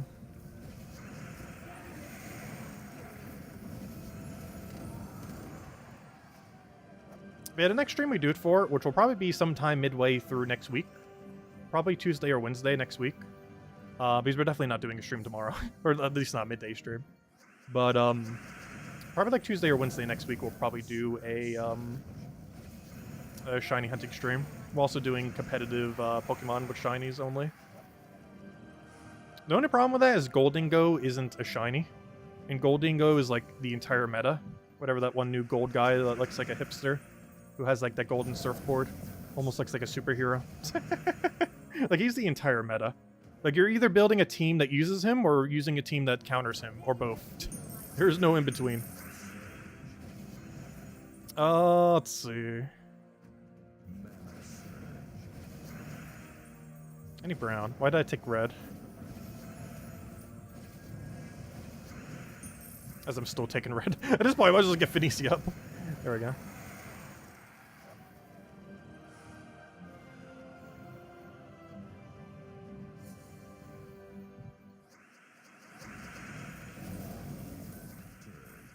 A golden Magikarp. I honestly have not gotten the new golden Magikarp. I have seen what it looks like, and honestly, his shiny got extremely improved with the new texturing system that they have in the new game. Like, his shiny actually looks really cool. I've not found one yet, but I easily could if I spent like an hour or less trying to get one. I just haven't bothered because there's no reason to have a Magikarp. Plus, I already have probably like a billion of them in Legends Arceus. Because I've been trying not to go for the stuff in Legends Arceus unless it's like really meta. Just because I already have a billion of all of them. So I don't necessarily need more. Because we ended up getting like 700-something shinies in Legends Arceus. As well as a full living shiny dex, except for a couple Rift stuff that I didn't bother getting.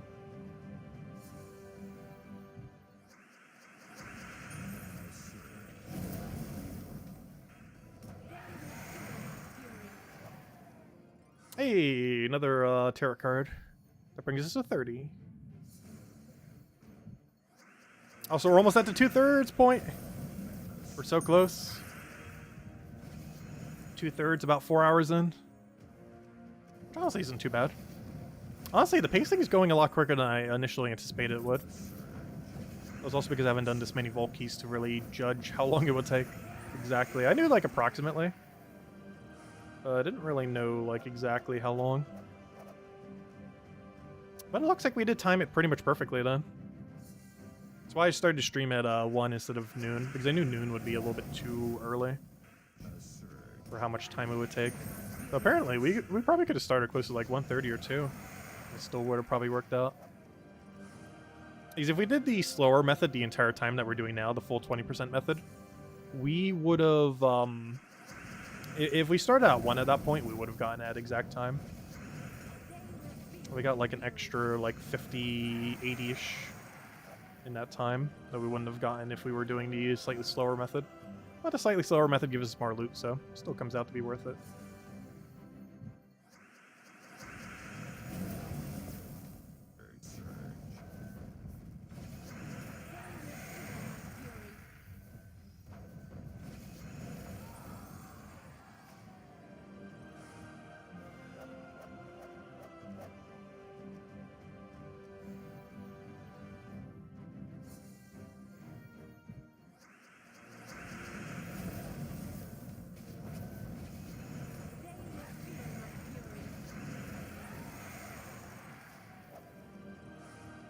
We got the star.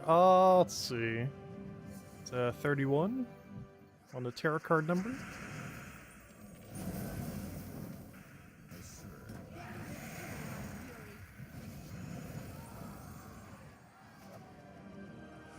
Another 60 diamond drop. Wonder how many diamonds I've gotten. I've probably gotten enough diamonds to get an entire mythic this stream, even though I don't really need them. Because, well, I haven't been keeping track of that number. But how many 60 drops we've gotten, and just a step.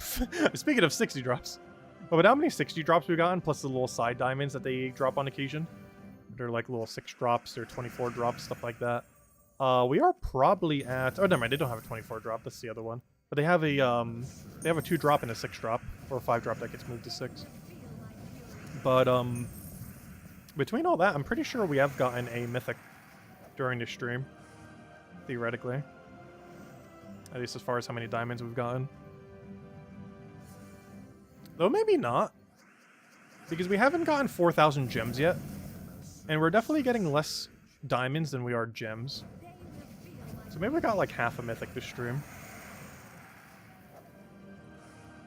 Because by all the 60 drops, whenever we get a gem drop is 120 or 300. Whereas the best diamond drop we can get is a 60. And while the 60 is more common than the 250 drop, it is still less numerically.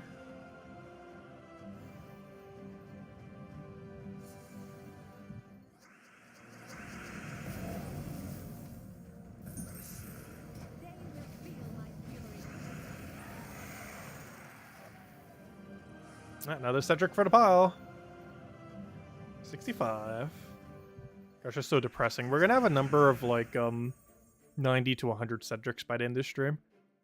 Which means I actually would have increased my Cedric stack by over 1/3 just from this stream. That's kind of insane. That our total Cedrics we've ever found is being increased by 1/3 just from doing a single day of Vault Keys. But I wish more areas in Gems of War had this kind of loot. Because this is a lot of fun. Getting this much loot so quickly. If only they would update Treasure Hunt to be this fun. Or Arena, which Arena is probably never getting that kind of buff. Well, come on, you can still do it to Treasure Hunt. It's not too late.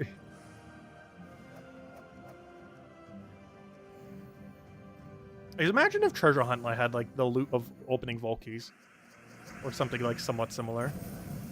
Just in like a different loot drops, like deeds and stuff. Like that'd be so much fun. Because I honestly don't mind the gameplay of Treasure Hunt. The main thing I don't like is that the loot system is horrible relative to time spent. Especially since you're not getting any hero XP or anything like that. Which that alone already makes it not worth it.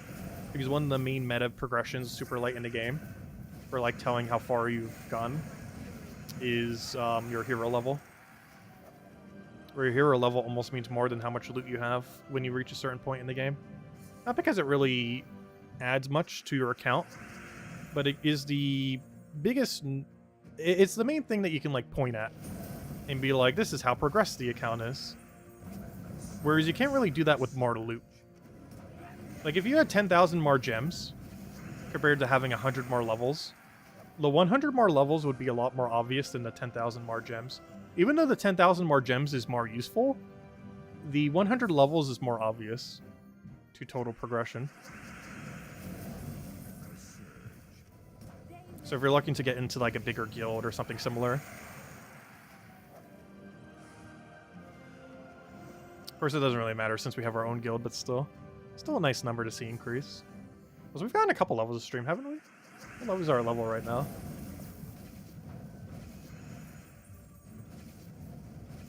So hello, GM Jordy. Welcome, welcome. Let's see, what is our level? We got up to... Hey, we're about to get to Lucky 7s. Ooh, maybe we'll start getting all the Lucky Drops soon. We're almost at 1777. Probably the last time we'll ever have 777s, because I'm pretty sure we are never hitting level 2077. Or 2777. This will be the last time we'll ever have 777. And we'll have it for the Volky opening. Hopefully it'll give us all the luck we need. So we're at 666 keys. Oh, that means we're probably at the 1/3 mark. Hold up, let me go double check. I mean, 2/3 mark, not 1/3 mark. But I think we're 2/3 the way there. We got Emperor. Let me just do one more real quick. Add the Emperor to our number. And then we'll go check the exact number that we're actually at.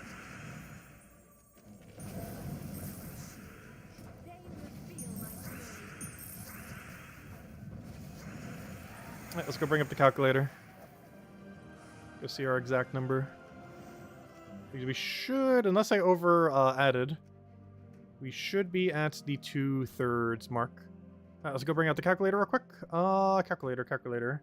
So, I need to take the number we had before, which is 4,857. That was our starting number. We then go and subtract the number we currently have, which is 4211. Then we add 3. Oh no, my number's slightly off. Hold up. The first time I overcompensated. We're at 249. We're not quite there yet. Let's say 250. We want it to be a nice number. We're about to hit it. Yeah, that's the first time we overcompensated this time. Because before I was, like, not adding enough. So now I, like, super overcompensated this time. Because the first time we were only off by 5. We were under by 5. Then the second time we were under by, like, 60-something. But that time we were over by 16. Well, technically 17. Yeah, we're basically at the 2/3 mark now, though. After 4 hours. Which means, in theory, it should only take us, like, 6 hours total, then. Which means it should take us about another 2-ish hours, give or take a little bit. Like 2.5. Which is perfect, because that'll bring us to 7:30. And then we can starting to wind into the normal content we do every night at 8.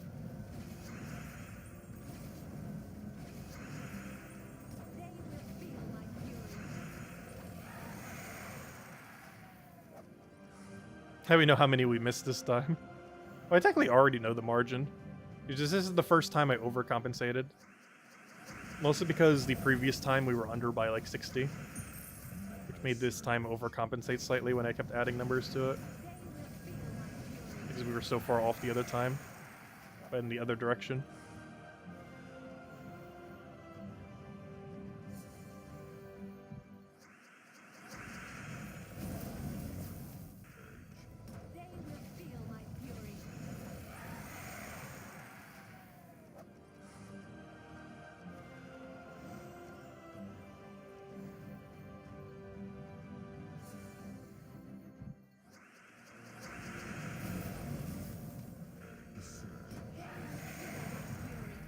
What's kind of funny is we have enough vault keys that we can still do this multiple more times.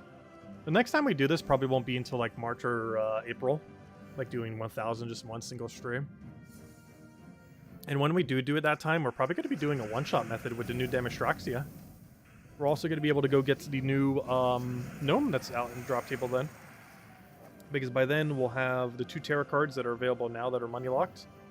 And the other thing that we'll have by then is the Dragonite gnome. They have confirmed we're getting a Dragonite gnome. It'll probably be in the first or second patch of next year. If it's in first patch, it should be like January or February. If it's in the second patch, it'll be March or April. And around that time, we'll probably go do a bunch of grind. Realistically, it'll probably be towards April, knowing how their schedule normally is. Probably like midway through April.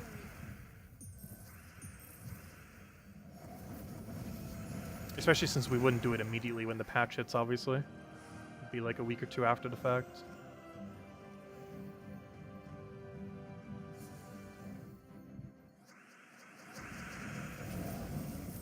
But this one was pretty convenient because the Volky drop table got updated this week with Courage and Strength. We've already gotten Courage twice. Have we gotten Strength yet? I think we have once. I don't actually remember. I know for sure we've gotten Courage twice. Also, we almost have 69 trolls. Where's Defiant? I mean, not Defiant. Where's, gosh, why can I not remember his name all of a sudden? Oh, hello, Dwight. Welcome, welcome. Where's, Lester, I mean? Because we've almost gotten 69 of them. There's the World 33.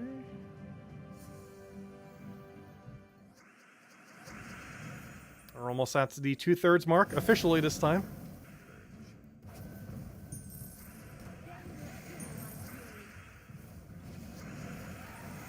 Which means by the 4-hour mark, we're definitely at the 2/3 mark.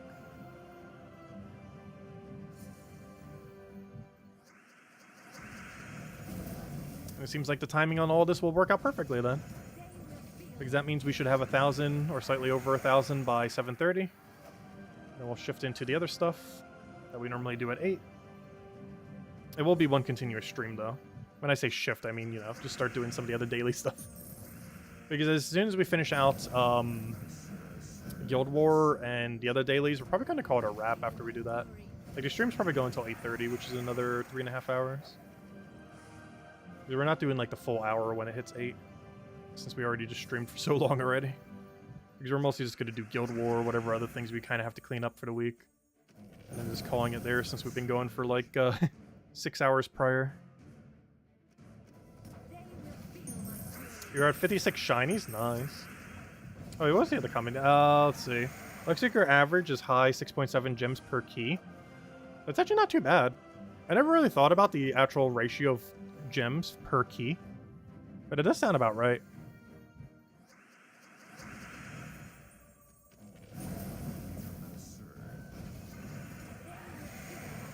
Because we were getting almost 1,000 per 100.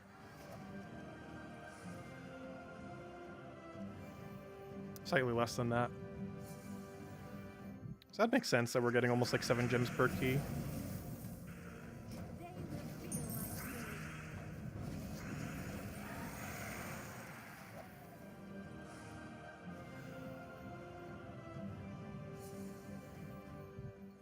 And whatever your 69 one is, you'll name Lester. That's funny, Tyrion. I was keeping track of mine numerically, but now I'm starting to build them for specific builds, so I have no clue what our number is going to be. I just kind of stopped tracking it properly. I ended up doing the same thing for Sword and Shield. But for like the first 20-ish, I was like, oh, I'm actually going to keep track of them. But since you actually keep using them constantly for stuff, they just kept getting mixed. And I was like, you know, I'm not going to bother keeping track of them anymore. Because I did that for about the first 20-ish shinies in Sword and Shield and then just gave up. And I'm about that point in Scarlet and Violet where we're at like 40-ish and I'm already at the give up point. Legends Arceus, it was easy to do because you never needed them again. You just put them in the box and let them sit there forever, so it was easy to track their number. But it's harder when you constantly keep using them. There's just not like a sort by date option or something. Yeah, we started with 19,965 gems. Though you have to keep in mind tribute. So theoretically we started at 20,000. Likely slightly over 20,000. Even though we started lower, you have to keep in mind tribute constantly. Every hour. Of which we're getting like a 20-something tribute. So theoretically our starting number is slightly over 20,000 in a sense. Not because it actually was, but because that's effectively what it is by the end, if you subtract tribute from it.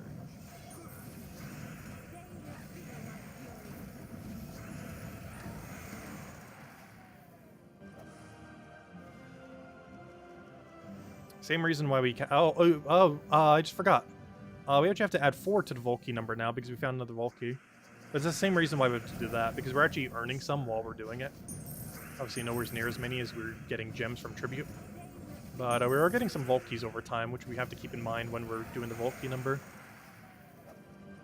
Because I got 2 epic Volkeys and 4 normal Volkeys. The 2 epic Volkeys doesn't matter for a calculation, but the 4 normal keys do.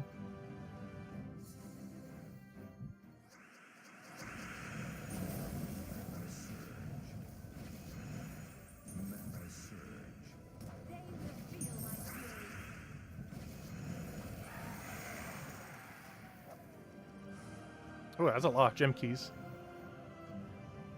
Speaking of which, where's Genki? I don't think I've seen her today. Did she pop in earlier for a little bit? I think she might have. Hopefully all has been well. But she's probably just busy. Let's see. It's the weekend after all.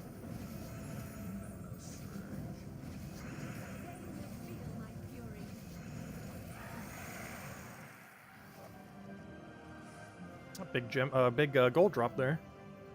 But yeah, we've earned like almost 12 million gold now. Like those drops don't seem like they're a lot, but gosh, did they add up pretty quickly? We're basically getting like 3 million gold per hour. Obviously, it's not purely consistent because we need to have some reserve of Volkeys already. Well, we're getting approximately 3 million gold per hour doing this. Though obviously you can't do it infinitely since you don't have infinite Volkeys. But in theory, it's one of the highest gold rates in the entire game. With the caveat of that you can't do it infinitely, you can only do it based on how many Volkeys you have. But it is effectively 3 million gold per hour. Which is actually kind of insane.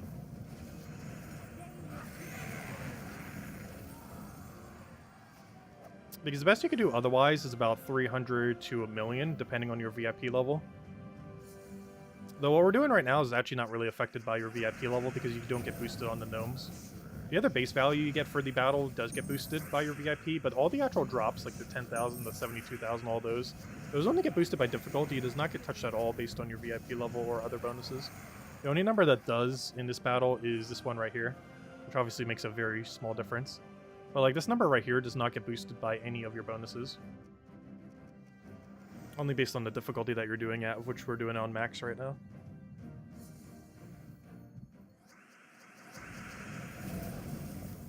Oh, there we go. We're officially at the 2/3 point.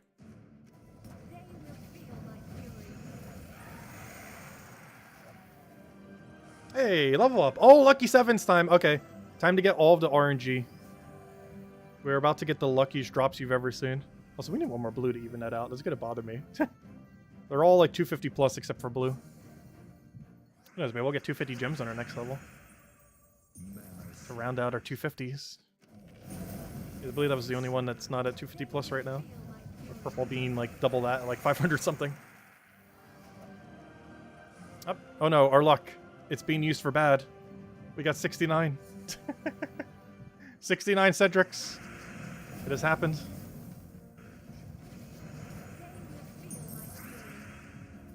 Now we just need to stop updating the Cedric number. Hey, Major Blue.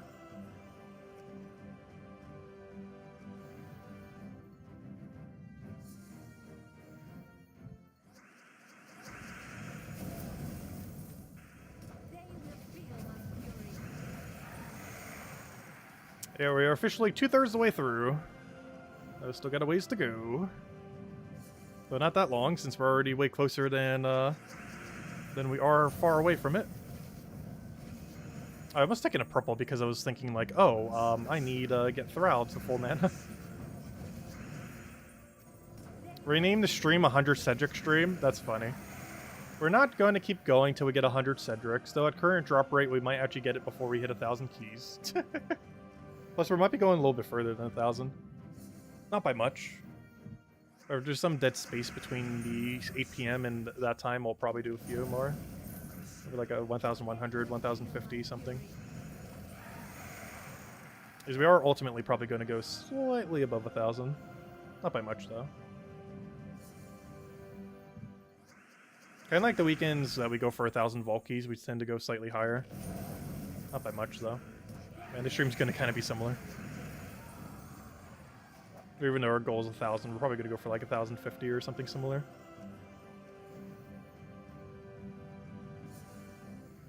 Yeah, we're going to get 100 Cedrics naturally. So theoretically, this is a farm 100 Cedric stream. But the main thing we're doing is opening 1,000 Volkies, obviously. The one byproduct of that is we are basically getting 100 Cedrics.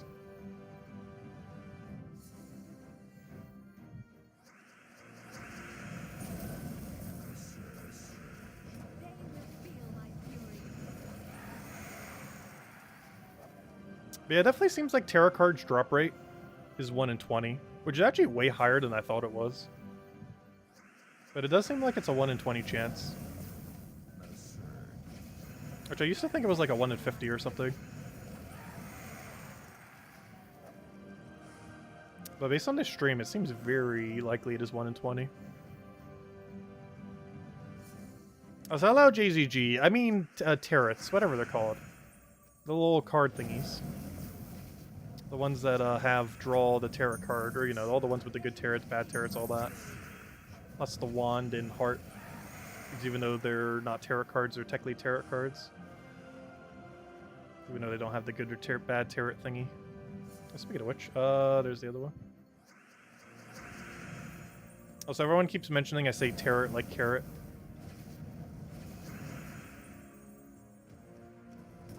Yeah, the carrot cards. 2,000 Volky grind tomorrow? No. We're not doing any midday stream tomorrow. But we will still have our standard Gems of War at 8 p.m. Eastern Standard Time tomorrow night. But no midday stream plans.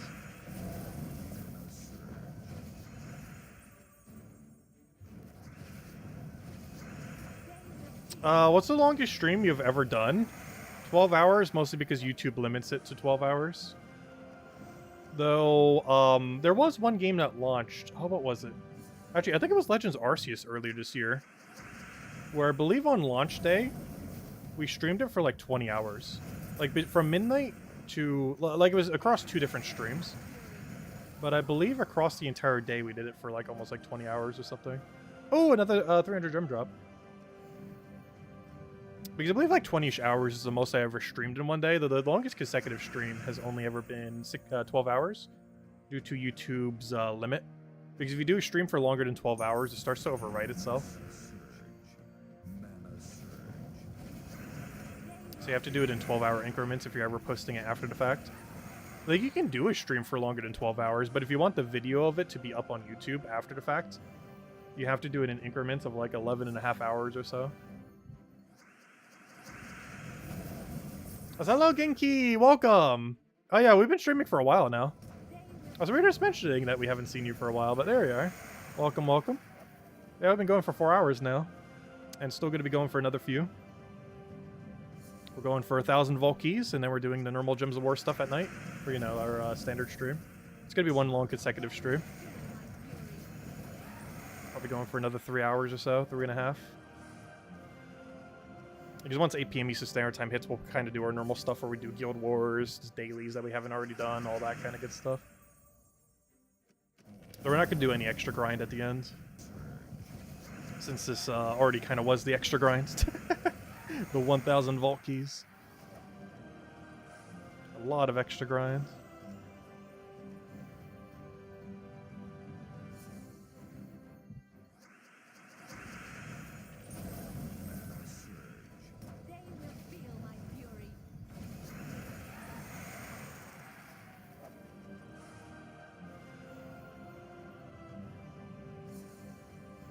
But yeah, there's a lot of loot that we're just getting that are just shooting up like crazy.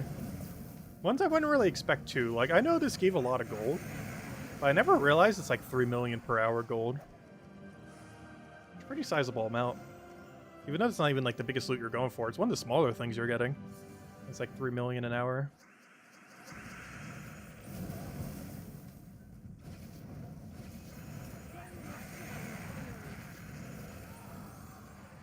Obviously, we need to already have the vault keys, and that doesn't put into consideration the time of getting the vault keys.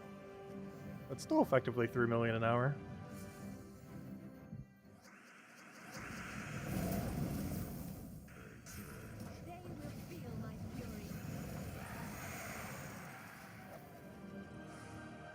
Especially when we keep getting those big 72,000 drops. Which is not the drop we want to be seeing, but it's definitely helping our gold amount when it does happen. Did you see the Journey troop in January is a purple Chalcedony for elves? Ooh, that's interesting. Elves are an interesting typing for 2 reasons. Life and Death Weaver. The biggest issue with a purple version of that is the 50% mana start for elves is not a purple troop. However, with 3 other purples, that wouldn't matter. Because your team would be whatever that new elf is that you're talking about. Life and Death Weaver, one other option. You might even run a different weapon or a different thing entirely, just so you can loop a bit better. I feel like its overall loop potential will be worse than Chalcedony. But, I don't know, is there some kind of really good elf looper? Because you'd probably have to replace out Life and Death for a better elf option.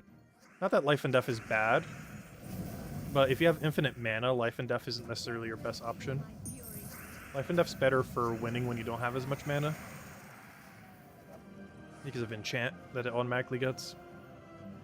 Like, it's a lot of it's a lot slower of a weapon, but more consistent of a weapon. Whereas if you had infinite mana, you would definitely want something that can extra turn better. Because Life and Death has no extra turn. Oh no, we almost got a Phoenicia one-shot. We've only done that one time this entire stream so far. One shot with Phoenicia. It is possible, though you need a lot of red on the board. And we were 1 damage off. We were literally 1 red off from getting our second one-shot. It's about as rare as getting these epic vault keys or the power orbs at this point. Actually, even rarer, because we've only seen 1 so far. So we almost got a second one. The burn even landed on him, too. Which gave an extra 3 damage. It was still 1 damage off. And that's with max magic, too. We're running 3, Nishas. For 12 total extra magic. Yep, another one, the tarot cards. That brings us to 38. Also still at 69 Cedrics. Lester would be proud. Let's see. We'll take a ride over there.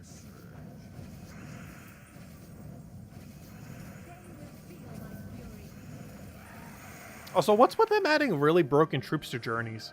Not all of them have been. But half the journey troops have had... Hey, there's a Cedric. I guess not 69 anymore. But a lot of the journey troops have actually been kind of good. The very first one was pretty forgettable, but honestly, all of them that came since then have been pretty decent.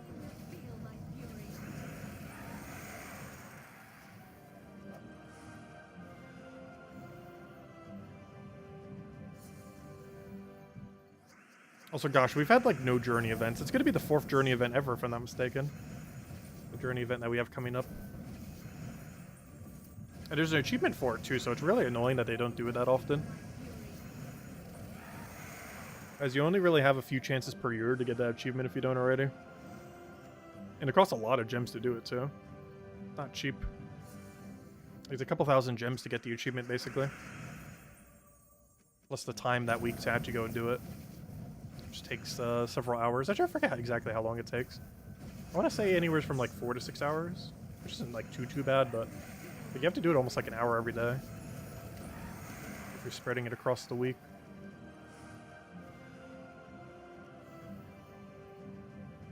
Might be a little bit less than that. I actually can't remember the exact amount of time.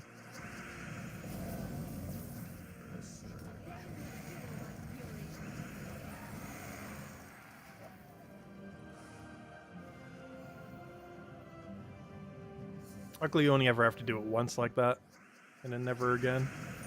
Because normally you wouldn't want to go that deep into the event. There's not much of a point to other than for the achievement the first time.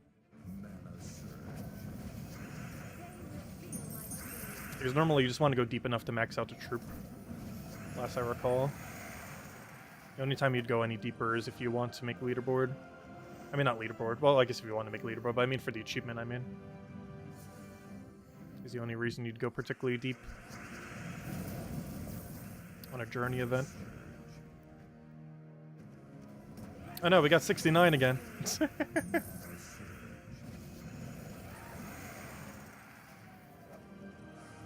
So 10 more and we'll be out of that number area.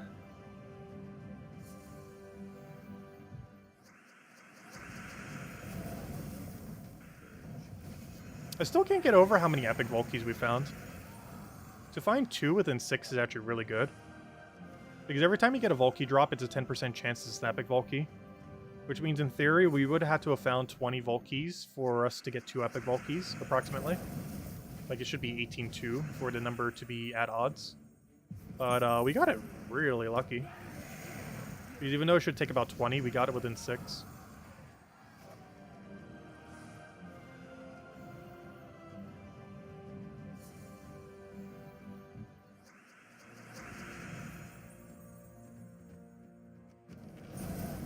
You get level 1992. Nice. Still trying for 2,000 by the end of the year, I see. Unfortunately, I don't think we're hitting 1,800 by the end of the year. We're getting there, but still got a ways to go. Because by the end of the stream, we're probably going to be level 1,778. Which is still 22 levels off. Which means we'd have to get more than 1 level per day. Which means we'd have to grind for like 3 hours every day. And I don't plan on doing that. Because we'd basically have to run the Dust Devil optimal team for like 3 hours every day for the rest of this year. And I don't plan on grinding that much. We'll be grinding some, but not that much.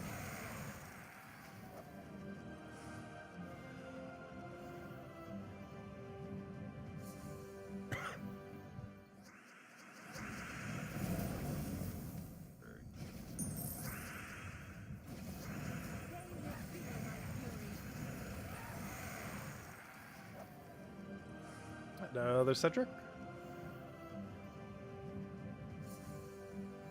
Oh, I just added a space. Go back. I don't think that actually changed it visually, but on my end it did. To you guys, it probably looked no different, but on my end, that made it look really weird.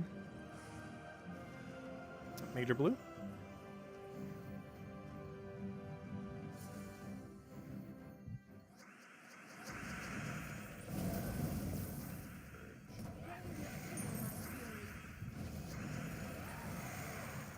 I believe we're at about the 700 mark.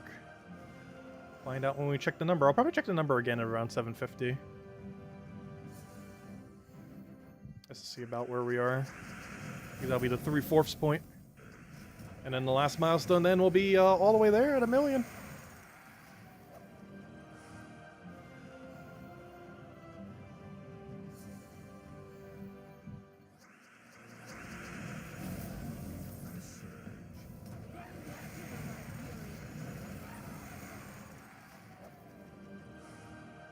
Nice gem drop. It's funny seeing more gem keys than there are gems in a given drop. That does happen decently often. It's still funny when it does happen. Because every gem key is worth like 9 gems. 10 depending on how you look at it, but generally 9 because it's how much it costs when you buy them in bulk. The curses and webs on extra turn. A purple Chalcedony troop with her. Will shut down teams hard. The problem with that is AI might not use it correctly. It's also not the same as silence. Because I think the Goblin Infinite Loop kind of works better at disabling a team in a similar way. That one green-purple Goblin, what's his name again? Fiddler or something? But that one green-purple Goblin that silences and gets a bunch of mana accumulation with auto extra turn. I feel like it's personally a bit better for that. Because web only blocks the magic. Silence blocks everything. Like, they can't cast at all. Because scroll spammers can still get past web.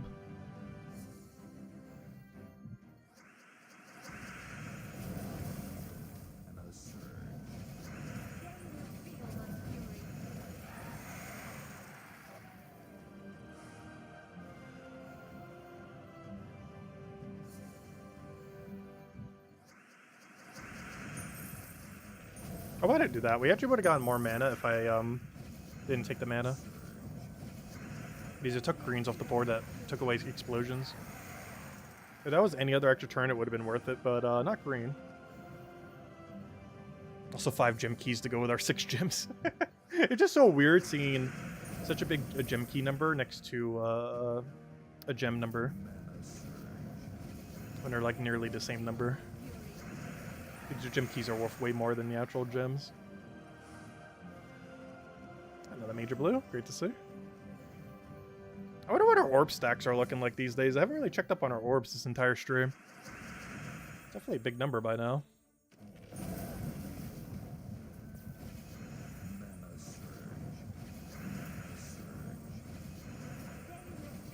Also, it is like pitch dark outside already. Not pitch dark, but it's almost there. And it's only 5:21 p.m. That is insane. Like, I think it's pitch dark by almost like 6. Probably even a little bit before 6. I'm not used to it getting so dark so early.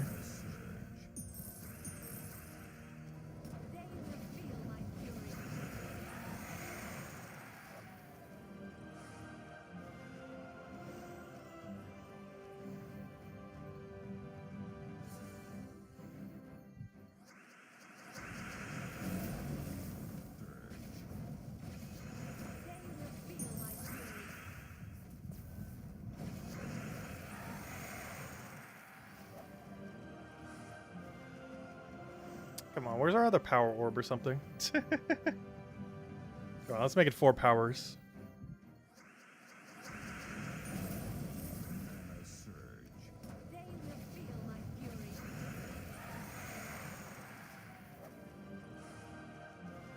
Nope, another dud.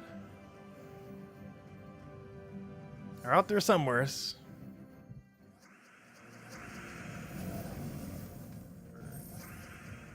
At this point, all orbs are. Technically, yes. Wait, that reminds me. Let me go look at the worthless. True. So we've gotten at minimum 5,000 gems, slightly higher. We've gotten like 13 million gold. I want to go look at our orbs. Where are they at these days? Yeah, we're at 13 power now. We almost enough power just to straight up power 2 mythics. We're still not at 100 major blues yet, though. Oh, there we go. Okay, I'm not going to check the Volkey number right now. Not yet. Let's go a little bit deeper. That's funny. Even wants me to go open vaults. That's really funny. Gnome vault, sure. It actually wants me to go open some. Well, no worries, game. We plan on doing a lot of them. Well, we kind of already have, but we still plan on doing more.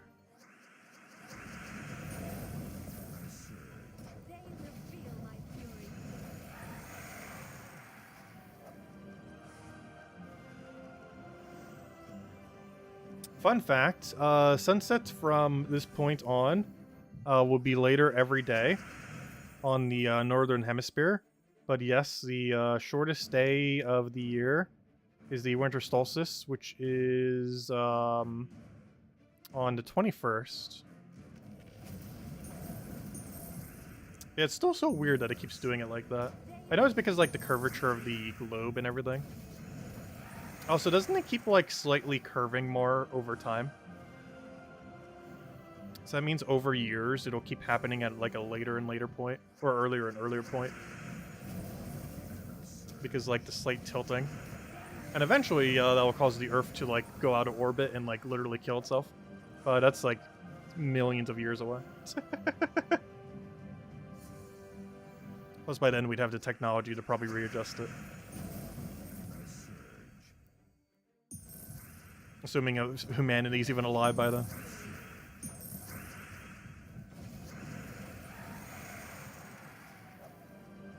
Because the axis of the Earth, last I recall, is like ever so slightly tilting off.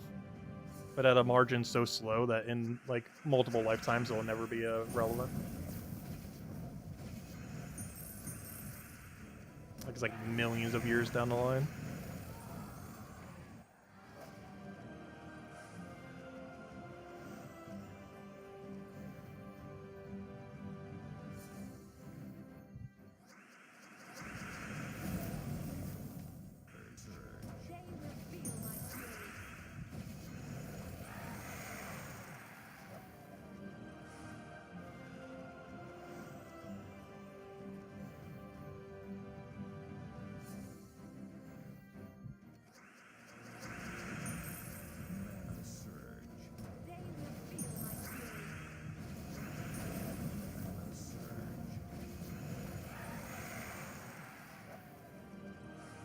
Another Cedric for our pile. That brings us to 74. If we don't get another drop by then, we might need to have a 100th Cedric celebratory code. Though realistically, we should do the next one when we hit 1,000. And then hand out the last one around the 8 p.m. Eastern Standard Time stream after we do Guild War.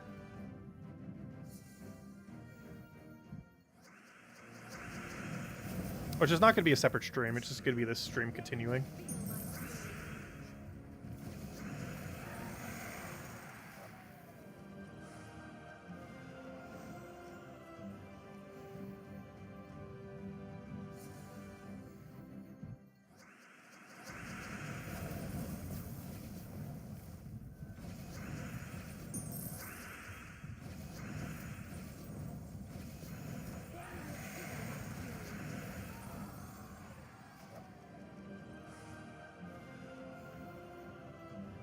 Yeah, look at that Cedric number go. Honestly, I do believe we're going to hit 100 Cedrics before we hit 1,000 Volkies. Even though they seem like they're the same rate. And by same rate, I mean 1 in 10 keys are Cedric. So in theory, we should hit 100 Cedrics at the same time as 1,000 keys. Assuming they were both exactly at odds. But at current drop rate, we might actually hit 100 Cedrics first. Even though in theory, if we were exactly at odds, they'd both be happening at pretty much the same time. Because I think we've very clearly established he is a 1 in 10 drop. Which is way too common. He should be like a 1 in 100. If they're not going to add anything else to his drop table, he needs to be a 1 in 100. Or just add it to the other gnome drop table where all the other gnomes reside.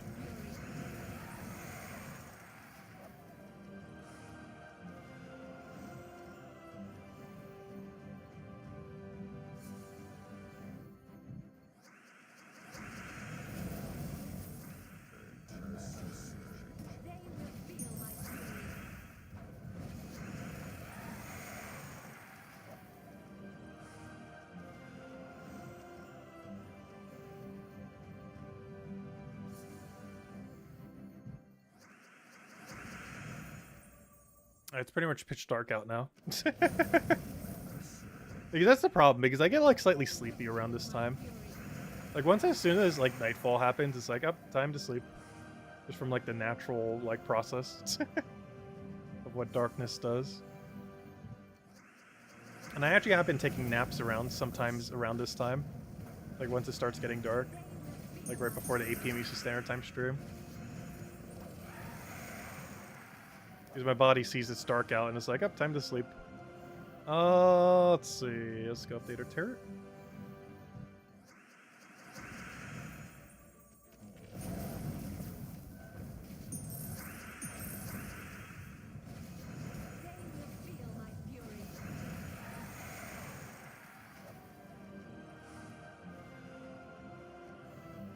Like the night we overslept. That was mostly because I crashed from food. That wasn't because of that. That wasn't because of like a short nap. That was because Thanksgiving food like literally knocked me out.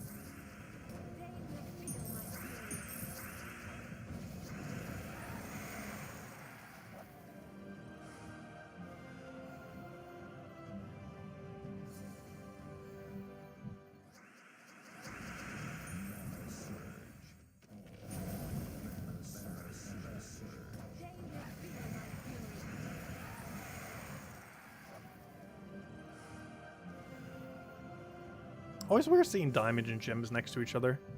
They have such a similar icon. Like, it's different enough to distinguish it, but it's always weird seeing them next to each other like that.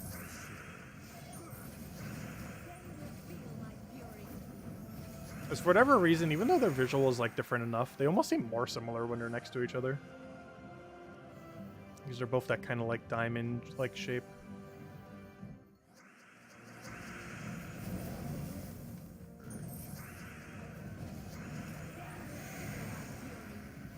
Also, speaking of diamonds, I've been seeing like one of the most scammiest. Well, there's a lot of scams that go on like YouTube ads, but like it was like an ad for like some kind of diamond coin, Like, it wasn't a coin made of diamond. It was like a almost like petri dish of diamonds in it.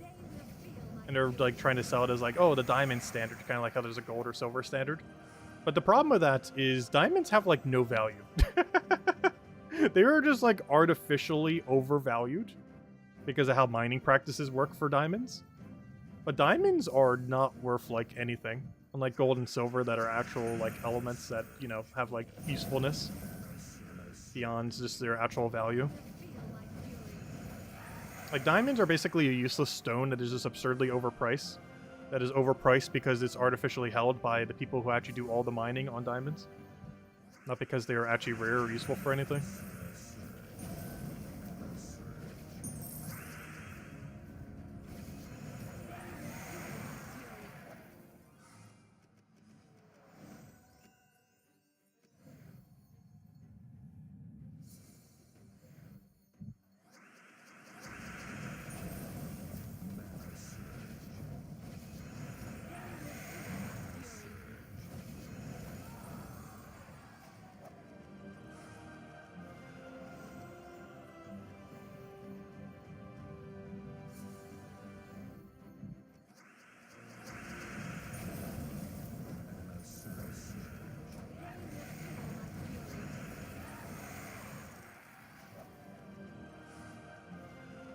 Oh, blue, nice. Even though we don't really need them, I still like seeing them. Like, we can get our 1000th blue and I'll still be happy with a blue drop. I know, it's still convenient to get. The power of a small blue is actually still very high. Even though its value has gone down just because, you know, there's just so many orbs in the game now. Relative to things that you actually need them for. But, they're still very useful to use. Like, being able to immediately upgrade something with 1 or 2 blues just saves you so many gems. Like, let's say a new legendary comes out in event queue drop table. You get it 1 copy, boom, you throw a blue orb on it, you're good to go. And just stuff like that. Like, let's say an Underworld epic. I think one of them's coming up in, like, another Friday or 2. We'll just go get 1 copy of it, boom, throw 2 blues at it, you're good to go. You don't even need to spend the other shards if you don't want to. Those little Underworld Chaos Shard thingies.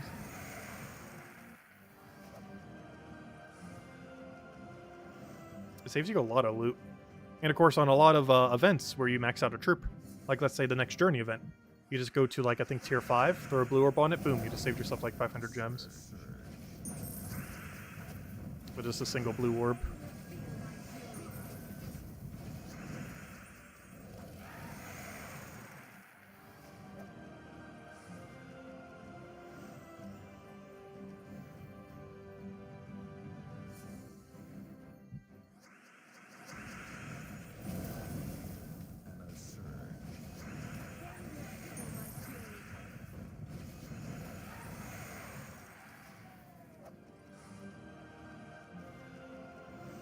And purples, honestly, are almost becoming more valued than blues. Because purples actually allow you to get new content, whereas blues just kind of upgrade stuff, and if you already have a lot of them, it doesn't really supply you with much else in benefit.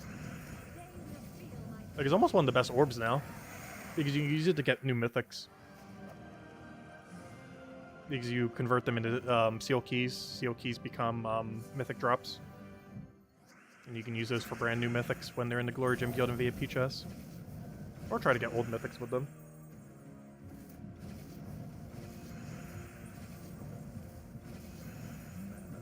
I would like 1 mana, please. Why do we keep getting 1 mana short? There we go.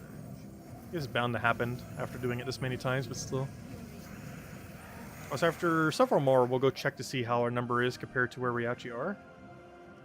See if we've hit the 3/4 mark.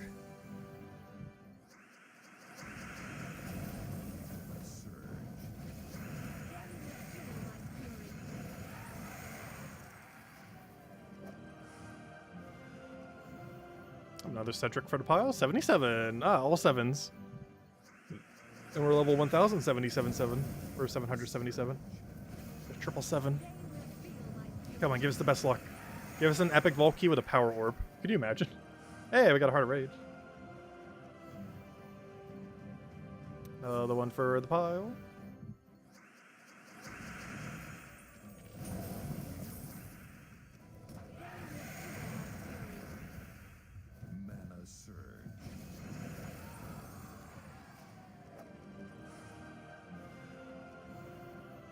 Also, we're almost dipping under 4,000 Volkies, so it's bound to happen based on what our starting number was, of course. It's obviously going to happen this stream. It is about to dip soon.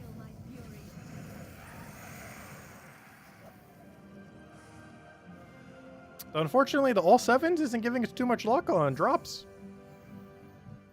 Haven't gotten any super drops since then. Not that our drops have been bad, but they haven't been over the top good.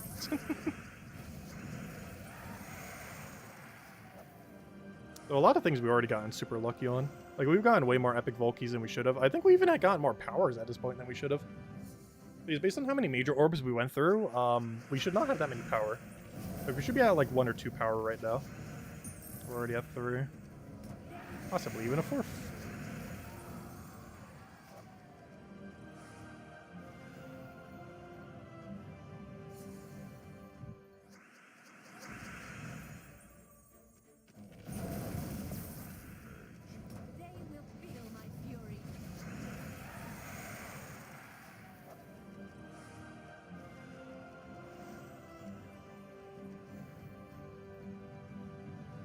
How do they expect us to max the other gnomes? You just throw a major blue at them. You get 1 copy and then throw a major blue. And that's how you max them. There's literally no other way. Because it's impossible to get 191 copies of them. So you have to just throw a major blue at them and you're good to go.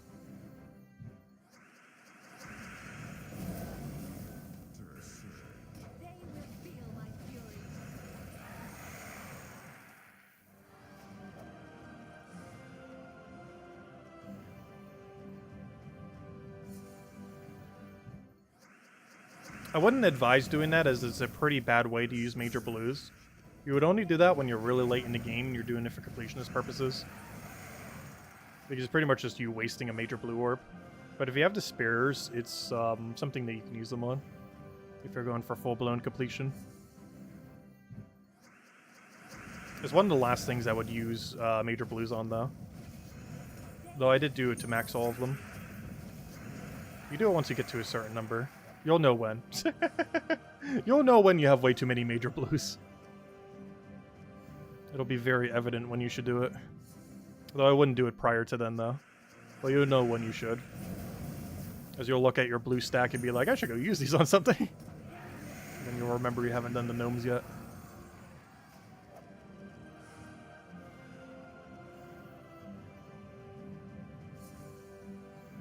Hello, KV. Is there a bug with getting Dark Forest Troll?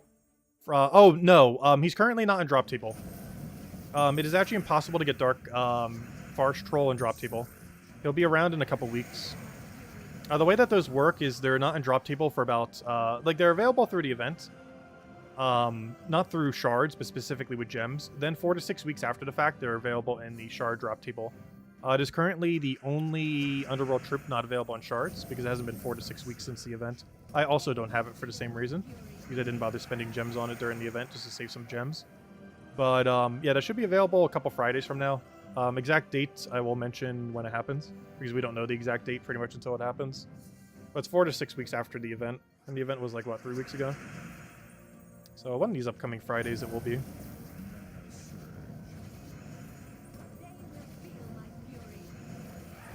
We're also missing it for the same reason. If I go check, should be one of the only things we don't own. Not counting the dragons, obviously. Yep, Dark Forest Troll. Yeah, he'll be available in a couple Fridays. Which one is not currently known until it really happens. But it's 4 to 6 weeks after the fact. Which is one of the Fridays coming up soon. I don't think they mention it anywhere either when it happens, which is unfortunate. I don't think it's mentioned on the forum or anything like that. The only way we would even know is because some people try it every Friday to check. And then word of mouth spreads.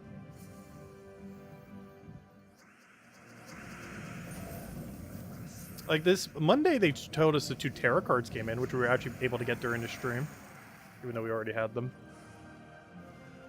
But, like, those got added to the drop table after a couple months.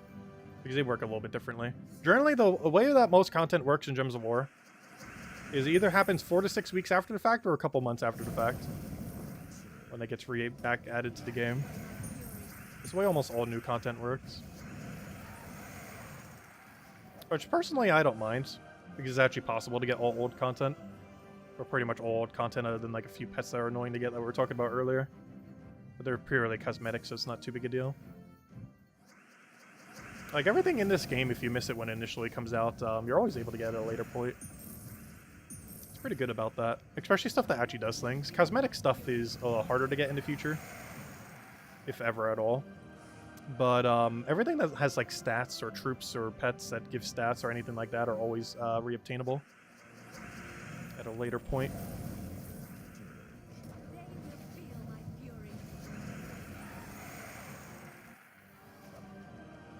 Of nothing else, spending a bunch of shards in the underworld isn't too big a deal, even if you're not getting the drops, because you're still getting a lot of treasure.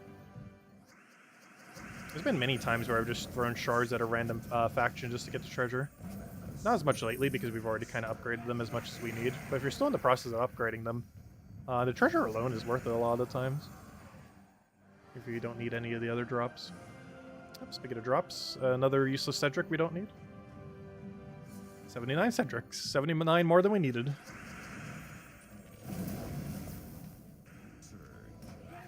We're literally going to get 100 Cedrics. So sad. Okay, I think we're at 750. I'll do a few more just in case we're not, and then we'll double check the number to see how far we're off. Because I believe that is officially the 2/3 point after almost 5 hours. We're 2/3 of the way there. And then the final stretch. Which means, how much longer should that take us then? 2 hours then? We got 3/4 the way there in 5. That comes out to, what? 2.5 per thingy. Or sorry, no, it'd be 1/4. So that was 1 hour 25 per thingy. Which means, yeah, we should be done by 7:30. Not the stream, but the 1,000 volt grind. I'll probably do a little bit beyond that. Oh wait, what am I doing? I already have the wind condition.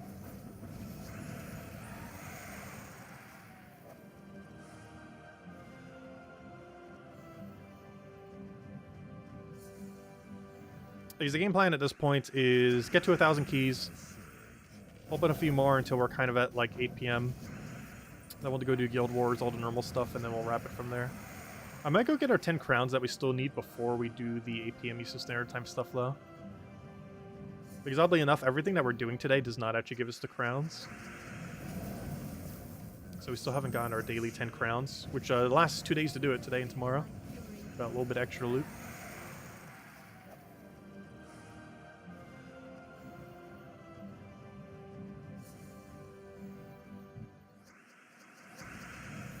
And if nothing else, that'll be some XP farming that we can get. It'll be even quicker XP farming than this, since it just instantly dies. Hey, another Volkey. That's our 6th Volkey. Well, technically our 8th. 2 of them were epic, 6 of them were normal. But yeah, Volkeys do drop Volkeys for any of you that don't know. Any of you just kind of getting here pretty recently. It's very rare, as you could tell, as we've only gotten 8 in like about 750 chests. But there is a small chance to get a Volkey from a Volkey. It's about a 1 in 100 from what I could tell. And 1 in 10 of them are an epic Volkey, which we got pretty lucky on. We've gotten 2 epic Volkeys this stream. Which is somehow less than the number of powers we've gotten. Because of how rare they are. But they're still in the drop table. It's very rare.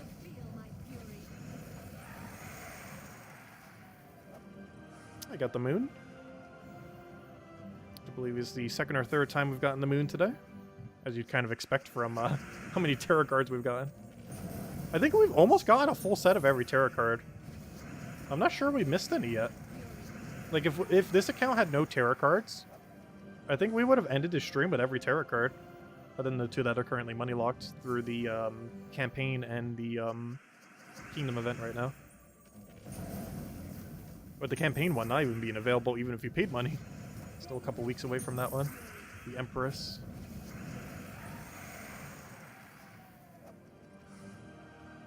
But those are the only 2 tarot cards not in drop table. Because they added the other 2 on Monday this week.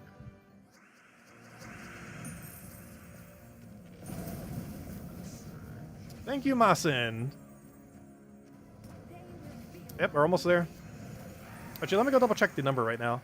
want to see how far off we are. Because that's just our guesstimation number. All of our other numbers I'm pretty sure are accurate. However, I am very bad at tracking this accurately. Luckily, we know what our starting number is, so we just keep typing it in. Alright, so we started at 4,857. I then need to subtract from it our current Volkey number, which is 4,064. And then add our Volkey number, which is 6. Which means... Oh, we're at 800 right now. That's 799. You know what? I'm just going to put in 800 because we're about to do another one. But yeah, there we go. We're actually at 800 right now. Oh, we're almost there. We are almost there. Yep. We're at 799. And this will be the 800th one right now. So close, yet so far. Yeah, we're almost there. 4/5 away. Just another 200 to go.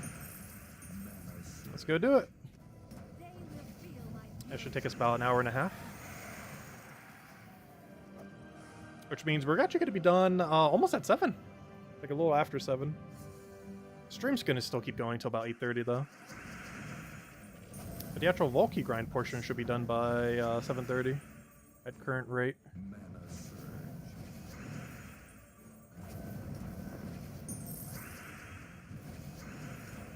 I will hand out 2 more codes to stream. One more at some point, and then the other one around our normal... Wow, that's a lot of gold. It's like 100,000 right there. But we'll hand out 2 more codes. One more at some point soonish. Probably when we hit 1,000. We'll probably hand out one when we hit 1,000, and another one around the... after we do Guild War. A little after 8 PM Eastern Standard Time. Because at our normal stream time, we're definitely switching to Guild War. And after that, we'll hand out code, and after that, we'll figure out what else we do. We're probably ending by 8:30 rather than 9. Just because we've gone on for so long.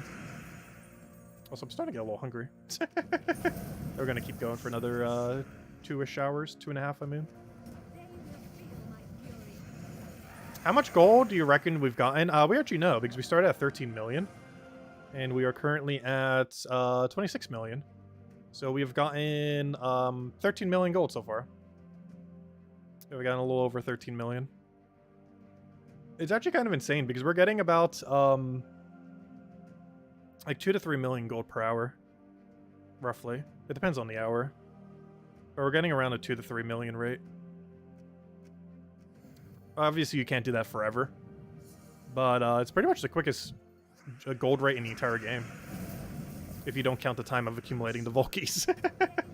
But if you already have a reserve of Volkeys and you're opening those Volkeys, it's pretty much the quickest gold rate in the entire game. Obviously, you can't do that infinitely, though. But as far as effective gold per hour, it is insanely high.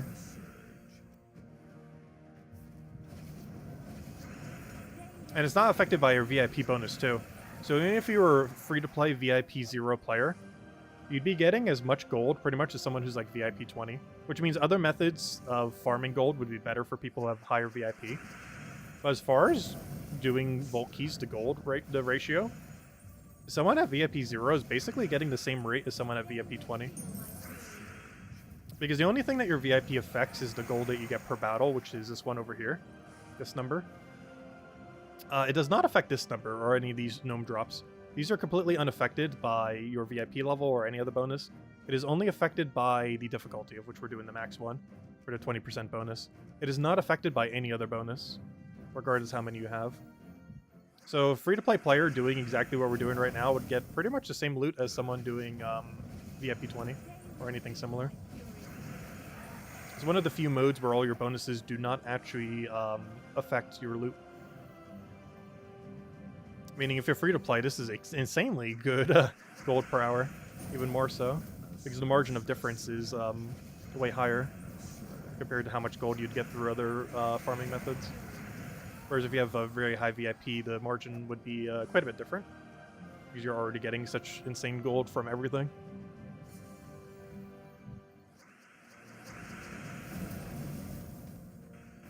Because I believe VIP 20 can almost do like 1 million gold per hour if you're doing gold farming on Explore 12 efficiently. Whereas the same thing with like no bonuses, I think is like close to 300,000 or something.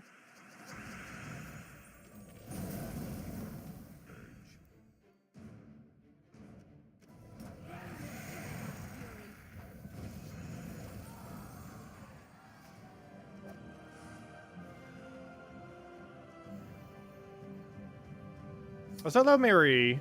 You've been checking in once in a while throughout the day. You just gotta know. What is a troll? Oh, that's the number of Cedrics.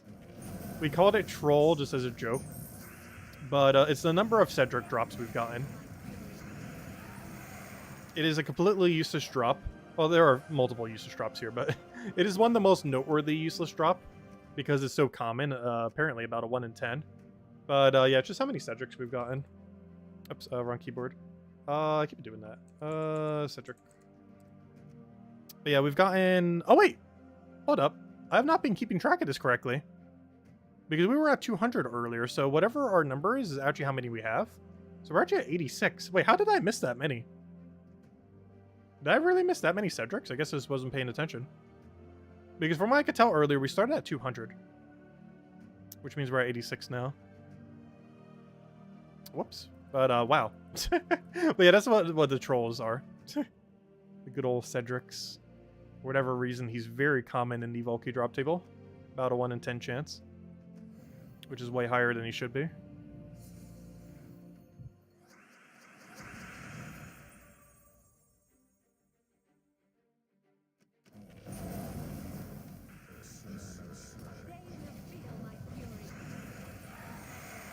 Oh, it's pronounced Masson? Sorry about that. Yeah, I'm really bad at pronouncing names. Also, apparently I keep saying tarot cards incorrectly. It's tarot cards. Or not even tarot. Wait, how do you say it? Someone was mentioning it earlier. It's terror? It's tarot cards. Yeah, the tarot card things. I keep saying tarot. I know there's no T.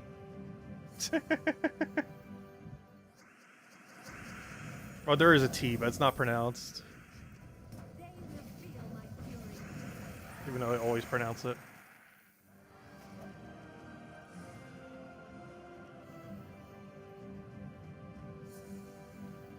Yeah, the carrot cards. Good old carrot cards.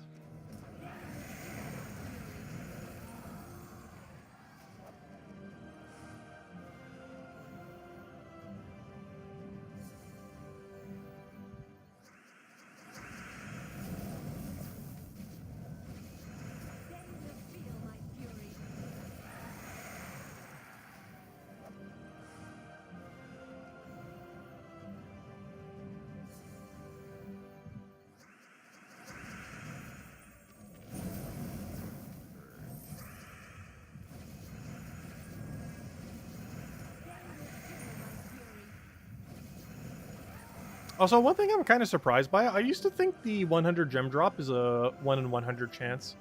It might still be. But if it is, we've gotten actually slightly unlucky on 250 gems.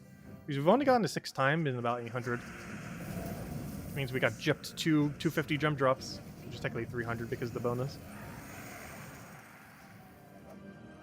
Like, as last I recall, it is a 1 in 100 chance to get it. So we've just been unlucky if that is the case.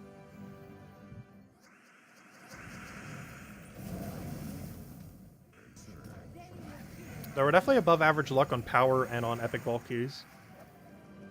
Or below average on one of the ones that we really need, which is the 250 gem drops, which becomes 300 because of the 20% bonus. What is my favorite sub sandwich shop? Subway, Firehouse Subs, Quizmos. Honestly, I don't eat at any sub-like place. And generally, if I am, it's going to be like a local deli or any kind of like family-owned business that is similar. But yeah, I don't think Have I ever even ate at a Subway? I feel like I would have at some point. But, yeah, I don't really eat at sandwich shops. Like, if I'm going to make a sandwich, I'm either going to make my own or generally, like, a local deli or business kind of thing. Like, I can't remember the last time I've ever stepped foot into a chain sandwich store. Though if I was to do one, I'd probably do Subway just for name recognition. Though, honestly, some of the best sandwiches from, like, a chain that I've had in, like, recent kind of past, probably Wawa's. Wawa's don't exist where I currently live, but Wawa's generally have some pretty good sandwiches like that. And they make them to order pretty quickly. If I'm pretty sure it's the same way that Subway and a few other places that you just mentioned function. But that's probably the one I would say. It would probably be a Wawa. Because that's the kind of the category of shop. It's a little bit different than how the other ones function. Because it also works like a gas station, plus they have other stuff that they sell. But they're also kind of like a sub place that you can buy sandwiches from. So I'd probably have to say Wawa then. The only problem is Wawa does not exist where I live. And I think there's only a couple states that have Wawas. But they're pretty good. They also generally have one special one for Thanksgiving too. Like a nice like turkey with like all the fixings and everything. It is so good. It's like a bit overpriced, but gosh, it is so good. There's like cranberry sauce, stuffing, gravy, mashed potatoes, turkey, all in like a sandwich. Really good. It's like $5 or $6 for one of them, which is more than quite a bit of their other products, but seasonal item they have that's really, really good. I haven't been able to have it this year because there's no Wawas by me. But I do know when I was living in the area where some exist, they would always get them around that time.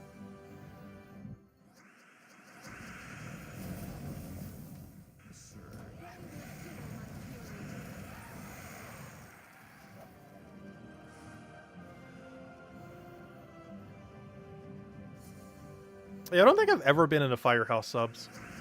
And the last time I've been in a Subway was probably over a decade ago. If I even have been. I can't even remember. I feel like I would have at some point. Like, there's no way I haven't had a Subway sandwich. But I can't remember in the last decade ever eating at a Subway. Wawa's like the last sandwich place I could think of that isn't like a deli or family-owned place.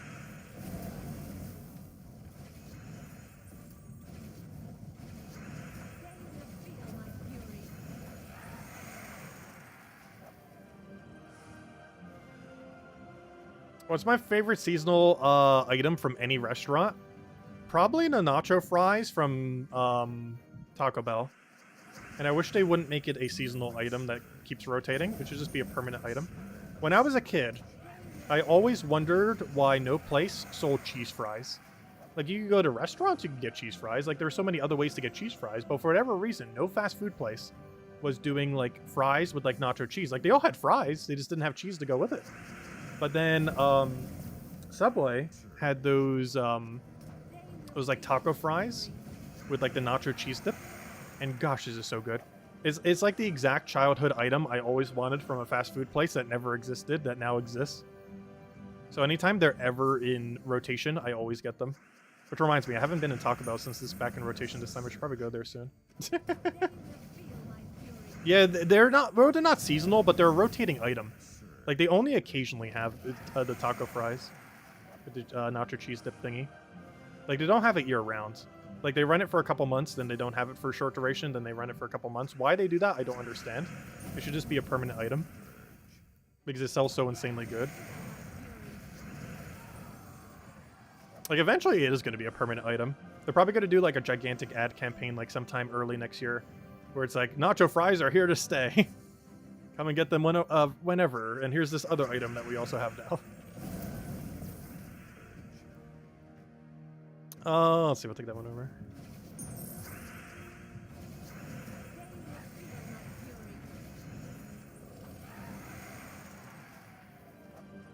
I've had Mexican pizza before. I would say it's quite a bit of a different experience than nacho fries thingy.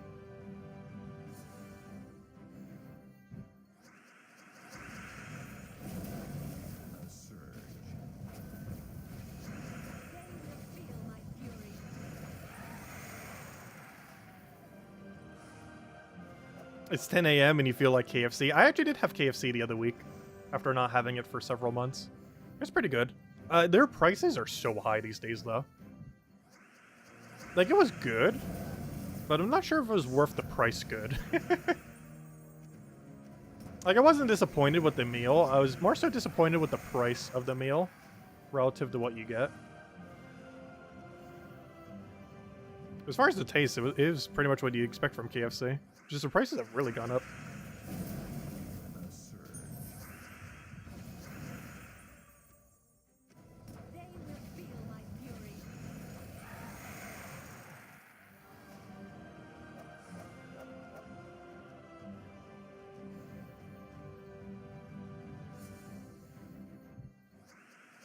How much did it cost? I think it was almost 30 by the time everything.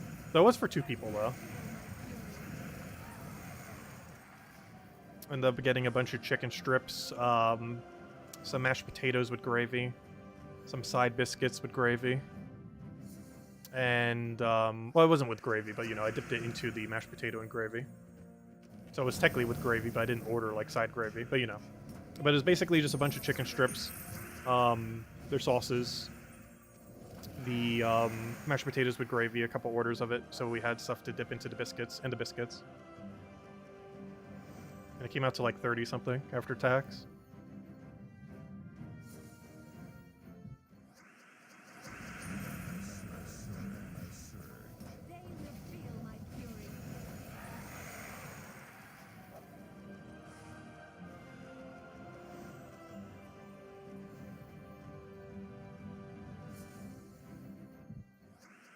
You started playing Gems of War again? Nice. Well, if you have any questions, feel free to ask. We're here for quite a while today. Still gonna go for about probably another 2.5 hours. We normally don't stream this long, Gems of War. Normally we just do like an hour stream at 8 p.m. Eastern Standard Time every night, which is 2 hours from now. But, yeah, we just did a bit of a vault grind today. New mechanic added a couple years ago that got buffed multiple times over the last few years. The most recent buff was when they added Nomapalooza about 1.5 years ago, which made it a lot easier to get vault keys. Before, in a vault event, you would maybe get like a dozen vault keys. Now you can get literal hundreds upon hundreds, which makes them a lot easier to get a lot of, which is how we're doing 1,000 right now. And they also did a buff about 2.5 years ago, where they added a difficulty option to this mode. So you can set it to be, like, by default, it was this in the past, where it was just normal level 20, 100% rewards. But now you can go for 10%, or more importantly, 20% extra bonus. And this gives you, well, 10 or 20% extra. And that ends up adding up to be a lot of extra loot. It might not seem like much, but a lot of things round up. So you end up getting a lot extra there. It's also really huge when you get some of the bigger drops, like a 250 gem drop goes to 300. The 20 gem drops from the little guys go to 24. Something like a 20 gem key drop goes to 24. So you get quite a bit. Like, obviously it doesn't affect this. When you only get like a single copy of something. But it does these. Like, these are 2,500 golds, move to 3,000. That's a 3,000 gold, move to 4,800. So on and so forth. Anyways, alright, let's go again. We'll go update the sun. That is our 45th tarot card.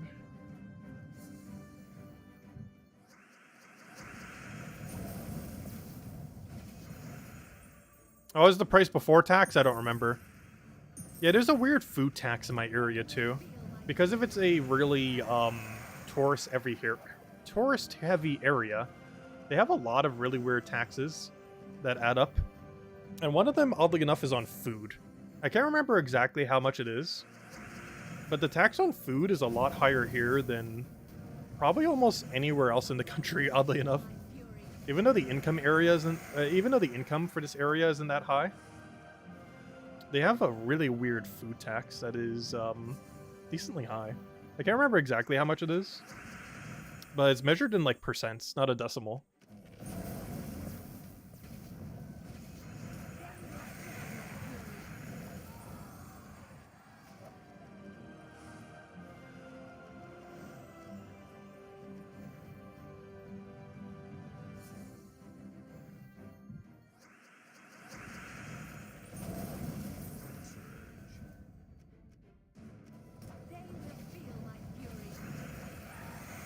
There's no tax on food at all, yeah. A lot of places don't have tax on food.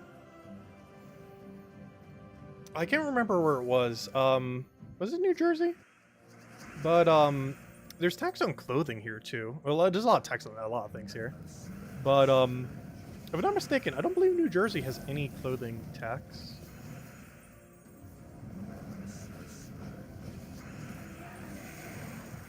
I know at thrift shops they didn't, but it could also just been because they were thrift shops, because that's where I got most of my clothes when I was living in New Jersey.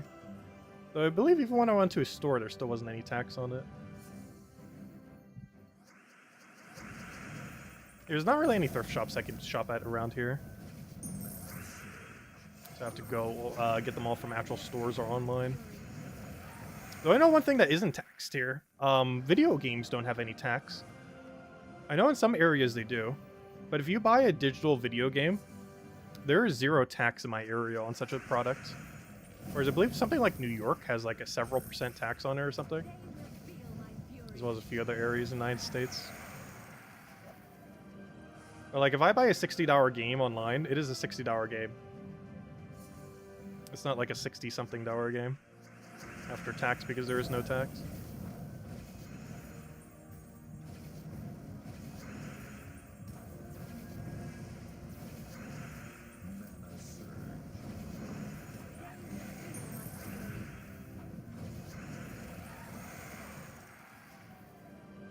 Percents are decimals. Well, you know what I mean.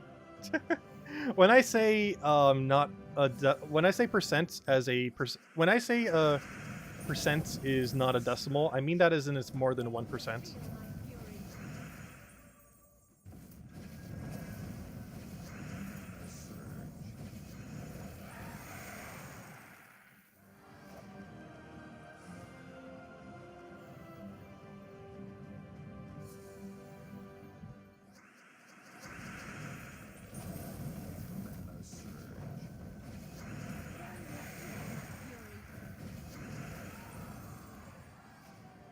I know, they're also fractions.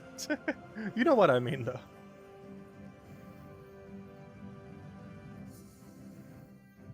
Because you're starting to get into whole number territory of percents. Even though they're still technically a decimal.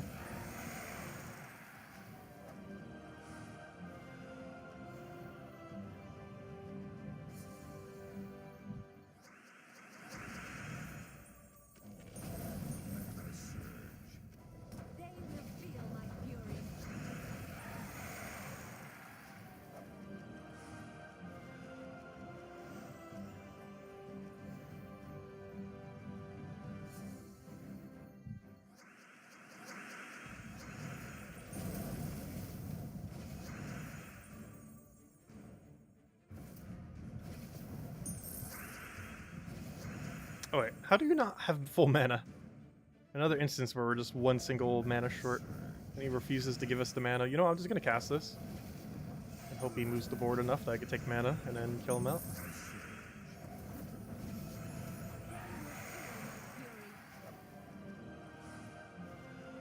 Yep, another major purple with some celestials.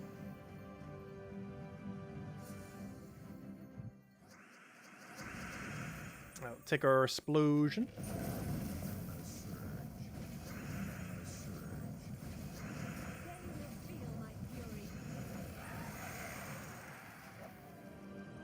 I get a major orb here. Nothing good, unfortunate. Come on, let's see one more power. I want to see one more like super major drop, like a 250 gem, an epic vault key, a power.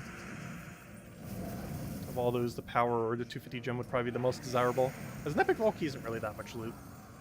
It's just a chance to get some loot. It might not actually be good loot, which normally it's probably going to be pretty average. Because honestly, opening a epic vault key is basically just opening 3 vault keys. So technically an epic vault key, while the rarest drop we could technically get, is not actually a good drop. Even though it's very rare to get in a vault itself. But just because it's super hard to get doesn't actually make it good. It just happens to be the rarest drop of anything that you can get. Unless you're looking for one really specific gnome or something similar. In which case that might be rarer than an epic vault key. Just because of how many things are in the drop table these days. Like, getting a single gnome isn't. But getting the exact one you need could actually be rarer than an epic vault key. Especially as they keep adding more. And we're getting Dragonite Gnome next year, early next year. Either the first or second patch. We don't know yet. One of the first 2 patches of the year will, hey, 100,000 gold. Also, we're almost under 4,000. Yeah, either the first or second patch, probably the second one of next year, will be giving us a Dragonite Gnome. So that'll help newer players a lot be able to catch up on Dragonite. Or anyone who just hasn't been wanting to spend gems and want to go down the free route. Well, technically gems are also the free route, but you know what I mean.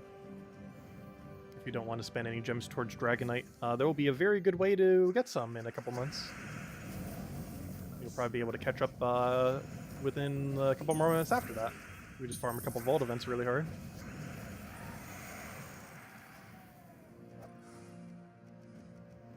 So many major purples. So honestly, that's one of the better drops we can get. To some degree, a major purple would immediately help us more, even though I haven't opened a single purple like ever. But in theory, a major purple would almost help us more than a power, as weird as that may seem. Just because of the lack of things they've been adding to use powers on.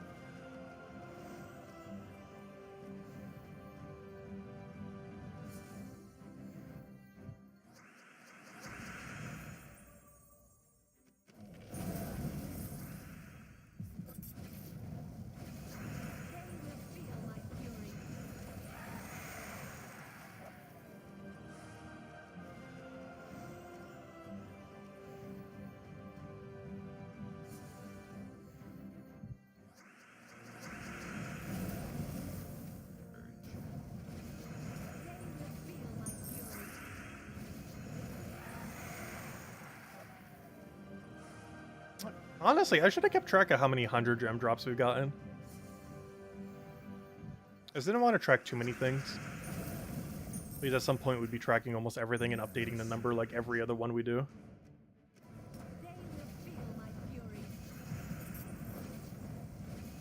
But I'm kind of curious how many 100 gem drops we've gotten, which show up as 120. Or 110 if you're doing the other difficulty.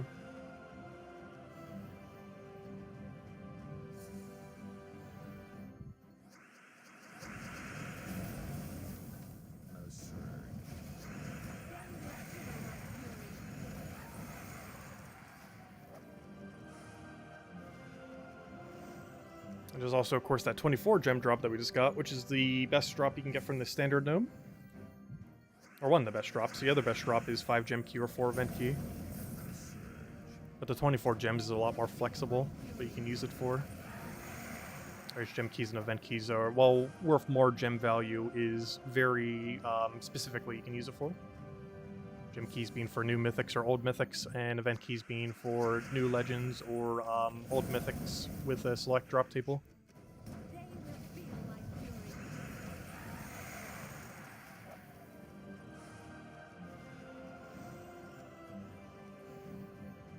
So I feel like we were doing really bad on getting major orbs earlier. Now I feel like we're getting it like every other drop. There were some streaks where we're going with almost no major orbs. And then we ended up getting times where like every third was a major.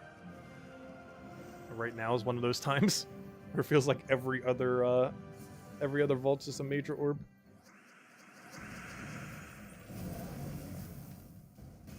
Oh, why did I do that? Oh, luckily it cascaded. Yep, it looks like we're about an hour off. So close yet so far. Hey, another tarot card. We're almost there. Okay, we should have it a little after 7. Then we'll keep opening a little bit more. Then we'll go grab our... I guess we'll go get the crowns, because we still haven't done that yet. And then by that, it should almost be 8. And at 8, we'll do Guild War, finish up whatever else, and call it there. And we're definitely handing out at least 2 more codes. One will be when we hit 1,000. When we officially hit 1,000. Not the number that shows on screen, because that one might not be fully accurate.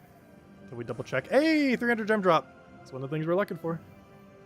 There we go. Come on, give us a few more of those.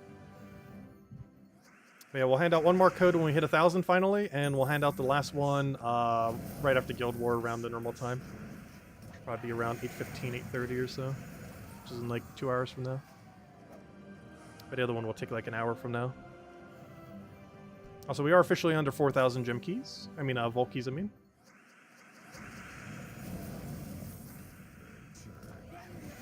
Which obviously was going to happen, given that we were opening 1,000.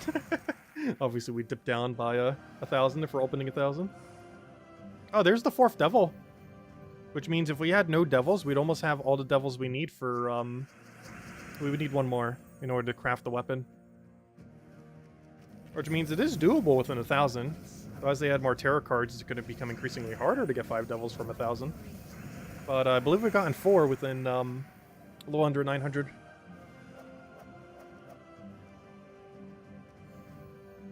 How have I been doing? Hello, Marcelo. I've been doing pretty good. What is the troll counter? Oh, yeah. The troll counter is how many Cedrics we found. A couple of people have asked that. I had a feeling that would happen if I said that, if I didn't end up making a Cedric. But yeah, the trolls indicate how many Cedrics we found. Not the Cedric on the battle, but the Cedric the card. I knew it! I knew if I highlighted, it would just show up because of how common he is. Oh gosh, why do you exist? I was ready for it. I didn't think it would actually happen. We have about a 1 in 10 chance. Seems to be the odds. Which is 1 in 10 more of a chance than what we need. But yeah, we're almost at 300 Cedrics. It's kind of insane. Not all this stream, obviously. We found 92 this stream. But we're almost at 300 total. Which means we increased our stack by over a third today of how many Cedrics we had. Which means I wouldn't have opened that many Volkies in the past then. Because that implies in the past I've only opened like, what, 2,000 to 2,500 Volkies? Which it feels like I've opened more in the past, but apparently not. Or we just got different Cedric luck.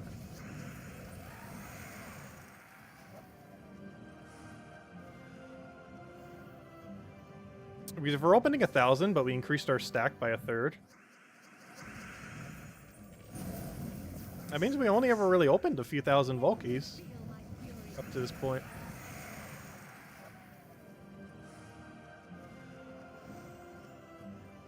Which means my remaining number of Volkies might actually be higher than the total number I've actually opened up to this point.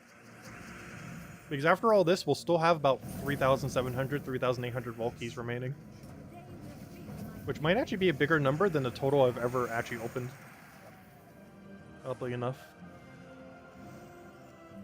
Because if we're basing it off of Cedric, I don't think his drop rate has ever changed.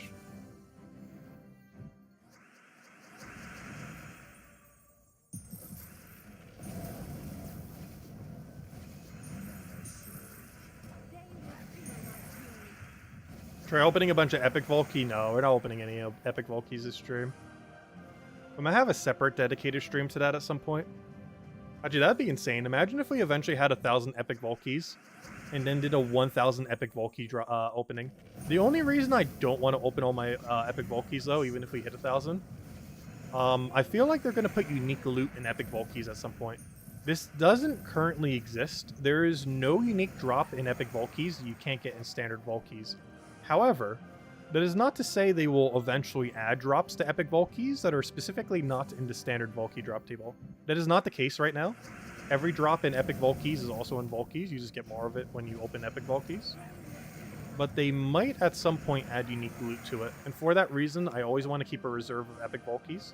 For the off chance that a random patch comes around being like, oh hey, we've added this unique thing that's only in Epic Volkies. Good luck getting some. Here's an offer to just buy a bunch with money.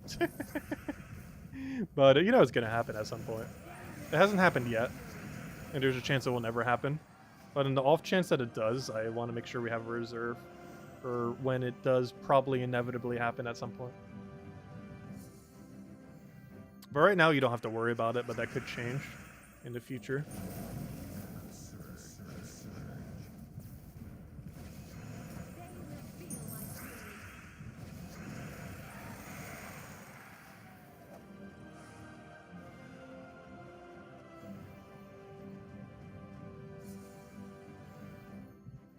You increased your stack by 50% by going from 200 to 300. Oh yeah, I always did a percent based on the margin of difference rather than the actual percent increase. Whenever I mention the percents. Because I do it based on our destination, not based on where we were at. Which is true, that would change the other number to be about 2,000 something Volkies then.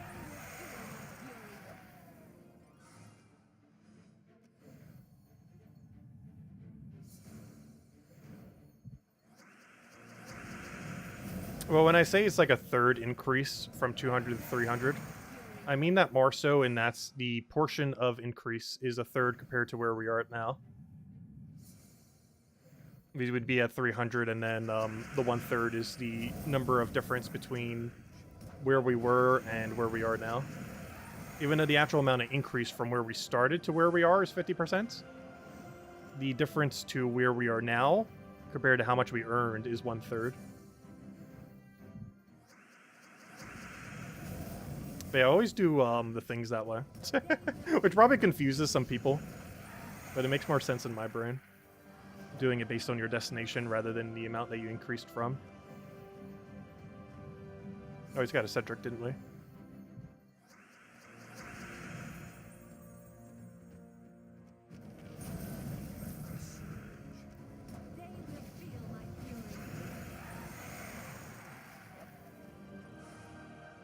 Oh, so that's funny seeing a 24 gem drop next to a 24 gem key drop. Because that's a 20 gem drop boosted to 24 and a 20 gem drop boosted to 24. But it seems so weird because they're drastically different loot. You know, they both have the word gem in them. Because gem keys are definitely way rarer than gems. So it's weird to see the same numerical number distributing both of them. Or representing both of them.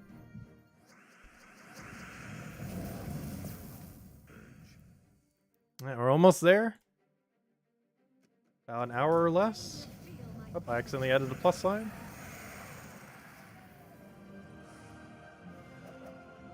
There's another 100,000 gold drop. Which we've seen quite a few of today. The 72,000 combined with a couple other big gold drops. With 100,000 plus from a single drop. Or single key, I should say.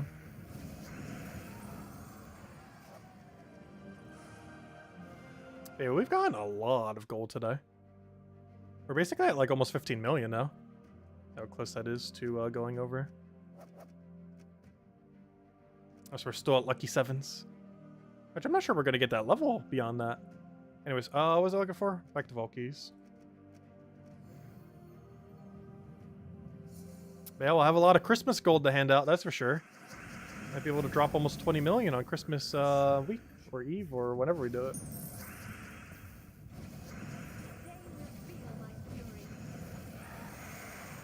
Which reminds me, we still have one spot left in our guild, if I'm not mistaken. If you're on PC Mobile, can do 2 million plus gold, let me know.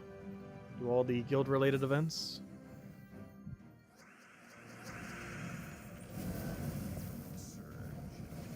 I don't think we have anyone for that slot yet. We are still missing a person. Before we dump that much gold, I would definitely want to make sure we have someone there to take up the spot. Otherwise, we're wasting all the drops.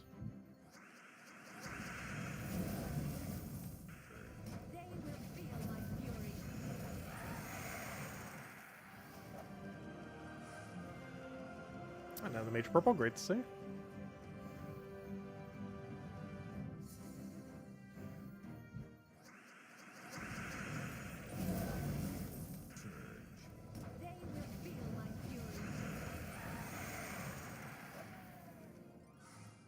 Another big gold drop. Like every single time we get that with some side gold, it's only like 1/10 of a legendary task. But if you break it down to how much loot that actually gives across the entire guild, that's actually not too bad.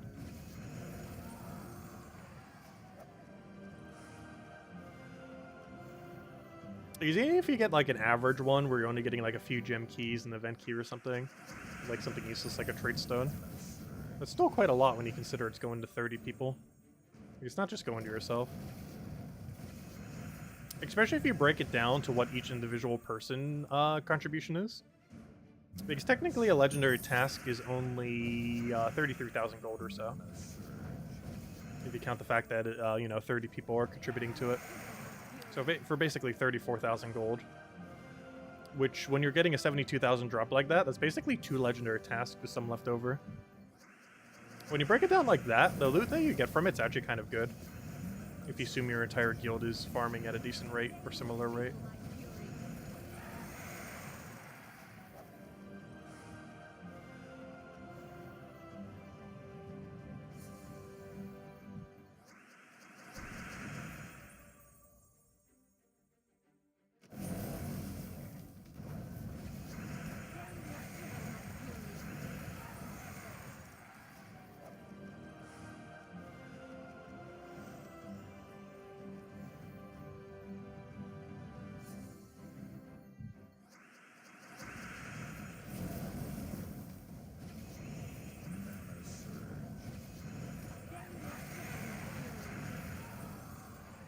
Yeah, they got 900. I'll double check my number.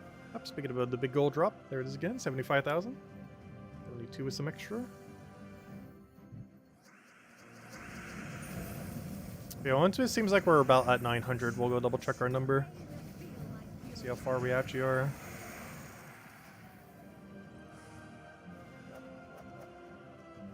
Because we're very close to the final 100 stretch. We are going to go a little over 1,000, but not by much. Even once we hit 1,000, we're still going to open a few more. Just to make sure we've truly hit 1,000. Obviously, we would have if we double checked the number. Why are we getting so much gold all of a sudden? I mentioned gold, now it's all we're getting. Which is not ideal. It's also not the worst drop you could be getting. That's far from the best.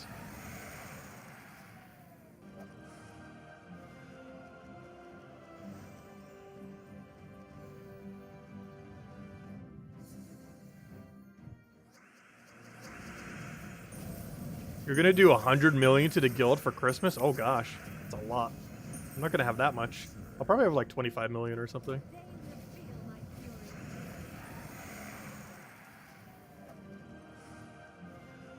By the time it actually rolls around.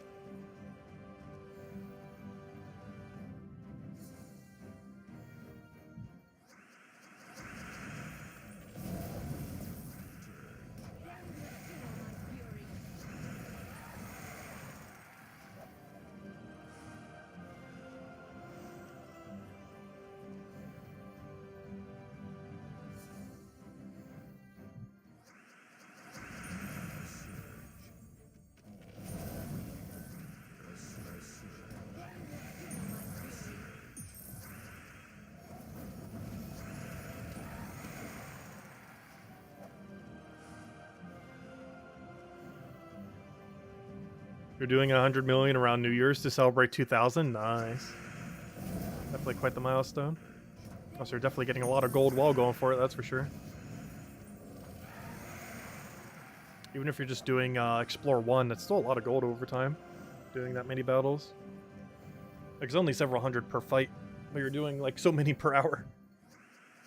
You're getting like 6 wins per minute. So even a couple hundred at a time is, or several hundred at a time still adds up very quickly. Over a long period of time.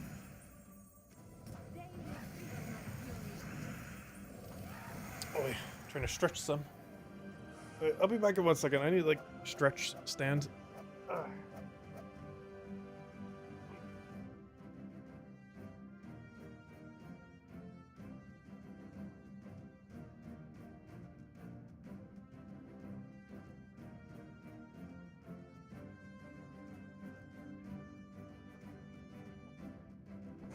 I gotta go back.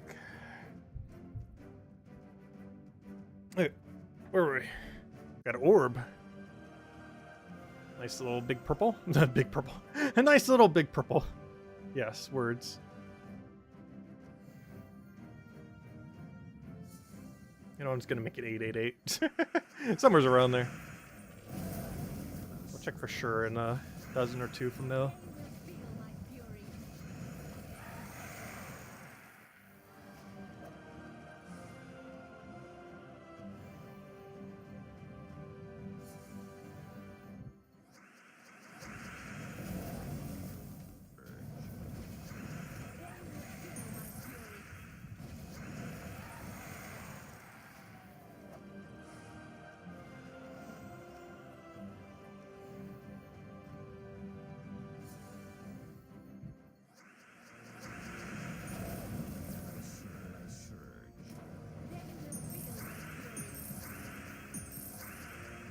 Please let me cast. How's he getting so many extra turns? There was even a yellow he could still take in as well. Another major purple.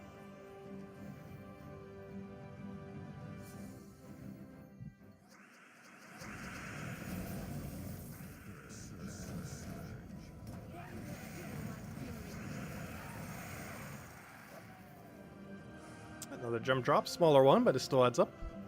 5 gem keys to go with it. Honestly, I almost feel like we're over 10,000. I almost said 10 million.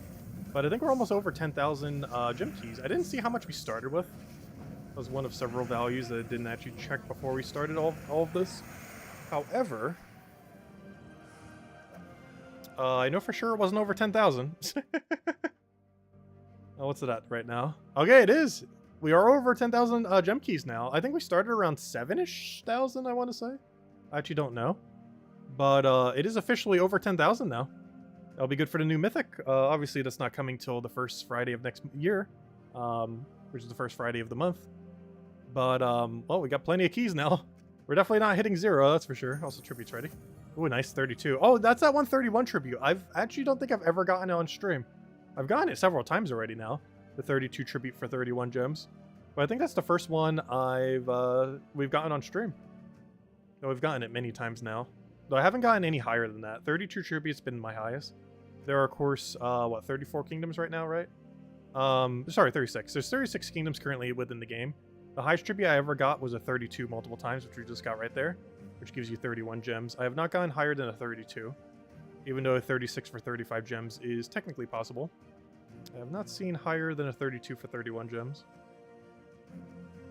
which I've gotten probably like 5 times now, with that being one of them.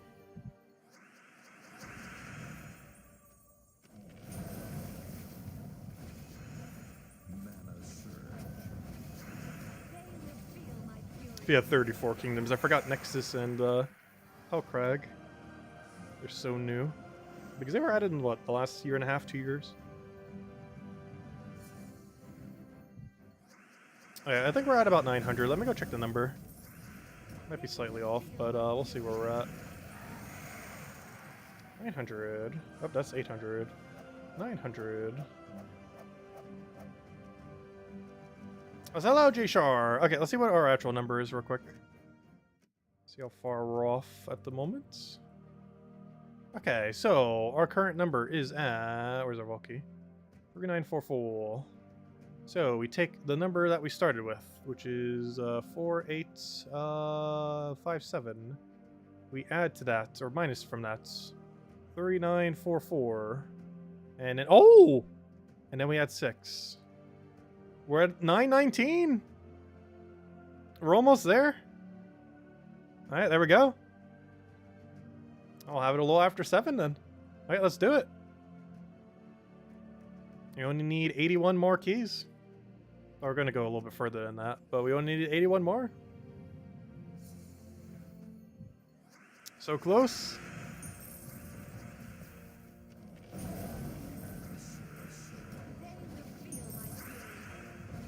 And that will be, we'll hand out a code when we hit 1,000, by the way. 919 is your birthday, nice. Yeah, once we hit 1,000, we'll hand out a code, and the other code will be around our 8 p.m. Eastern Standard Time stream, which is still going to be a continuation of this stream. I'm not starting a different one. Around our normal time after we do Guild War, we'll hand out the final code, which I think will be like, what, 5 or 6 total codes a stream? Definitely will be one of the highest we do all month. So we will hand out quite a few for Christmas as well as for New Year's. As well as maybe Christmas Eve, might as well. The very special code that has the special pet will be on Christmas Day, not Christmas Eve. The night of Christmas Day. Not to be confused with the night of Christmas Eve. Basically the 25th. The 8 p.m. Eastern Standard Time stream on the 25th will be the special code one. It's just one of the past pets from one of the previous years. The Christmas pets. Some people like to collect them if they didn't already get them. I won't say which one it is, though. I'll leave that for the day itself.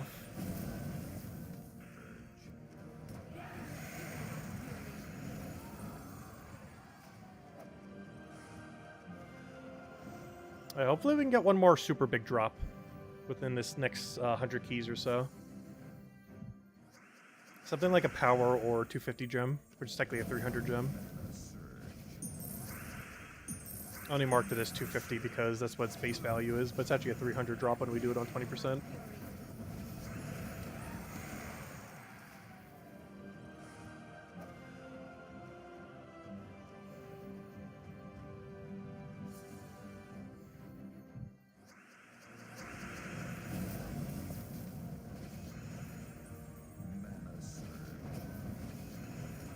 You got a perfect run and a 33 gem tribute. Nice the other day. Very nice. Another tarot card. Oh, that's our 50th tarot card. Nice. I've gotten that one a billion times, so in all fairness, I think we've gotten all the tarot cards now. Even the 2 new ones that were added this week.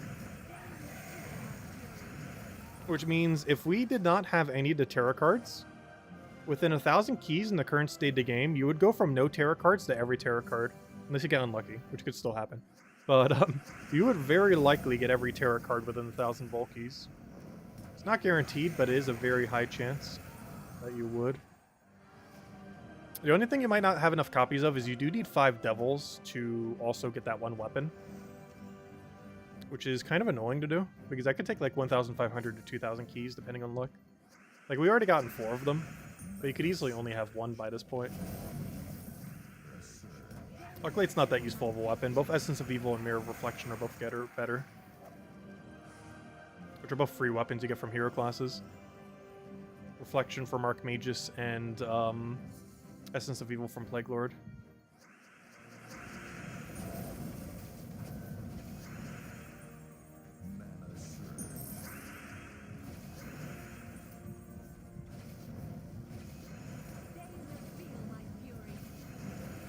It's more so just a gimmicky holiday weapon. It's not actually usable. Oh, it is usable, but it's not actually good. You're better off just using Essence of Evil if you're looking for a similar mechanic. Because Essence of Evil and a Barrier Brown hero class is almost the same thing anyways. Not quite the same, but it's pretty close. It's not quite the same, but it's better. Though doing every positive and every negative status effect is a very interesting gimmick. Just not worth using in most situations. Like, I don't think I used a trick-or-treat weapon since it came out a year and a half ago. Well, I guess technically a year and 2 months ago. Because that was the main holiday weapon we got 2 Halloweens ago. Not the most recent one, but the one prior to that. You got your first 33 gem drop tribute? Nice. Yeah, I still haven't gotten higher than 31 gems. I've gotten 31 gems at least 5 times now. With that one that just happened being the first we've gotten on stream. But I have not seen anything higher than 31. Which is a 32 tribute. It can go as high as a 36, which is a 35 gem drop. I haven't seen them yet.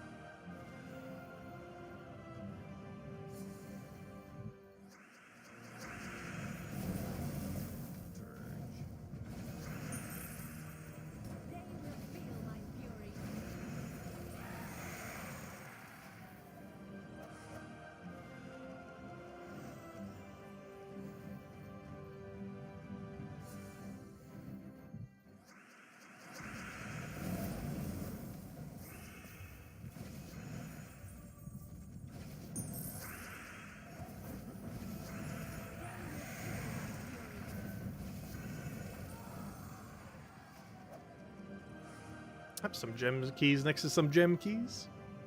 Always great to see. Come on, we're so close. The final stretch. I don't think we'll hit it before 7, but we'll hit it like just barely after 7. Which is where we put our prediction earlier too.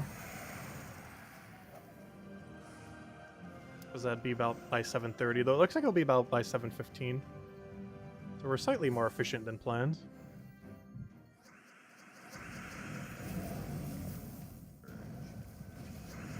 We'll find out once we get there.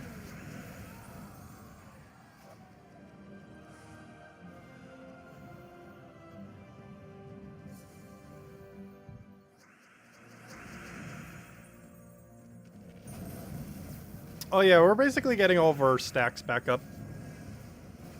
This is definitely repairing our gems probably the most out of anything that needed repairing. Because we've been taking quite a bit of a hit on gems because of Dragonite. But now we have almost 30,000 again. We literally went from dipping under 20,000 to almost back to 30,000 in a single stream. Which means I actually have over 50,000 gems right now. It's just not all converted to gems yet. Or theoretically even more than that if we do all of our treasure hunt, but that doesn't count. We're not going to do that many treasure hunts unless they buff it. But who knows? There might be a day we actually do our entire treasure hunt stack. That is very unlikely, but not impossible. It would take a couple 100 hours. But if they ever buffed it enough where I felt inclined to grind it a bunch, we would maybe consider it. We're definitely doing a 12-hour stream of treasure hunt whenever they buff it finally. The entire stack is within question, though. That's probably something we won't do unless there's a way to convert, like, old maps into some kind of, like, better, newer map. Because in that case, I could see us using our whole stack. But as far as using, like, each one individually, if they buff it, we'll probably do some of them, but probably not the entire stack. As we were talking, many hundreds of hours to do that.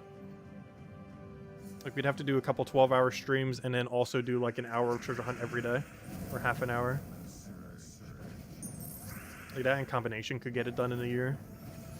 It's still a very big stack, though. Oh, so didn't we just get a Cedric or something? I wasn't paying attention. Well, if nothing else, we could check it based on how many Cedrics we have on the other one. Figure it out.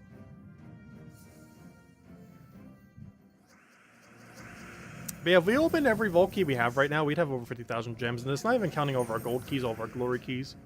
Like, there's a chance we almost have 100k gems right now. It's just locked into other resources right now that we'd have to activate.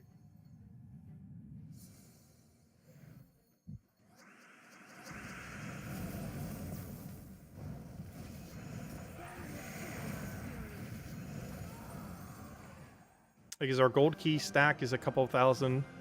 Our gem key stack is a couple thousand. I mean, our glory key, I mean. Converting all of our glory into glory keys would also be, I think, a couple tens of thousands. Though I wouldn't bother burning the whole stack, but you could do some of it. What else do we have that's technically gems that's not gems yet? I think that's most of it. It's mostly gold keys, glory keys, and vault keys. And technically treasure maps, but treasure maps we're probably never doing all of them. Whereas those other three are categories that might eventually be fully opened at some point. Oh, also plus epic vault keys. There's also a bunch of loot in those. Actually, how many epic vault keys are we up to these days? Isn't it like almost 500 or something? Let me double check. We are at, yeah, we're almost 555. Come on, one more epic vault key drop. We'll be at 555. Who knows? Maybe we'll eventually do a 1,000 epic vault key drop table. At some point. We're still, like, not even half... Or we're just, like, barely halfway there, though. Probably no time soon. But by then, they probably would have buffed the epic vault key drop table. Maybe even added unique loot to it. It would take as long as this stream did. Except the loot would be way better. About 3 times better. In the same duration of time.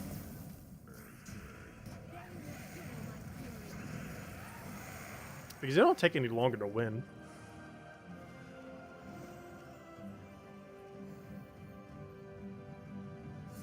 Wait, they are at the same difficulty, right? Yeah, I don't think they take any longer to win, right? Because as I recall, you still just, Phoenicia them down. Let me actually double check. They're not higher, right? It's actually been such a long time since I've opened an epic vault key, I actually forget. Or are they the same difficulty, or are they actually higher? Because then we might have to zook off them if they're, like, super high. I don't think they were. Yeah, they're the same stats. Is what? So it's like 100 durability, a little less. I mean, 200, I mean. And if we compare that to standard vault key. That is, yes, they're pretty much the same durability. I think they're, like, maybe slightly higher on the other one. But, like, double cast is already way overkilling. He got a second golden Magikarp, that's funny.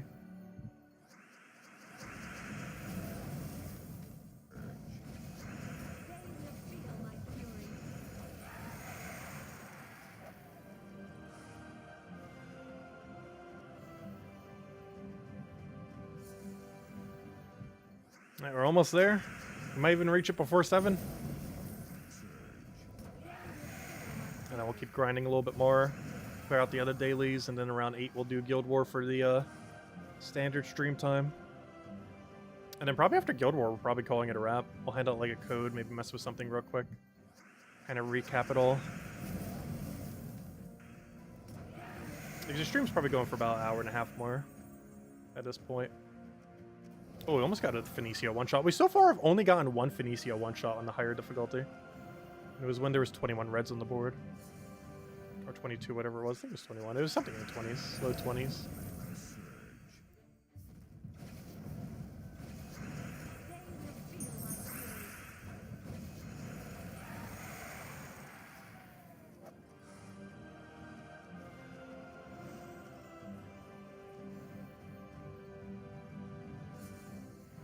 Yeah, there's some people that have over 100,000 gems. There's actually quite a few people with over 100k. We probably would if we didn't have a YouTube channel, because I would spend my gems in a lot more efficient way. But for a lot of content, we have spent a lot of gems over the years. But yeah, we'd easily have over 100Ks if we didn't have a YouTube channel at this point. Which obviously a lot of people in game are at that point.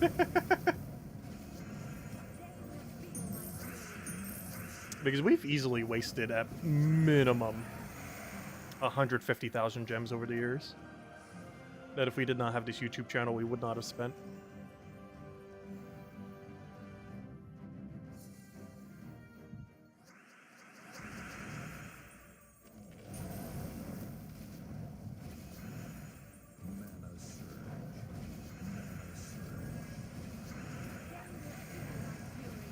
Like, there were times on streams where if someone was asking... Ooh, that's a combination. But there was a point when gems were so common to get that if someone was asking about, like, VIP keys, I would open, like, 2,250 gems worth of VIP keys just to show what the drop table was. Like, we've probably spent, like, 30,000 gems just on VIP keys back when gem rate was, like, kind of insane at one point in the game. Just to show people the drop table. Like, not even for any drops, just to show it. Let's see. I'm trying to update my number and my brain just failed. Okay, that's a 3. And that is 52. Oh, I found one rare drop. That was not the rare drop I was looking for. But apparently Power Orbs is easy to get as an Epic Volkey from this drop table.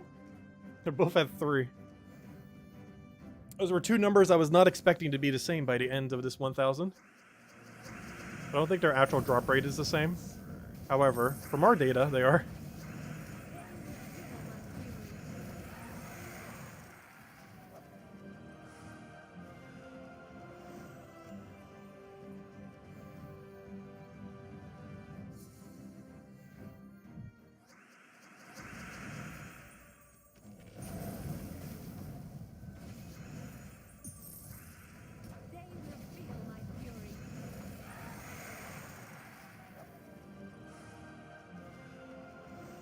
The major blue.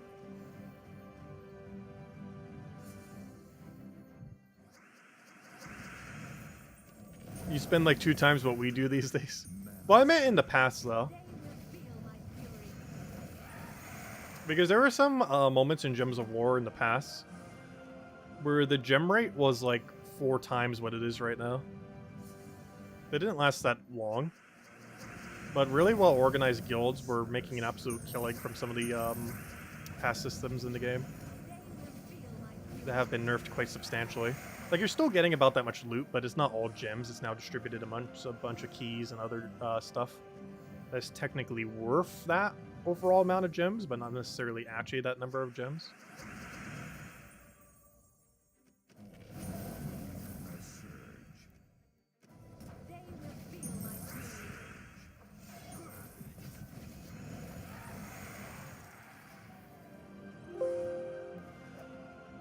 Okay, Cedric. Let's see. Oh, we're almost at 100th Cedric. This number is probably like 960 by now.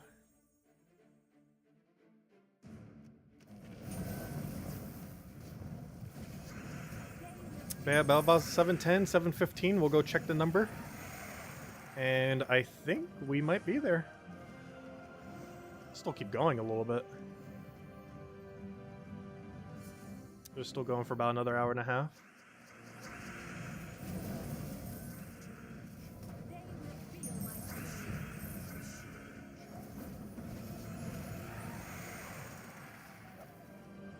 Yeah, that means the stream would have been almost 8 hours long then. It's probably going to be a little over 7 hours.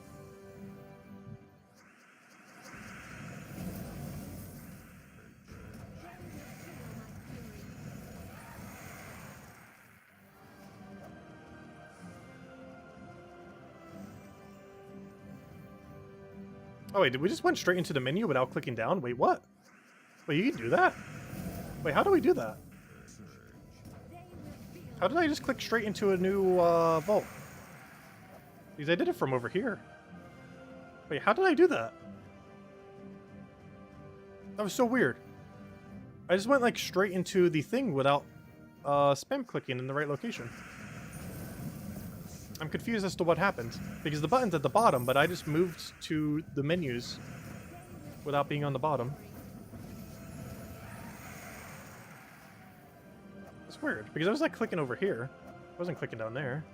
Was I? That was weird.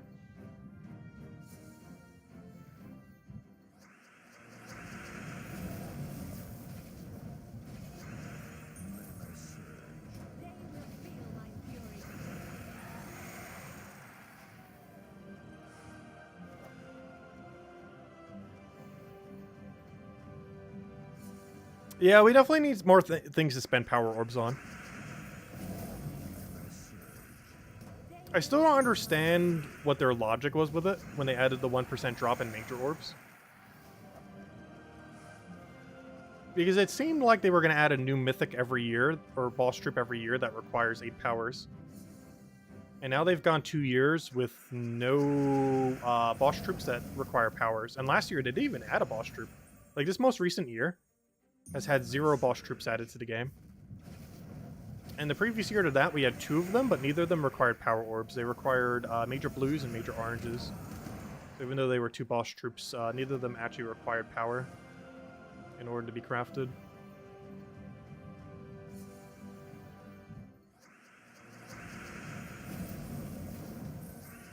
Yeah, I think this was the first year since they added boss troops that no new boss troop was added to the game. Unless they're doing it this month at a surprise, or randomly out of nowhere. Because we do still have one major patch, which we'll be getting probably next week, oddly enough. Either next week or the following week. We don't know for sure. But there is still one more patch slated for this year. And it's actually very likely 3 days from now, oddly enough. Because it either has to be that Tuesday or next week's Tuesday. You know, when I say next week's, I mean like 10 days from now. But it's either this week's Tuesday or next week's Tuesday. It's going to be the final patch of the year. So there's still a chance we get a boss trip then. That costs 8 power orbs. But if not, I believe this is the first year since they added boss troops that a new boss troop was not added to the game. Oh yeah, technically there's 7 dragons. Never mind. Never mind, we did get a boss troop, duh. Literally all 7 dragons are boss troops. I forgot about that. But once again, they don't cost power orbs though. They cost other resources. But yeah, duh, never mind, we did get a boss troop this year. It's literally all 7 dragons. So never mind, yeah, we did get a boss troop this year. So there has not been a single year since boss troops have been added where they didn't add one. The only problem with that, though, is only the first 2 years that boss troops were added did they cost power orbs. Every other year, they've costed other resources. The most recent year, they've cost Dragonite. The previous year, they costed some weird orbs that weren't power orbs. And then the first 2 actually were power orbs. But all the more recent ones do not actually cost power orbs. They cost other material. Which means the last 9 boss troops all don't require power orbs to be crafted. They require other material.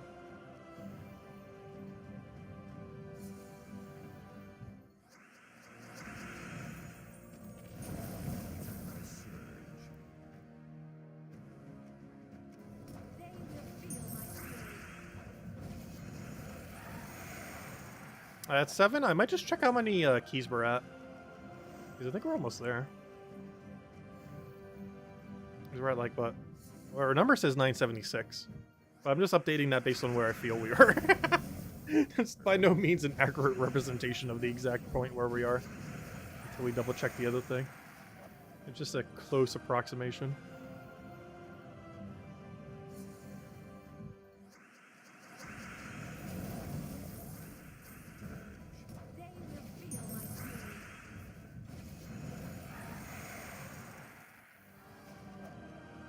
Hey, another Cedric.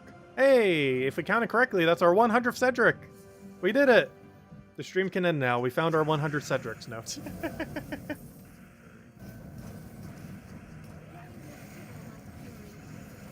Also, even once we hit 1,000 Volkies, we're still going for a little while. But then we're going to start shifting to normal other stuff that we do at night. Do you want to wait until 8 before we do the Guild Wars stuff?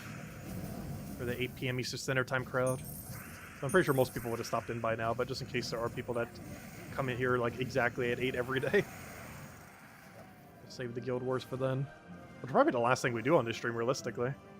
Is we do Guild Wars, hand out one code at the end. Do the last little spiel going over everything, and call it there then.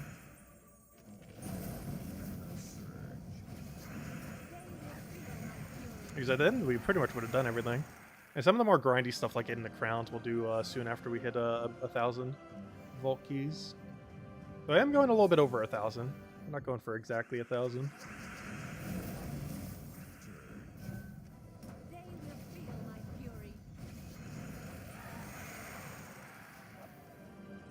Up another tarot card.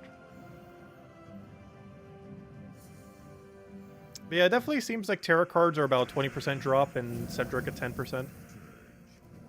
Based on the data we have. Seems pretty likely.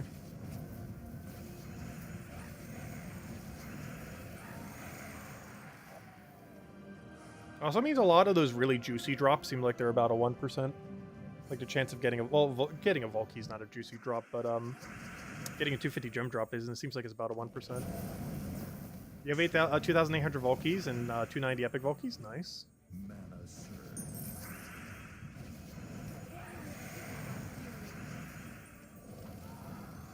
You open the rest between Vault events. Yeah, you do grind a lot on Vault events. Like, you go for 1,000 almost every time.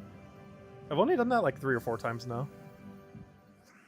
We've done a couple 100 and 500 several times, but we've only gone for the 1,000 3 times? 4 times? I don't remember.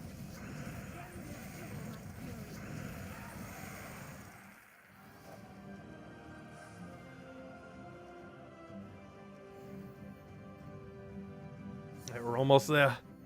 So close, yet so far.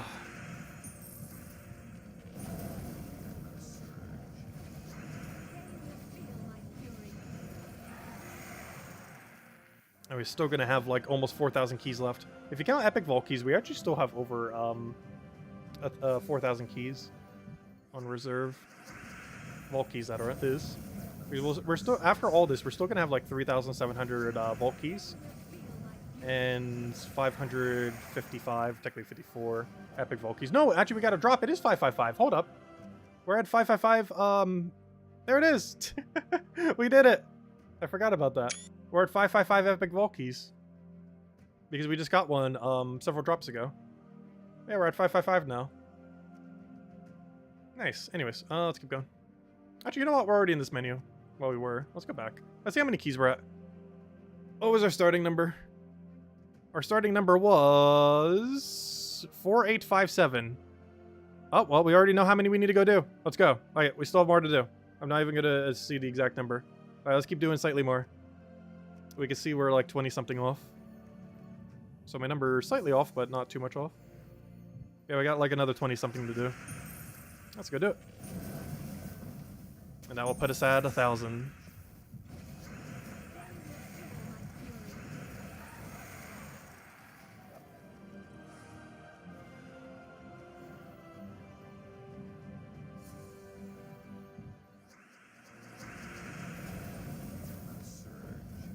I wonder if we would have hit 10,000 gem keys by then. I feel like we would have hit 8 or 9,000 by then. Pretty sure we're still going to be slightly short. So we get a couple 250s and a few of the drops coming in.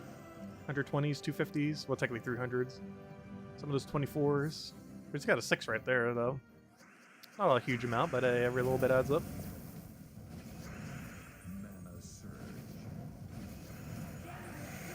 Oh, almost a Phoenicia one shot, so close again.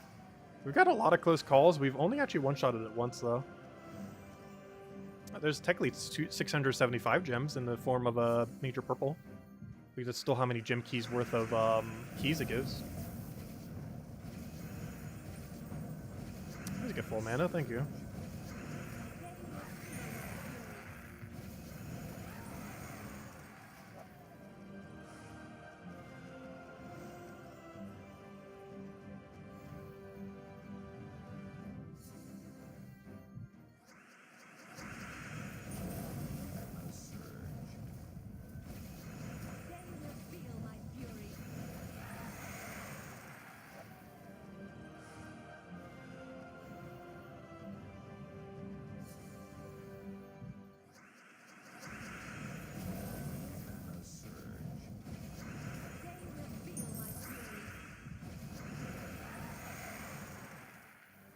I should only need about another dozen or two.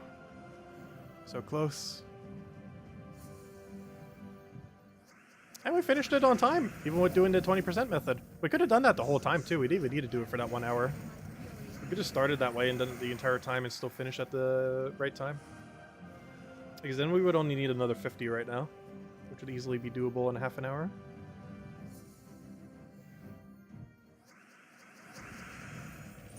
So technically we didn't have to do the rush method there, where you do it at the 10% bonus instead of 20%. Well, luckily the poll did overwhelmingly say do 20%, so we did. And it worked out perfectly.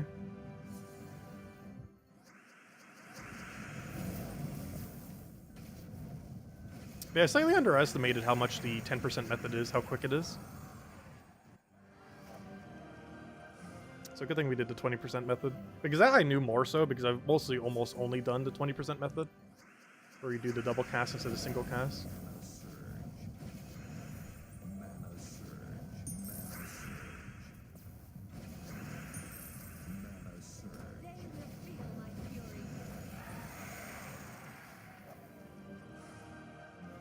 We'll do a few more and see where we're at. I think that will officially be the 1,000 mark, and then we'll hand out a code. And then we'll have one more after we do Guild War. We'll do it in about an hour. Particularly a little bit less than an hour. Actually, it's pretty much exactly an hour from now at this point. And that'll probably be the last thing we do this stream.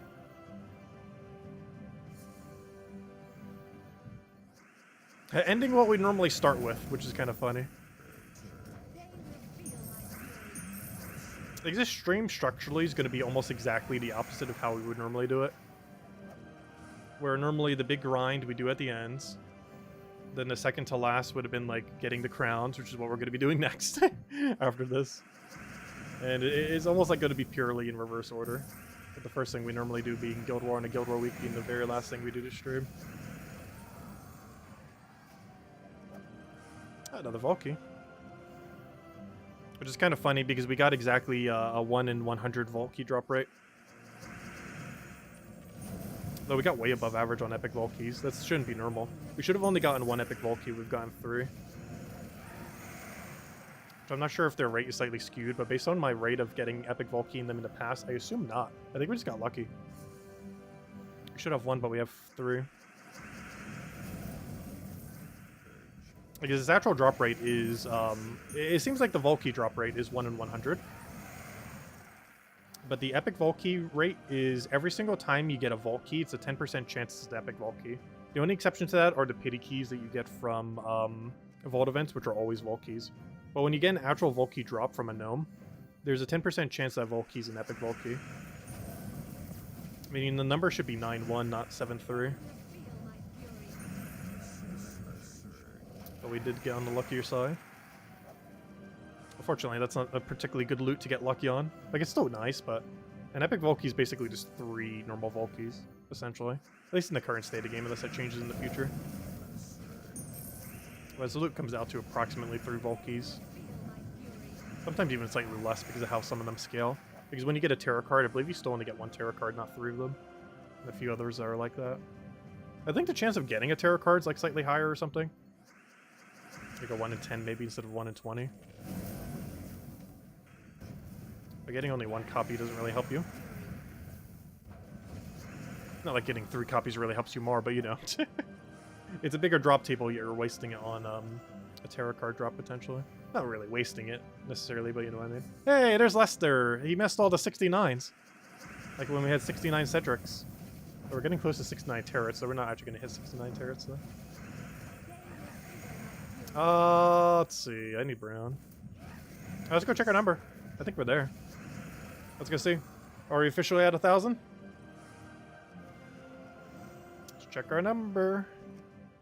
Where are we at? It is time. Oh, that number looks like it might be. What's our calculator say? Oh, I'm 1 off. Wait. I gotta do 1 more. Wait. Wait. We're literally 1 off.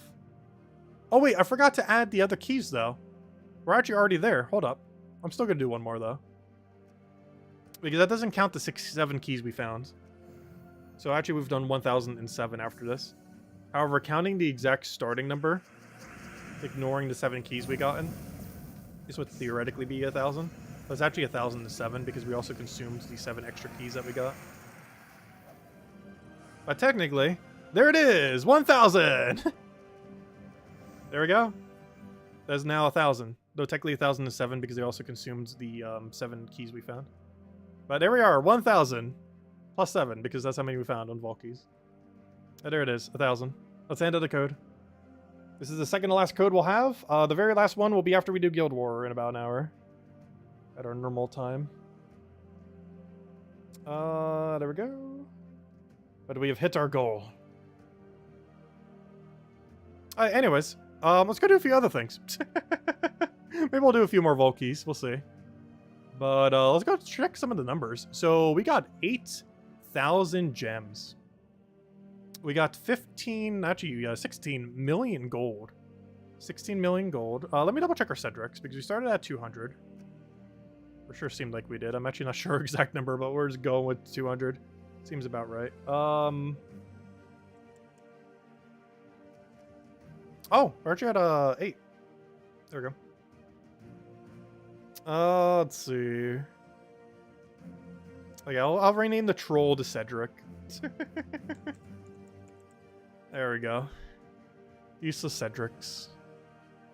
55 tarot cards. Let me look at all my tarots. Let me go type in the word draw. This shows everything except Heart of Rage. Is there a way to add Heart of Rage? Plus... Does this even work? I can't remember how to add something. No, that doesn't work. I know there's some kind of weird code way that we can add it. I can't remember what it is for this game. But anyways. But yeah, we can see all of them except Heart of Rage. So where are the 2 new ones that came out? So as of this week, you were able to get 2 new tarot cards.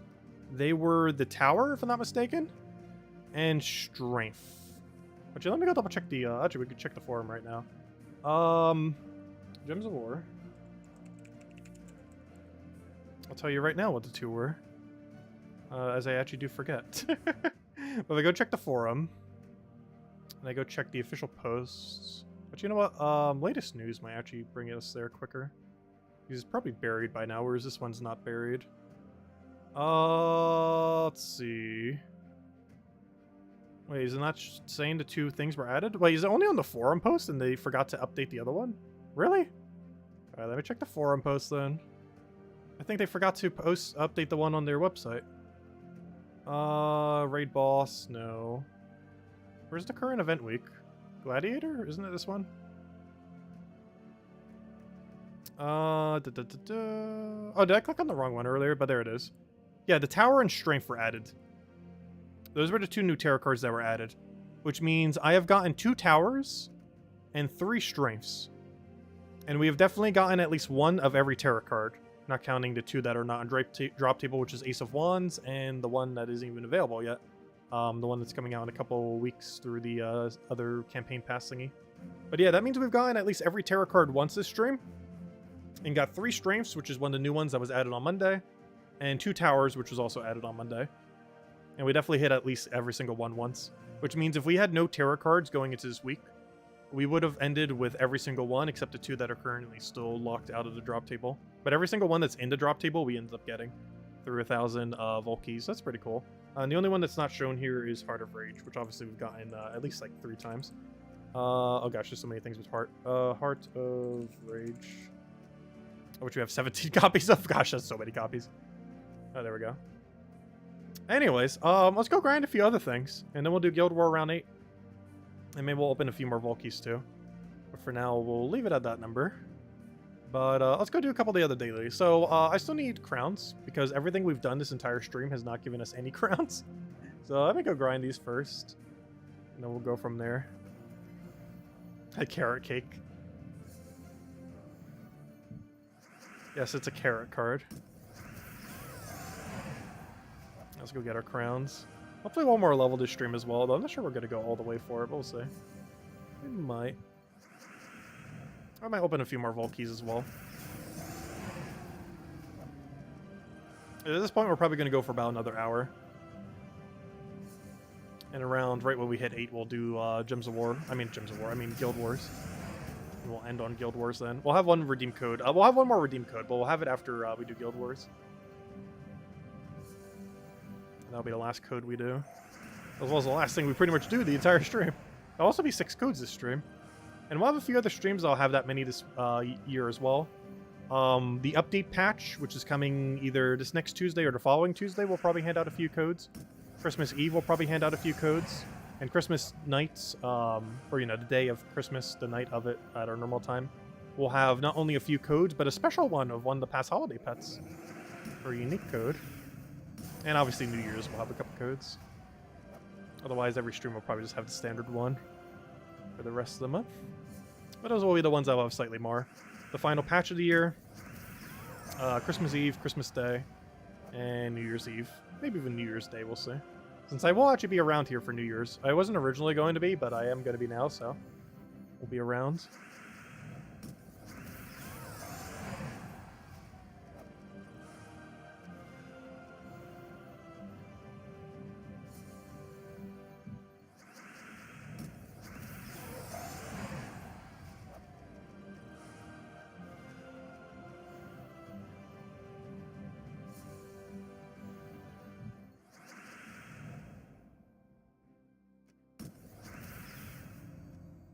Yeah, that one Christmas event's starting pretty soon. I don't think they need an update to make it work, though. Though it is likely that the update would be before then, which is true. Though the event that's happening, I don't believe requires an update to occur. Though it is likely that we'd have an update before it starts, rather than during it. Which does make next week's Tuesday very likely for an update. It's definitely the most likely date for it. If it's not that day, it's definitely the following Tuesday. But next week's Tuesday is the most likely date for the final patch of the year. What exactly it's doing, who knows? But we're probably gonna get patched that day.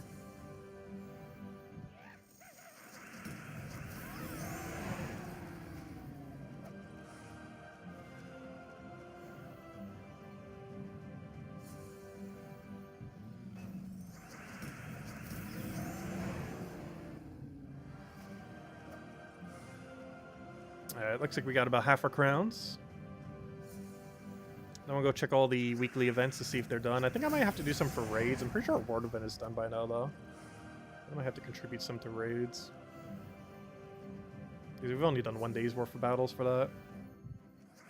It is generally an event that can be done in 2 days, even though it's a 3-day event, but that's one of the reasons why it can be done in 2 days.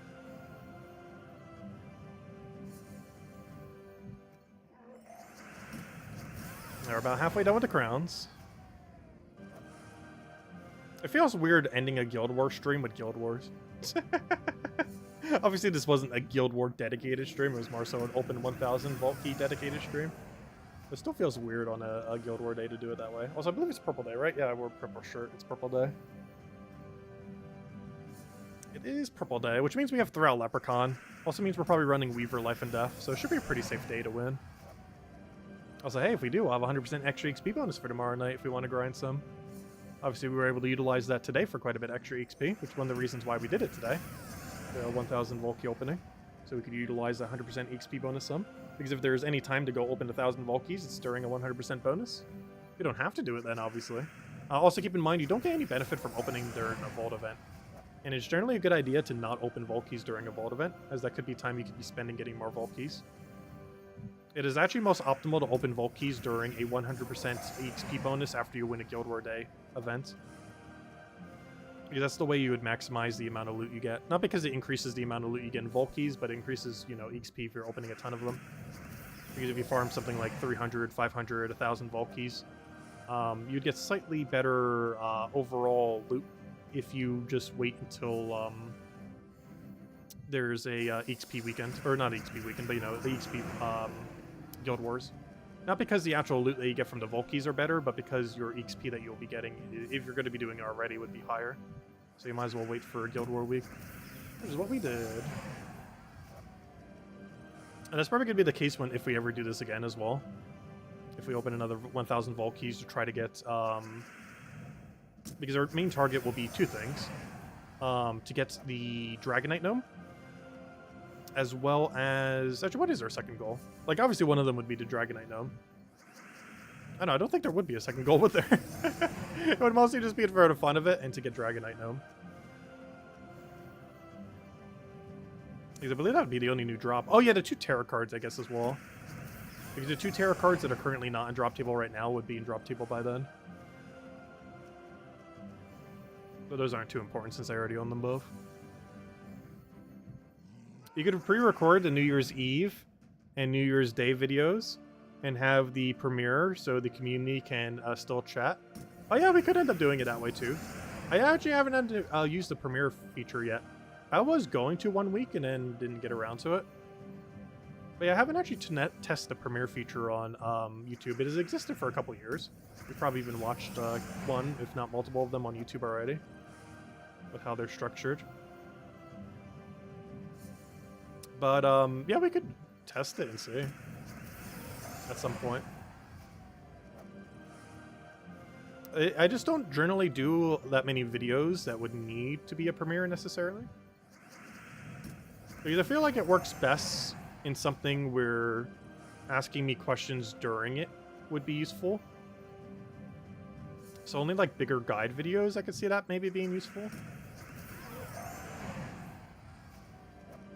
I could theoretically do it for the Mythic tier list.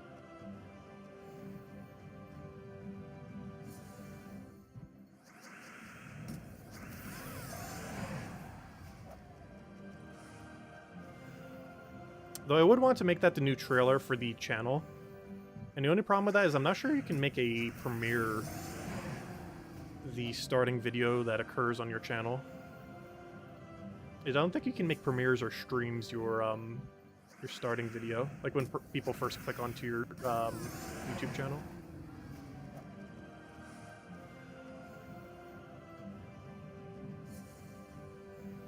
Oh yeah, we will be around for New Year's Eve. My original plans got cancelled, mostly due to the flight system that is currently around. I explained it earlier, but basically the short of it is, for whatever reason, every single flight out of my area that goes to New Jersey right now has to go all the way down to Florida and then up to New Jersey. And not only does this waste like 2 days, but also substantially increases the cost of getting there. So I'm just doing it at a later time. I've never seen that before. A flight that gets deterred to a complete opposite direction in order to get to where you actually want. Because normally when that happens, I don't mind, because it's like to North Carolina, and then to New Jersey or something similar. But it's all the way in the opposite direction. With a very exceedingly long half-a-day wait 2 times over. Where I'll be at an airport for like 10 hours twice.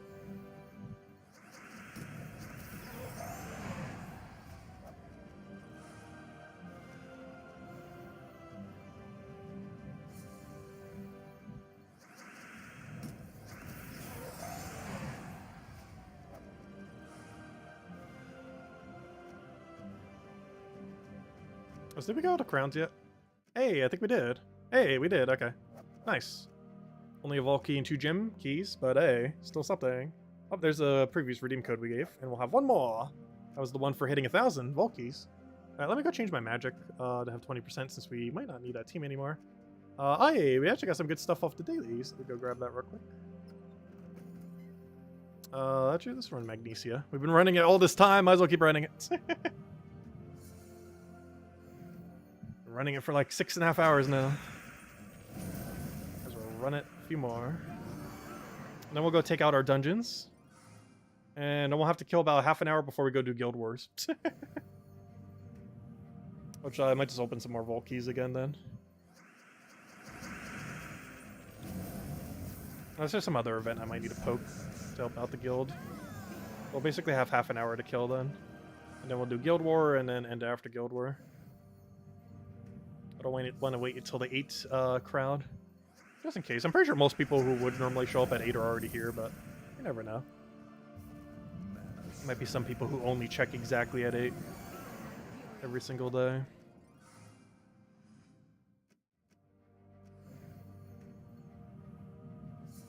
Only problem is there won't be a notification to go out Since the notification already happened like, what, 6.5 hours ago?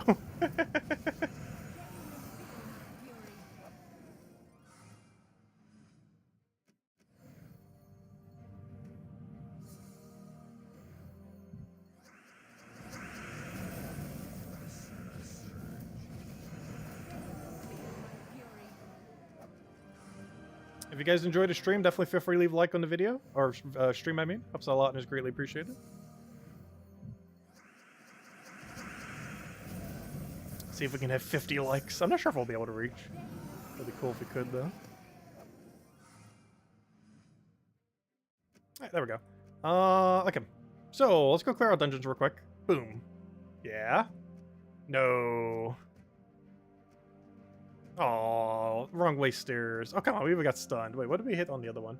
Oh, recurse and stunned. Oh no, all of our traits are disabled. That's interesting. Does that even matter, though? No.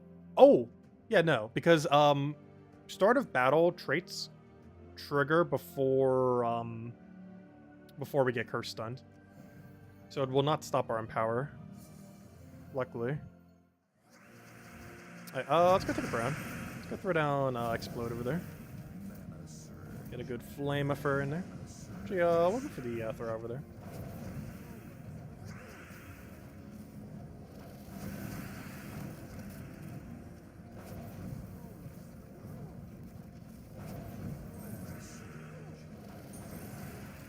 There's a lot of imperviousness though. I think it's in the way some, especially while we're disabled. That actually reminds me, I don't get triple damage, do I?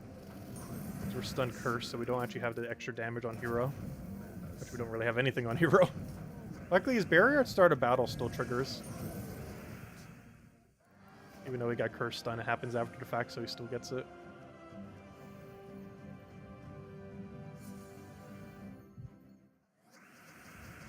Ah, Tyrion, so I'll be around for the New Year's Eve dislike. That's funny. Yeah, we're not going to hit 1,800 this year. So get your dislike ready.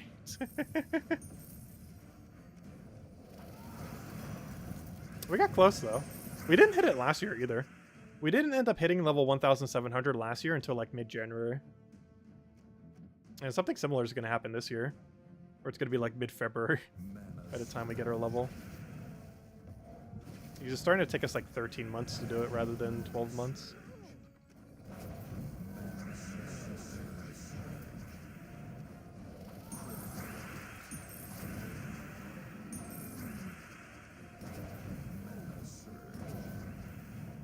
There's 69 dislikes on New Year's Eve.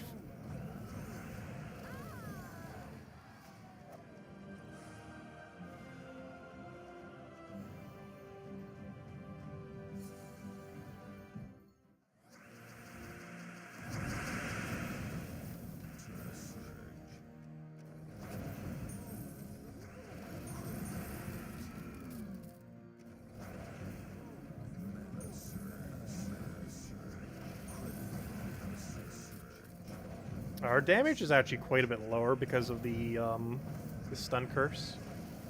But luckily Zulgoff still does Zulgoff things.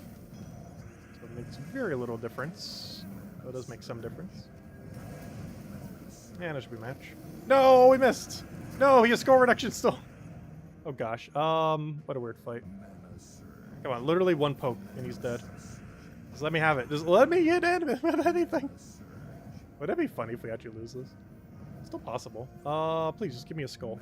How hard is it to just get one singular skull? About to cast this leprechaun. Come on, skull. Just literally kill him with the explosion. There you go. Wow. Oh, there we go. And we'll grab our Dragonite. Hey, we got plenty of gems to do it now. Got stacks now. Oh, there we go. Means we got like 8,000 gems this stream. Of course, it dipped a little after that 300. Okay, let's see. Let me go double check that our guild has done all the weekly events. The answer is yes, they have completed that ward event. Good job, guild. And now another major orb. Feels like nothing with how many major orbs we've seen today, gosh. And what was the other one? Raid. I think I might have to do some raids. Oh, no. Thank you, guild. We're already done. Perfect. What does it even say? Pretty as a peacock. Interesting. Oh, no good orb, though. Oh, there we go. Also, someone's going for 1 million on leaderboard. Gosh. Let's see, what's our highest on our guild? 20 million? 20 million is not even half a leaderboard. Gosh, leaderboard's going higher and higher. Why do people go so high on leaderboard? Okay, that's everything except for Guild War now. So we basically got a half an hour to kill. You know what that means? Let's go back to the Volky grinds. Let's go back to the Volky grind for a little bit. We've got half an hour to kill, and we've done literally everything we need to this week. So might as well continue what we're already doing. So it is for a little bit more. And then we'll go do Guild War, and then we'll end it on Guild War and have one code after we do Guild War to end it out with. Oh, I got an hour to kill, so let's go do some more Volt.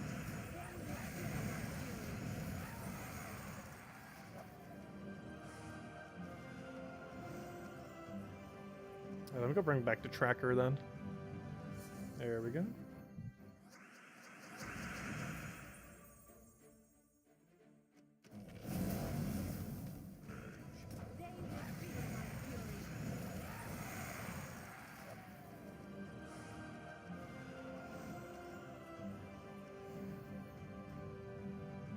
And that means by the end we'll probably hit about 1,050, 1,100, somewhere around there.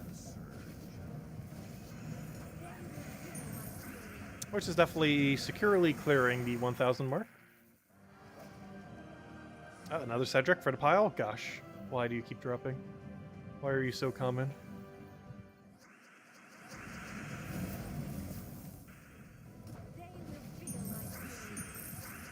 Yeah, honestly, if anything, this stream taught me that tarot cards are actually a lot more common than I initially anticipated.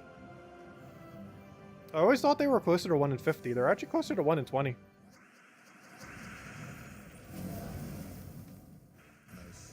And we literally got 2 whole sets of every tarot card this stream. As far as what currently exists. Obviously that becomes harder over time. But as far as currently existing tarot cards, we've gotten every single one during the duration of this stream. Twice over.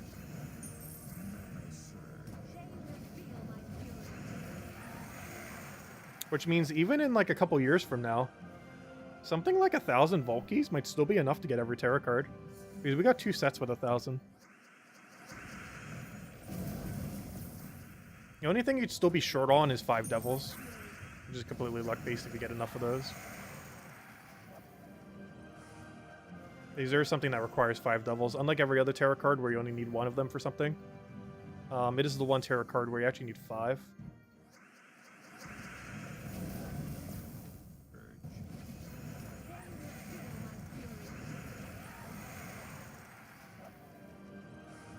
Ah, 120 gem drop, nice. So I'll repair the diamonds we just spent on Dragonite.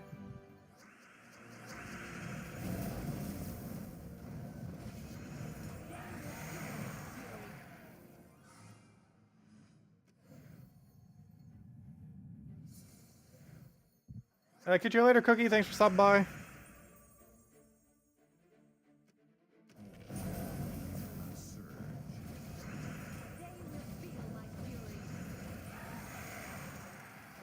If anyone else has any other questions or anything you want me to go over, do let me know. As soon as 8 o'clock hits, we'll go do Guild War and then hand out code and call it a wrap. But honestly, I feel like we got a lot done. Got a lot of loot. It was pretty fun as well. I definitely hope future patches will have plenty of infinitely grindable stuff. As I do like doing it. I do like the grinds.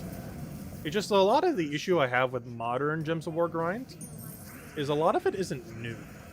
Like, we haven't really had too many new methods to grind.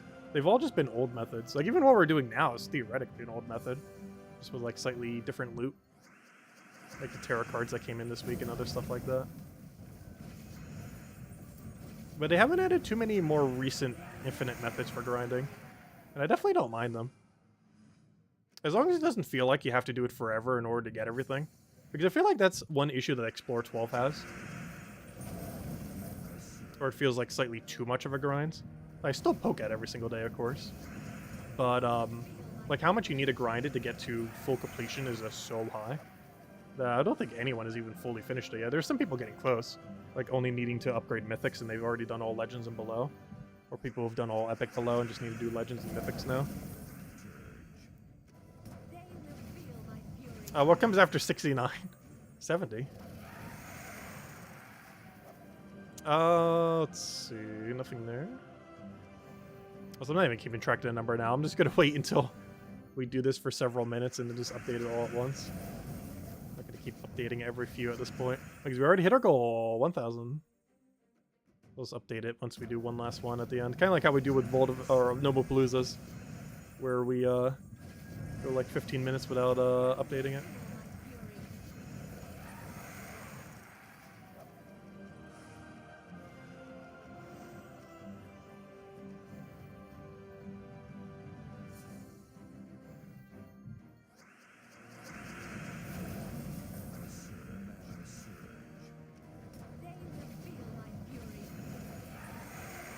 Mouthwash.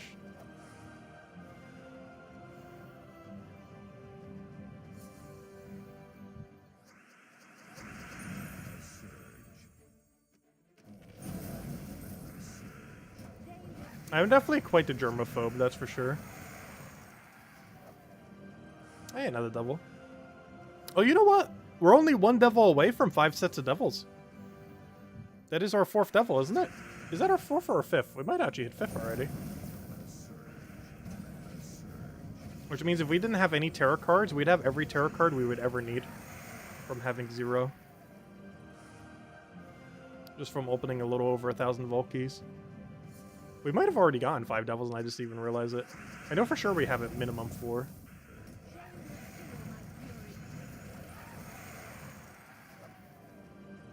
So any tarot card you need more than one of.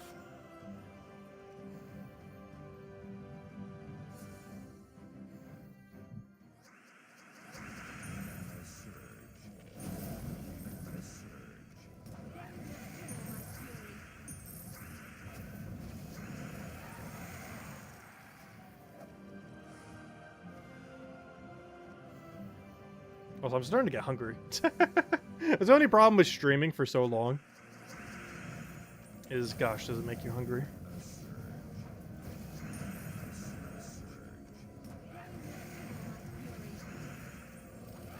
And no, not hungry in that way, Lester.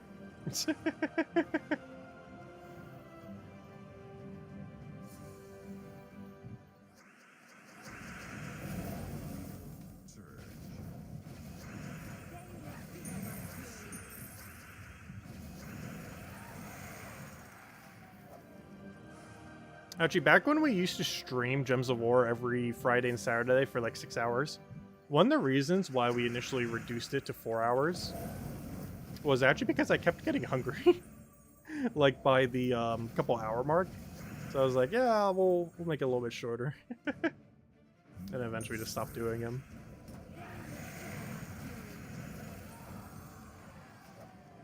Mostly because it was too much time to do like literally every single week.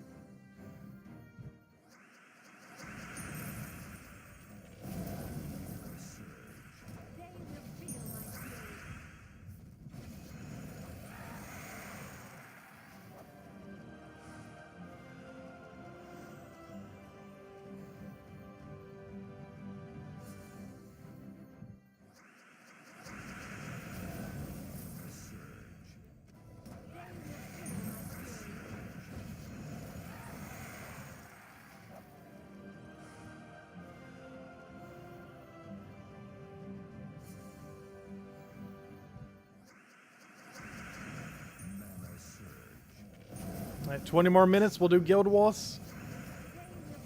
And then we'll call it a wrap. We'll have one code after we do Guild Wars as well. Also, hopefully we'll do good on Guild Wars. I would like to have the extra 100% XP bonus tomorrow. He's off stream. I might be able to grind it some tomorrow. I'll obviously when we do our normal nightly stream tomorrow, we'll also be grinding it some. As the only thing we'll really have left to do is dust level grind, because the only thing we have to do is like get 10 crowns and that's it. And like adventure board and dungeon, you know, the standard things that are pretty quick. Because every weekly is already done. It's one of the reasons why we're grinding today too.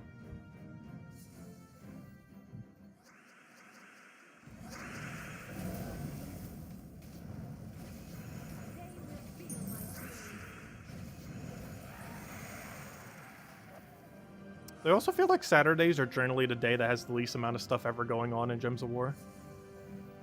The only exception to that is when we get like a Saturday pet, one of the past ones, but that doesn't take that long. Like we're talking like, what, 5-10 minutes? Probably close to 5, even lower than 5, depending on how efficiently you're doing it.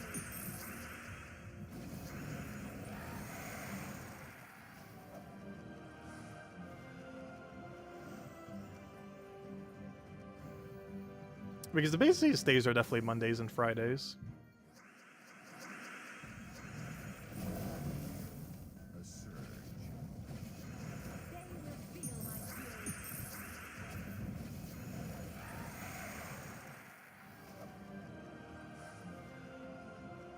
I still can't get over how much loot we get across all of this, though.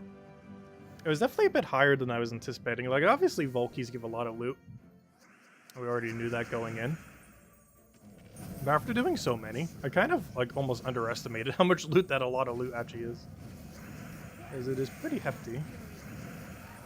Obviously, you can't infinitely do it, but with how many Volkies we have laying around, definitely do it quite substantially. If nothing else, one thing is clear. We will never need more loot in this game.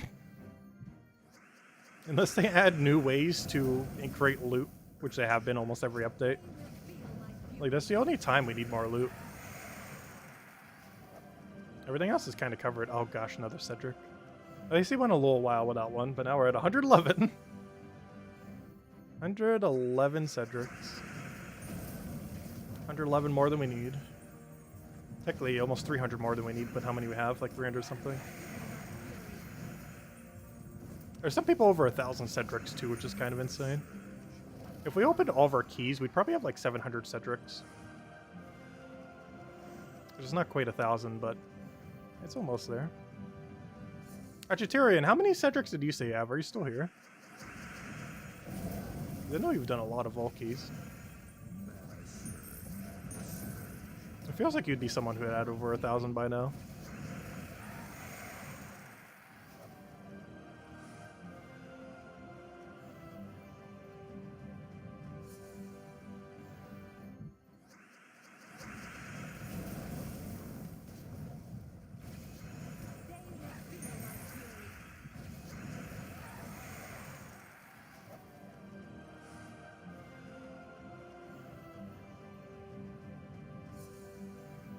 Good luck after this current autoplay match.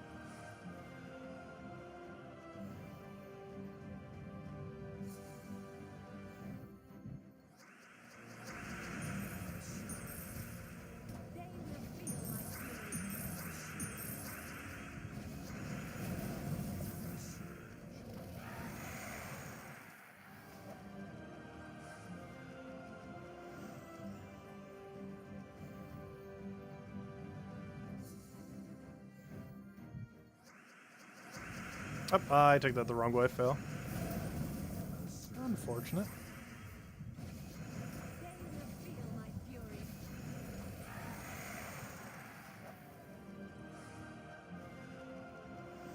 Shiny little blue. I will do this for about 10 more minutes and start prepping for Guild War. Get our arsenal ready. Though we don't really need to do too much. We already know what we want to do. This is going to be a Life and Death Weaver team. With Thrall Leprechaun for mana. And another Cedric on top of our million piles of Cedrics.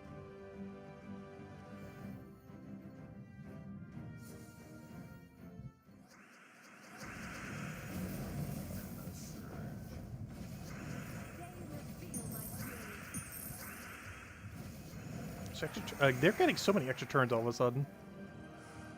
We can't really do much about it because we just have to cast Leprechaun and just hope it doesn't do it.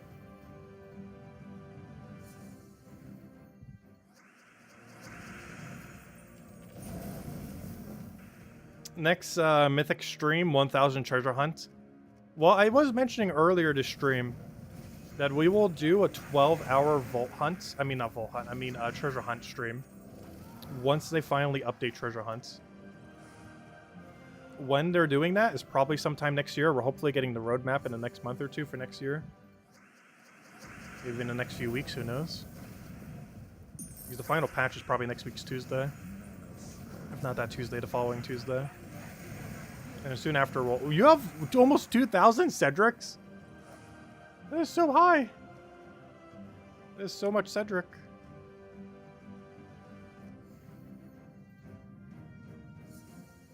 We're gonna be at like 300 something by the end of this stream.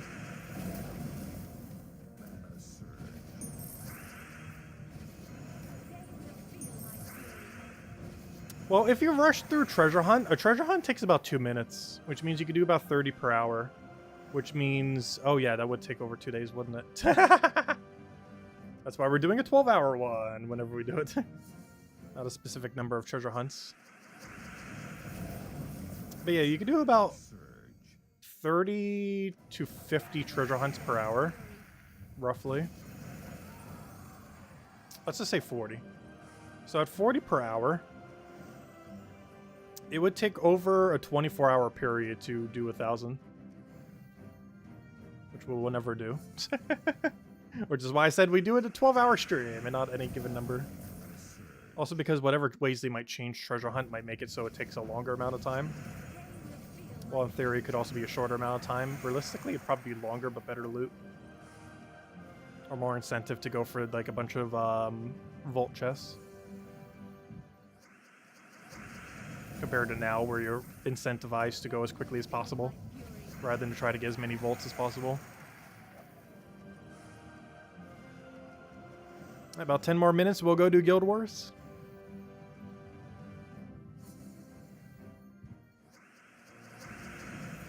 And then we'll end it there.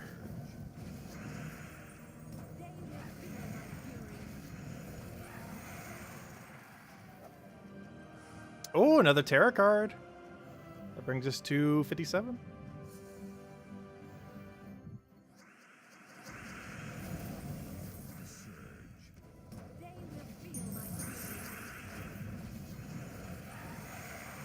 Yeah, you've opened more Vault Keys and Epic Vault Keys than we even own right now.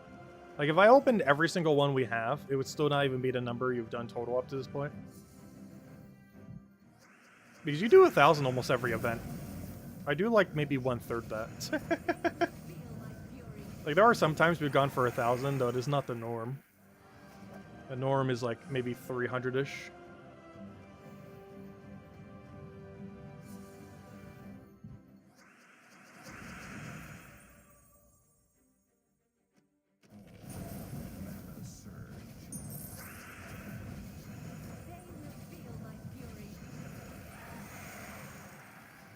Alright, we'll do several more. Oh gosh, another Cedric.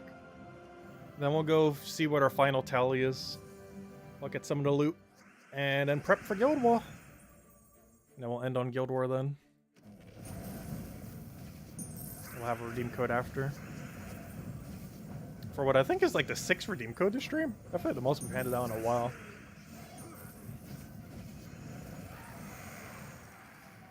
Which means theoretically, we would have handed out a redeem code for every power and epic Vault Key we got then.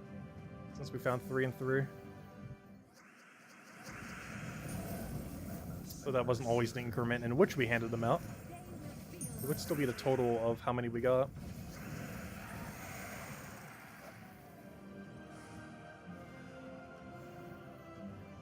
Let's open 4 more keys. That'll bring us down to a nice solid 3,800. Then we can double check what our final tally is on how many keys we opened. Which at this point should be almost like, what, 1,100, slightly less. Numbers around there. Okay, what's our key number right now? Okay, 3 more keys. Just so we end on a nice solid number. And then we'll go check all the tallies.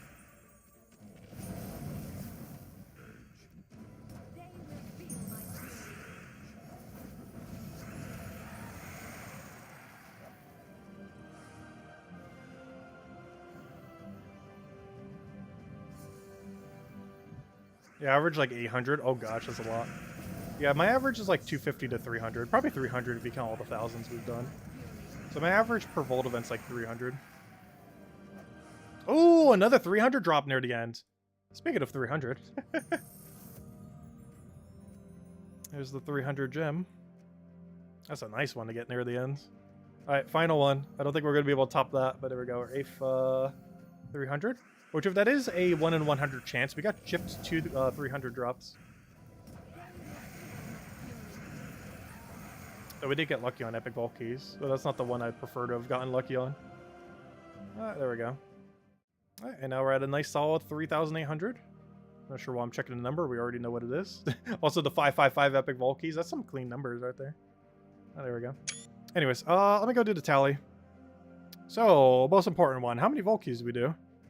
So, we started with 4,857 Vault Keys. I will add 6 to this. Or sorry, 7. 8. Because that's how many Vault Keys we found. Normal Vault Keys. I will then go subtract how many we've done. Which now is 3,800.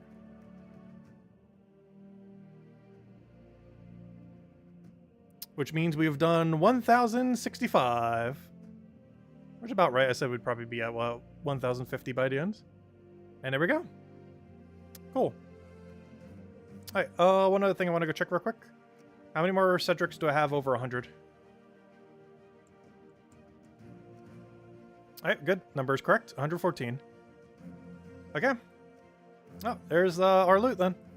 Obviously, that didn't keep track of everything. But we got about 8.7... sorry, yeah, 8.7 because the other thing. We got about 8,700 gems. We got 17 million gold. We got 114 Cedrics. 57 Terra cards, which is 2 of every Terra card in the entire game, including the 2 new ones that came out this week, as far as being first available. Which means we got 2 full sets and some of every Terra card, which is way more than I was expecting. New players could definitely easily catch up on Terra cards. I thought it was a little bit harder to, but we just 2-timed the entire thing in what is effectively 2 Vault events worth of loot if you grinded enough, or 3 if you did it a little bit longer over time. But that means definitely within a year, you could very easily catch up on every Terra card in the game, even years from now. So that's not too bad, honestly.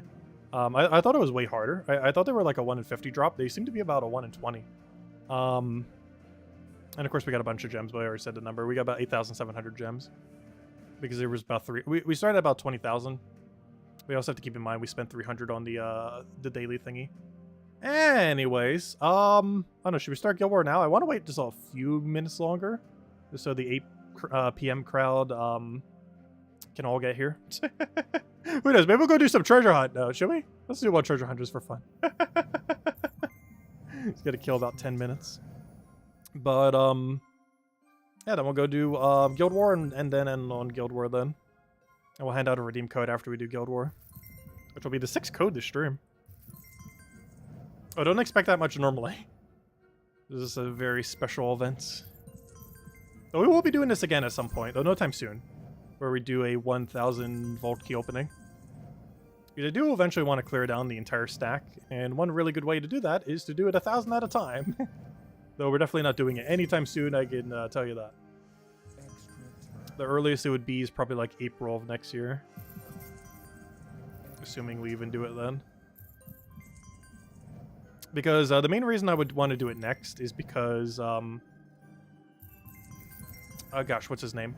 The Dragon Gnome bait, or not the Dragon Gnome baits, but the Dragon Gnome itself, a Dragonite Gnome, will be added to the game in the 1st or 2nd patch of next year.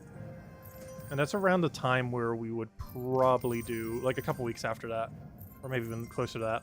Like when they updated the drop table, we just did it immediately. This time around. because they updated the vault key drop table, and we already just did a bunch this week. And it'll kind of be the case next time around, probably as well. Why did I take that move? That was a weird one. I think we're going to ultimately lose this one. Well, obviously you lose every treasure hunt, but you know what I mean. Obviously they all come to an end. Let's see. But I mean loses and like not getting any volts or hitting 60 turns.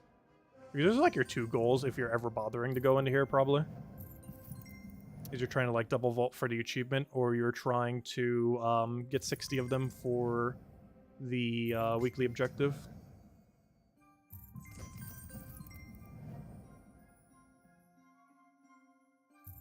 Oh, I think that would be one further down. Whoops. Oh, this map's so over. Yeah, I can't finish a vault. We'll have like two next to each other. There's enough green technically on the board to go for it. But we're not going to be able to make it. Extra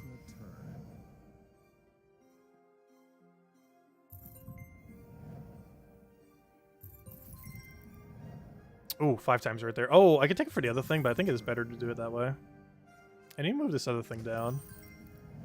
I'm not sure we can get it over there. Because I need that to combine together. I just want to do this vertically. Is there any way I can get the other thing over there? What if we do it that way? Oh, 5 times over there. It is still winnable. Still make this work.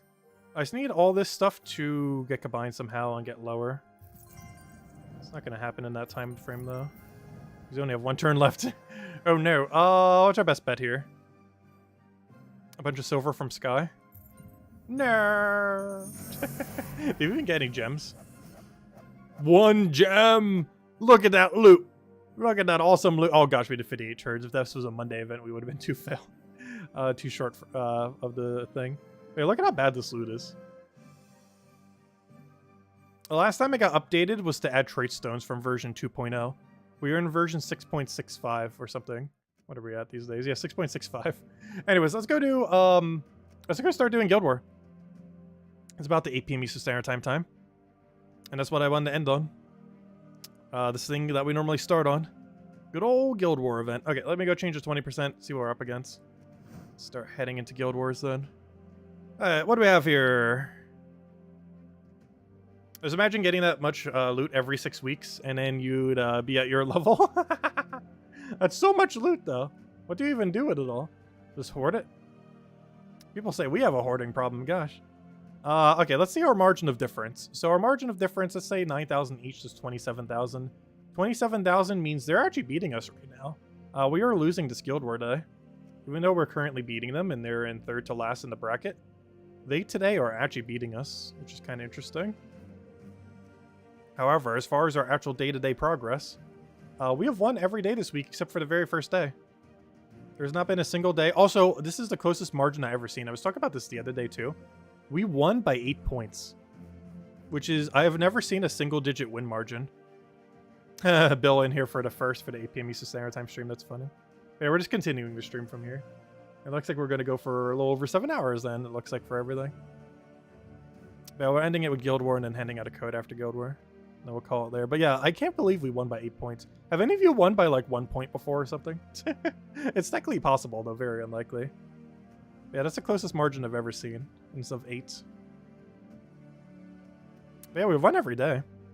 And not even like won it and then it turned. Like literally higher score every single day. Including today so far if they don't do their battles. Anyways, speaking of which, let's go do our fights. So, obviously we want purple Guild War team. Guild War purple. Got the purple shirt, got the purple day. It is indeed as purple as you can get on today's Guild War. Purple, purple. Just double checking. Alright, let's go do it. So, we're running with Thrall, Life and Death, Weaver, and Leprechaun. Pretty standard kind of purple team. It is a little bit weak, but we're mostly looking to like Leprechaun to Thrall and just kind of go from there. Obviously, Life and Death Weaver is the entire team. By weak, I mean our Thrall is kind of weak, so he's going to like die instantly. Especially the double cunning. Really? Double cunning?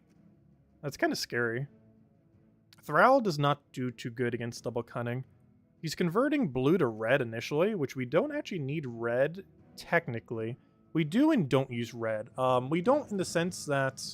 Well, we also don't really need blue, so what he's doing doesn't really matter too much. Because we're not using red in the sense that we need the mana, but we're also using red if there's 13 plus of them to get an extra turn off of Thrall. So theoretically, he could actually help us with that. Okay, we are frozen on Thrall, which is definitely unfortunate. Does he have Convert here? He's going to do blue to red, right? If he has no alignment, I actually want him to cast right now. As him casting now is only going to be purely beneficial for us.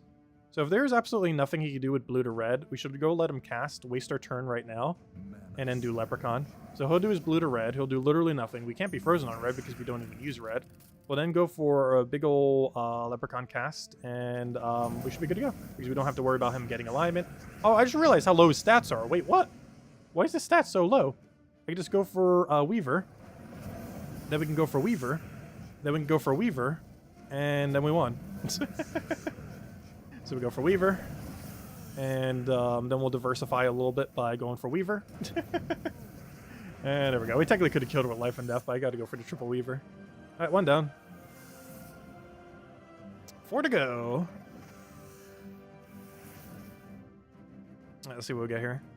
So, here's a more standard team. Double Empower into Book into Cleanse. About as annoying as you would expect from a Guild War fight.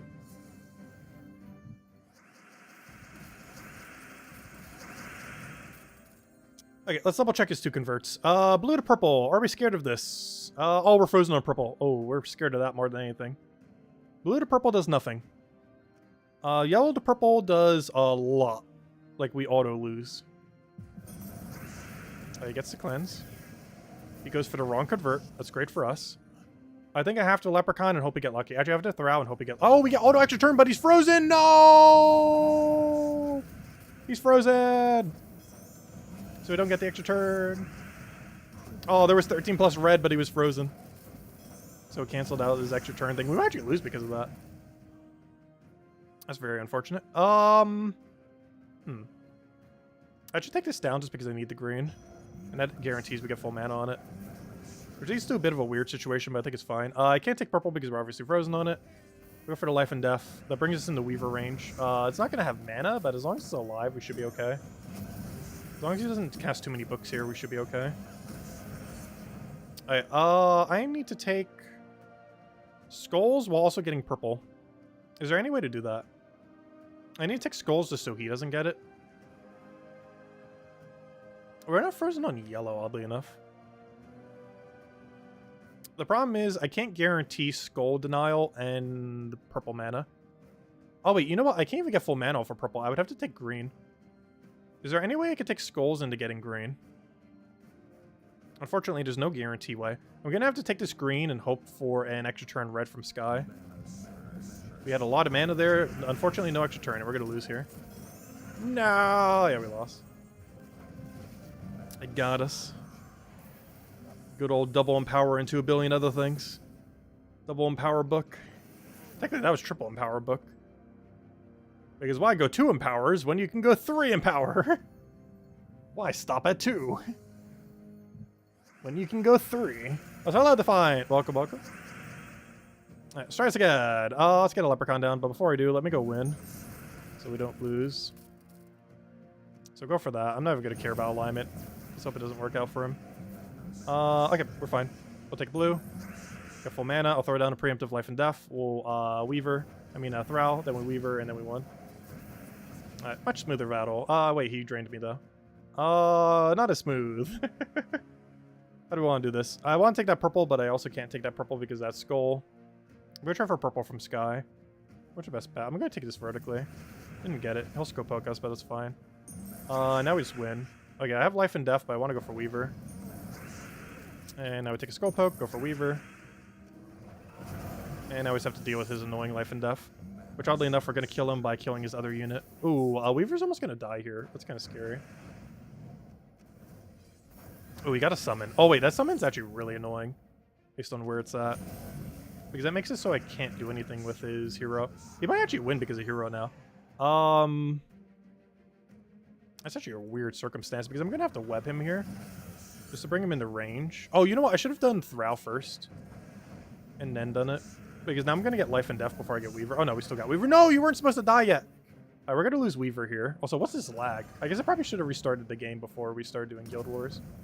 There is a chance we're gonna have a life and death Weaver fight. I mean, a life and death fight, I mean.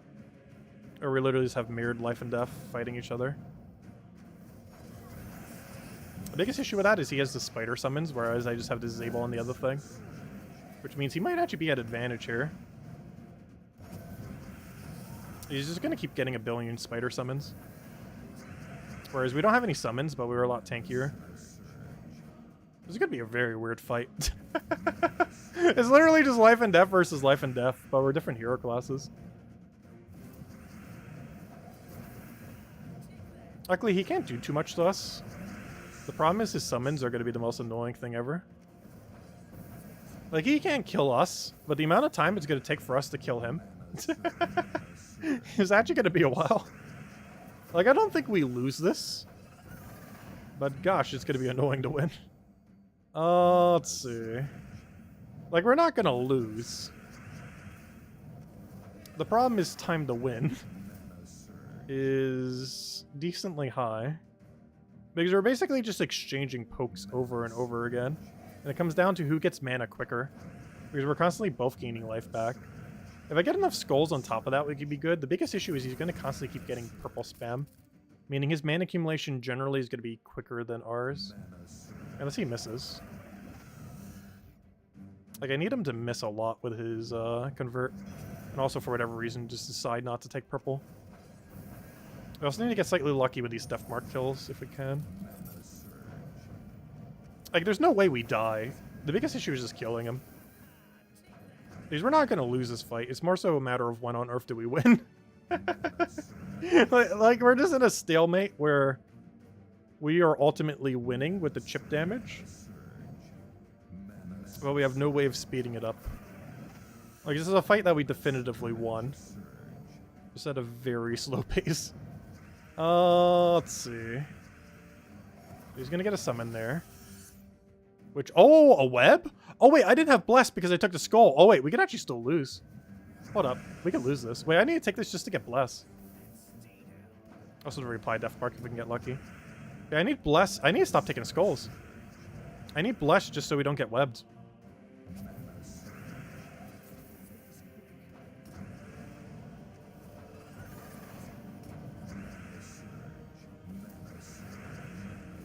I need to make sure we don't take Skull unless we, like, immediately already have mana available. He doesn't have any option.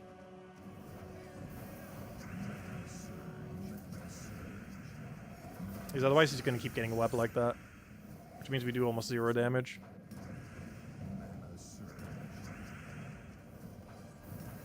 Yeah, we need to try to, as minimally as possible, take Skulls. Otherwise he's actually going to start healing. Compared to how much damage we're doing to him.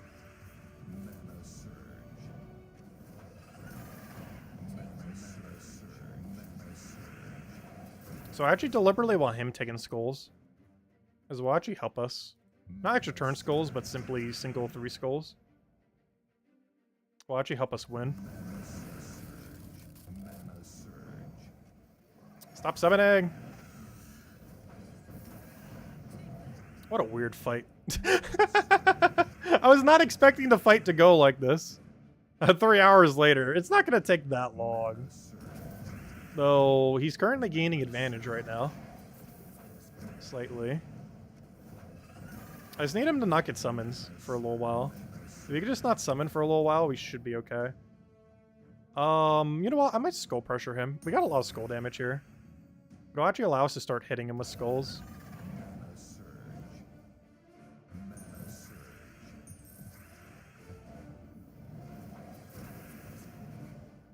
Alright, unfortunately, that drains 3 mana because I wasn't blessed. I was like, wait, why did that drain mana? But I forgot. We weren't blessed, so it still drains the mana.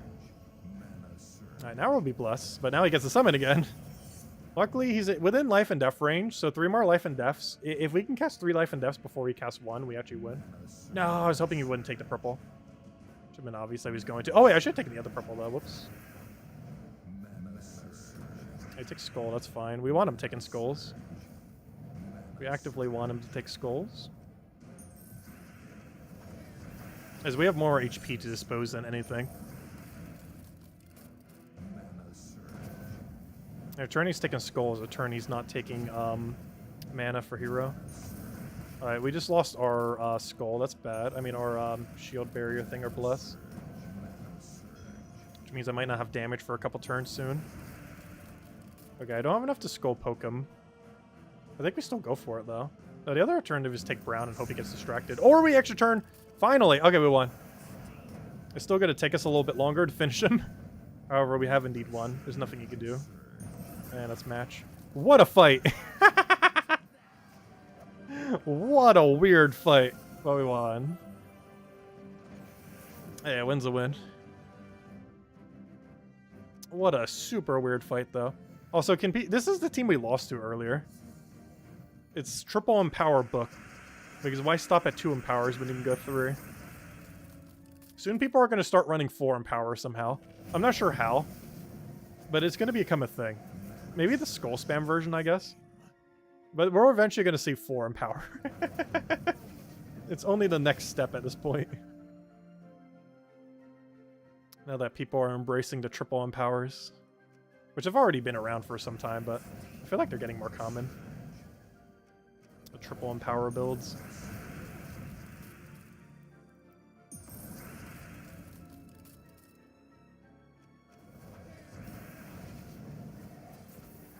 Oh yeah, is this book upgraded? The answer is yes, which is to be expected in this bracket. Alright, we're not frozen on purple, so we won. It's already over. Because all I have to do now is... Oh wait, I don't have Weaver mana, though. Okay, it's not over yet, never mind. I thought I had Weaver mana. Oh no, I could have taken the extra turn over there, no! Wait, I still can. Alright, there we go, we're fine. And then we Weaver again. And then we Weaver again. And then we Weaver again.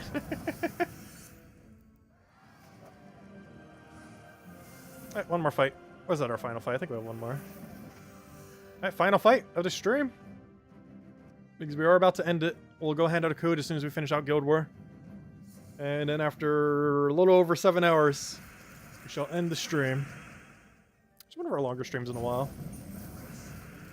It was a lot of fun. Got a lot of loot. How do I want to do this? Yeah, I think we just let him do the thing. Wait, what's his convert again? Green to purple? Green to purple gives him mana, but we're not scared of it. Oh, I forgot about the other convert. Okay, his green to purple still does pretty much nothing. Oh, wait, I don't want to give him that, though. Alright, now he's cast... Wait, what happened to his... Wait, did he just die to Deathmark? Wait, he died to Deathmark. Wait, hold up. Oh, that's super free. His most important unit just died to Deathmark. Wait, what hero class was he? That he just died to Deathmark on like turn 2 or something.